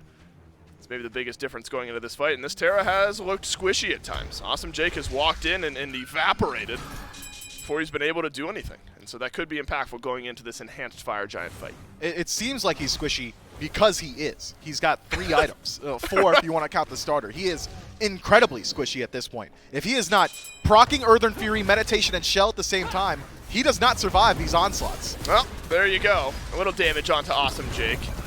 What is this? Haddix jumps into the back of this fight. Layers actually takes a good chunk of damage. Venenu, important to look at him here in the mid lane as well. 1, 2, and 1. Definitely not the most attractive mid lane KDA, but full build, has a power pot, just used it. Ethereal Staff rounds out his build. So the Tiamat has reached late game. Barracuda almost full build. The carries for the bolts, the damage dealers are getting there. And that's where you have to look back at the steal. The dropped Fire Giant by the Titans. It has delayed all of this time, 5+ minutes of game time for the bolts to farm up, get themselves back into this matchup. And 10K gold, as you mentioned, Miff, starting to mean just a little bit less here. Every active in this game is up and ready to go. Cyclone Spin does not have his, but it'll come back here somewhat quickly. Feels like as far as the last 20 minutes have gone, we're maybe at the most even point we've been. I would completely agree with this. Either one of these teams could come out ahead in this engagement. I think the only real separating factor is, again, Lazra not able to finish off that 6th item, and Jake still waiting on his last 2, but Camazot's damage at this point still incredibly high. You're not overly concerned with that last item. I wouldn't even be too surprised if we see him go towards some slight utility here. This is something I was expecting to see a little bit more of. Cyclone Spin shows himself on the left side of the map, clears out at least 1 wave of lizards, but then immediately heads back towards base. Dude, the bolts started quickly, though. I don't know if they know that Paul and Cyclone are both back, but both Paul at least would have his ultimate. Benji, that means he's been left alone here. The Olympus bolts surging in just a little bit. Feeling a little bit more confident, but will not be able to capitalize on the 5v3 that was around the Fire Giant. Team at minions in moments like this sometimes play a pretty important role, but the Titans have done well in dealing with those minions here up to this point. And so it looks like we're having a dance in the same way that we did in games 1 and 2, where both teams probably feel the pressure, and especially if you consider the momentum implications. You know, the Bolts, they turn around game 3. If they're able to sneak one away here in game 4, you have to imagine the Titans would be reeling a little bit going into game 5. The Titans will not let it come to that if they have it their way. Haven't seen that big 1-2 stealth punch here in just a little while, Miff. And I think that's what's got to work here for the Titans to clean up and end this set in game 4. Or maybe you don't concern yourself with the fight and instead send Cyclone Spin over to the left-hand side. He's already starting to approach that Phoenix. He's going back. Heads back to base yet again. Wow. Oh, man. Lasbra goes back now, so it is a reset for Cyclone Spin. As he starts to walk towards right, Lasbra will deal with the minions on left, who does not have the same luxury of ulting into the fight in the same way that Cyclone Spin did. So are the pings, is the communication going to be wrung out here by Lasbra? Not an immediate Fire Giant pull. Instead, Layers walks towards left. Could be a 1v1 looming. Could be an ultimate in from Cyclone Spin to delay the back from Lasbra. But Lasbra smart enough to realize that we don't know where Loki is. I'm going to head right back to my Phoenix line. It's really patient play here from both of these teams. It is. This is a head-scratcher engagement because I don't know what the counterplay is. If they keep sending Cyclone Spin, the Tartarus Titans that is, over to the left-hand side of the map, Oni Fury can only make it that much easier to open up the map as well, as you're going to have enhanced minions working through every single lane. But this constant pressure on the left-hand side, forcing Lazra to respond by backing to base, forcing these situations where the Olympus Bolts have to concern themselves with the global presence of Cyclone Spin or the potential of just losing out on your Phoenix. And now it seems like the answer that the Tartarus Titans have devised is if somebody backs to stop Cyclone Spin, we're going to murder that guy. It's a jump now. Loki hiding in the jungle. It was pinged on a second ago. And you know, it was more of a vague ping. I don't know if it was directly on the layers. No. But I think what I read in that communication is that there were pings over by the green buff, and the Bolts, I think, realizing that it's likely that Layers is hanging by over here. Cyclone Spin playing a bit of carrot on stick, see if we can get the Bolts to chase him, and then bait and switch. Now the Titans start to group up over by this Fire Giant.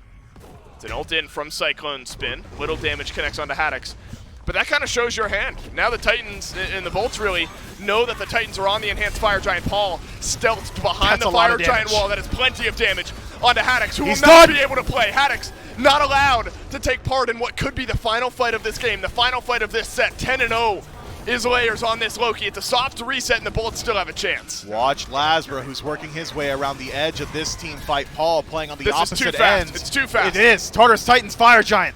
Oh no, and Awesome Jake has been left alone now. Benji will slow him down. Is this the way that this game ends? The front line dies alone of the Olympus Bolts. Venenu leaps on over back into his base. Laz, Ven, and Barra will have to keep this game alive. Barracuda jumped on, returned some good damage back. He does, but loses out on 50% of his HP bar and his defensive relic. Left side, Phoenix been pushed up by that Oni minion wave, is going to be joined by Layers now. Given any opportunity, should be able to take this one out. Does not like his odds in the 1v1 up against Ven. Why leave it up to Risk in a 5 versus 3 situation? Instead, maybe rejoins his team in the middle. Haddix is 10 seconds away. You've got your damage. You need some front line. Left side Phoenix gone. Oh, he's Mid-lane done. Phoenix gone.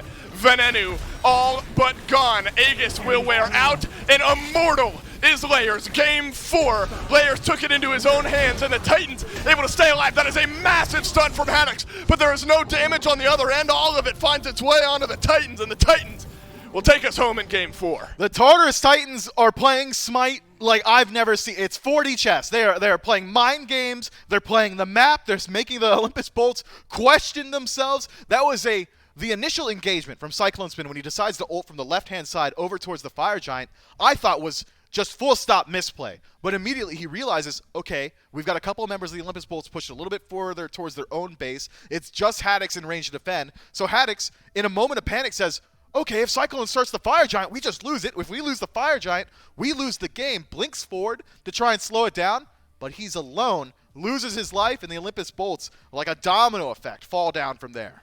Man, you look at the miracle play. I don't know if it's a miracle play from Lazra. A taking advantage of the opportunity play. Fair enough. From Lazra there really delayed this game out.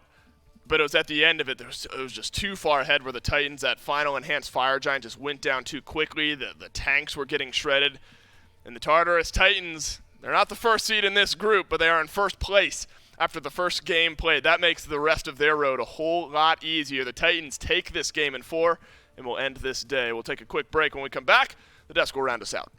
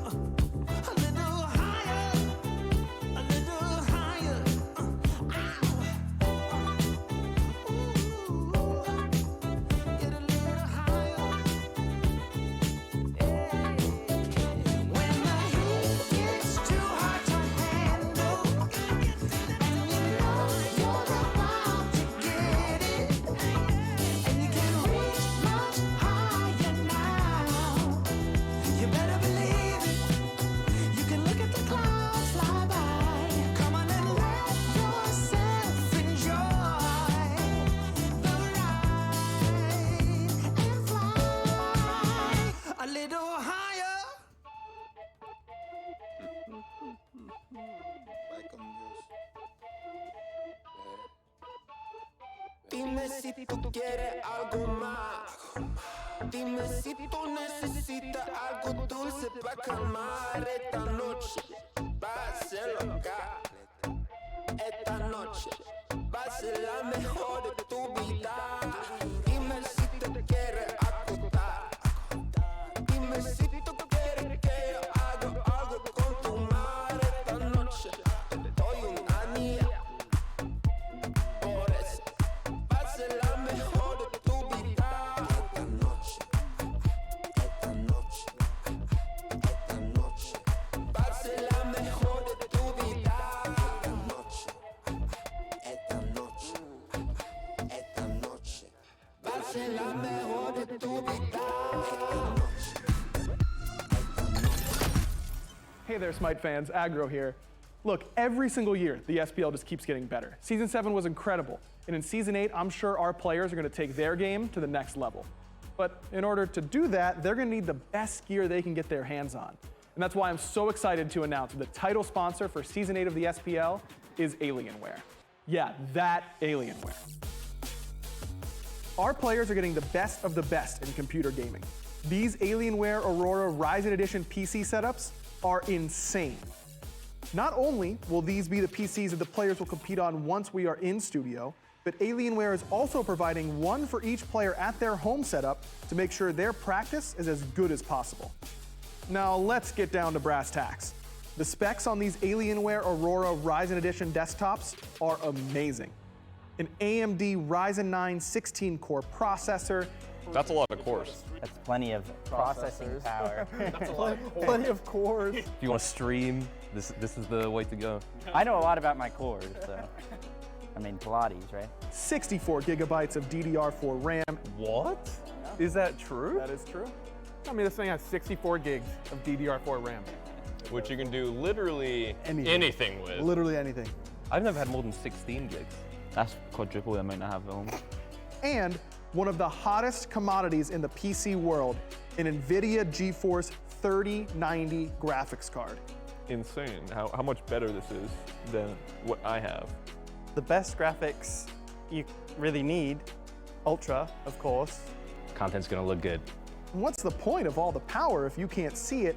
Players will also be using the Alienware 25-inch 240 Hz monitors. Man, when I load into scrims with this bad boy, I'm gonna feed so hard. And it's gonna be in perfect picture quality. We are so excited to be partnering with Alienware for Season 8 of the SMITE Pro League. And the best part is, this VIP treatment, it's not just for the pros. You too can get the best possible SMITE experience. Just go to smitegame.com/Alienware and use code SMITEAW to get special discounts on some of Alienware's best products. Thanks again to Alienware. Make sure you're following them on Twitter and Instagram. That's at Alienware on both platforms. And you can join their community at alienwarearena.com.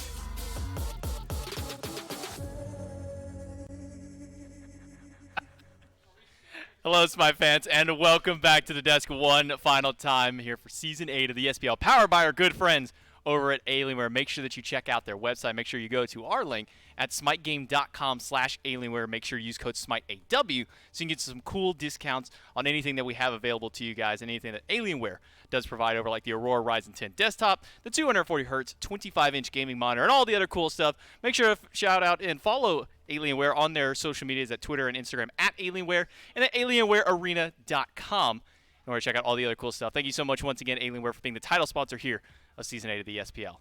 It's me, it's J Mac Tucker, with Gormizer here to close out the day, and thanks to our good friend at Alienware. We'll go ahead and put this little pumpkin right there for the time being. A fun game, to say the least. Yeah. Full of objective steals, full of lots of fights, but at the end of the day, it is the Tartarus Titans who do come out on top and take the set. Layers was kind of nuts that game. I think there's a lot of good things that happened, but Layers was also just kind of nuts that game. I think there's a lot. Again, it's really difficult when you see something like this to not talk about everything that's happening around the player getting all the kills, because that's really formulated to what helps them get a lot of that. But also Layers, I mean, there were just so many good moments from this, whether it's peel from the rest of the team, whether it's good rotations from Cyclone. It really does come down to the fact that his damage numbers were up there. The kills really paid off for it. It was just a good showing.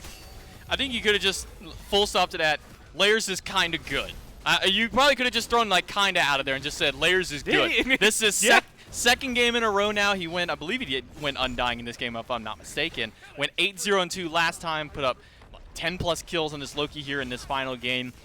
It's a player who kind of came onto this team and really kind of turned things around for them, and well, he's doing the same thing here. Gets a nice little win over the Bolts to help escalate his team further in the group stages. And Group B is the one that, we talk a lot about as to just how tight-knit this race in Group B is. So getting a win over the other top seed is one of the most important wins that you can get in this group. Yeah, this is a huge deal for the Titans because that is one that, you're in here with the Scarabs and the Warriors, right? And expectedly from what the Titans' history has been, you are now in maybe the best position you could be to come out on top in this group because you get this win.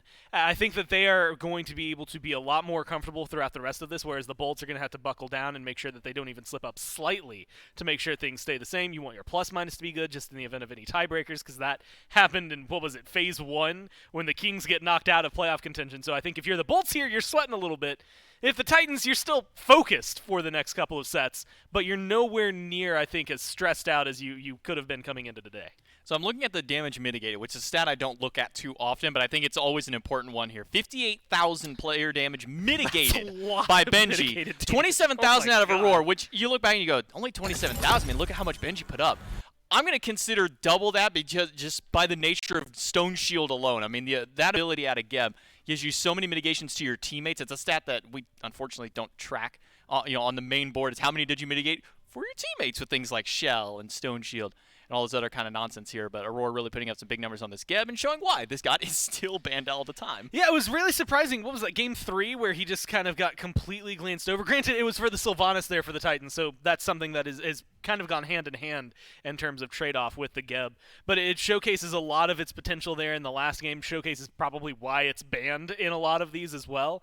And again, it just created so much space. I mean, you've got this Geb, this Artio, even Paul's Morrigan to a certain extent, just created so much space for the Loki to flourish that Layers had a good game on his own, but then having 4 people around you that enabled that even further, it just got to the point where, this lone jungler felt like something unstoppable. I mean, this has kind of been a story of the entirety of the Titans team.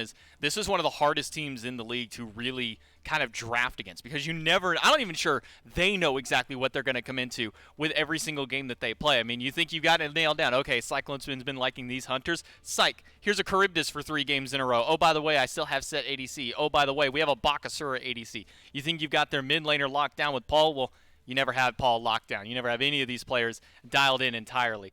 We got a post-game interview for you guys, and that's going to be with Aurora. Dulcin standing by to talk to him.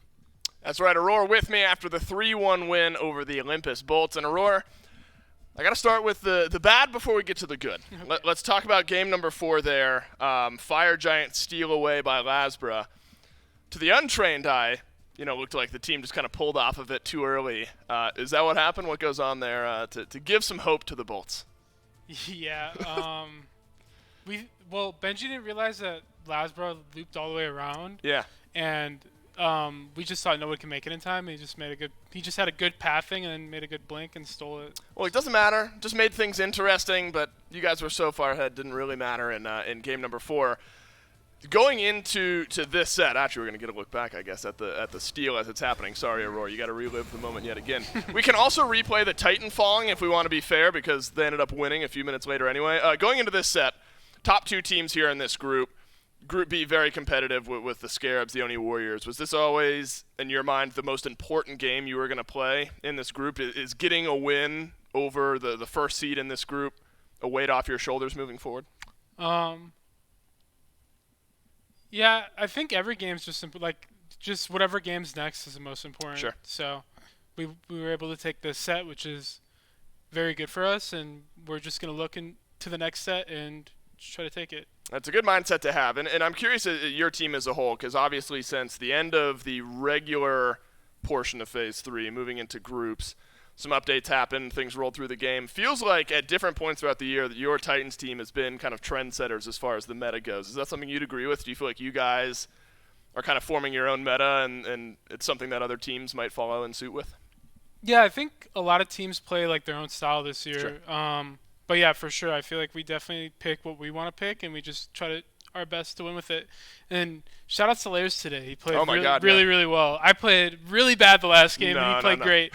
No, you had some good cataclysms. You held to the one at the base. That's at the right. end. It was fantastic. Aurora, congrats on the win. Great win here for you guys in Group B. I'll let you get back with the team, and we'll go back to the test to end the day. Yeah, thank you so much, Aurora and Dave, man. Always just fun when we get to have the Titans here in the studio. If we're really going to have any of the teams in the studio, it's always a good time, especially getting to sit down with these guys directly. Aurora being I think it's a proper shout out here just to Layers. He really stepped up today. Even though they lost game number 3, still an exceptional performance out of him. Big step up here in game number 4, going, I think it was like 11-0 on this Loki, really being a big pivot here for this team.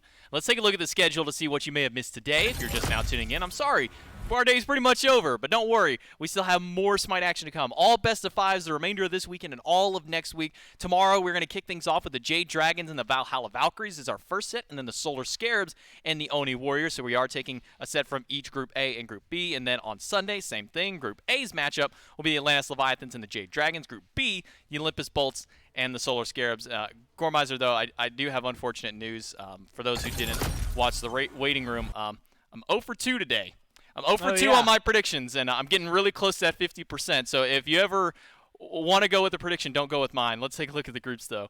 Atlantis Leviathans at the top, Tartarus Titans, same thing. Though it is only the first game, so these will change as the weekend goes through, and you'll start seeing some more disparities amongst them and a couple of potential ties later down the road. But great games to really start off. I mean, what better sets to ask for to start off our group stages than with these 2 sets? Yeah, and I'm honestly really excited for the rest of the week as well. I think that Scarabs Warriors, it's one that, depending on how you've watched them throughout the year, there are periods look, Phase 1, Scarabs Warriors, I'm dreading this matchup because I don't think there's going to be a lot of hot plays throughout it, right? You're going to get some plays out of the Scarabs that maybe you can, be happy about, and then some plays out of the Warriors.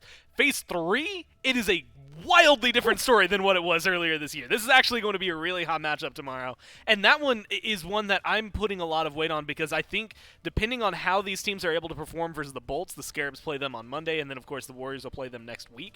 That's where things are going to be a lot, and it could come down to just that set tomorrow as to who is able to make that 3rd spot or not. And with that, that's going to be all we got for you guys today. We'll be back again tomorrow morning at 11 a.m. EST to make sure that you guys tune in tomorrow as we go into day number 2 of the group stages here in phase number 3. So make sure to stick around tomorrow, and not stick around, be back tomorrow, same time.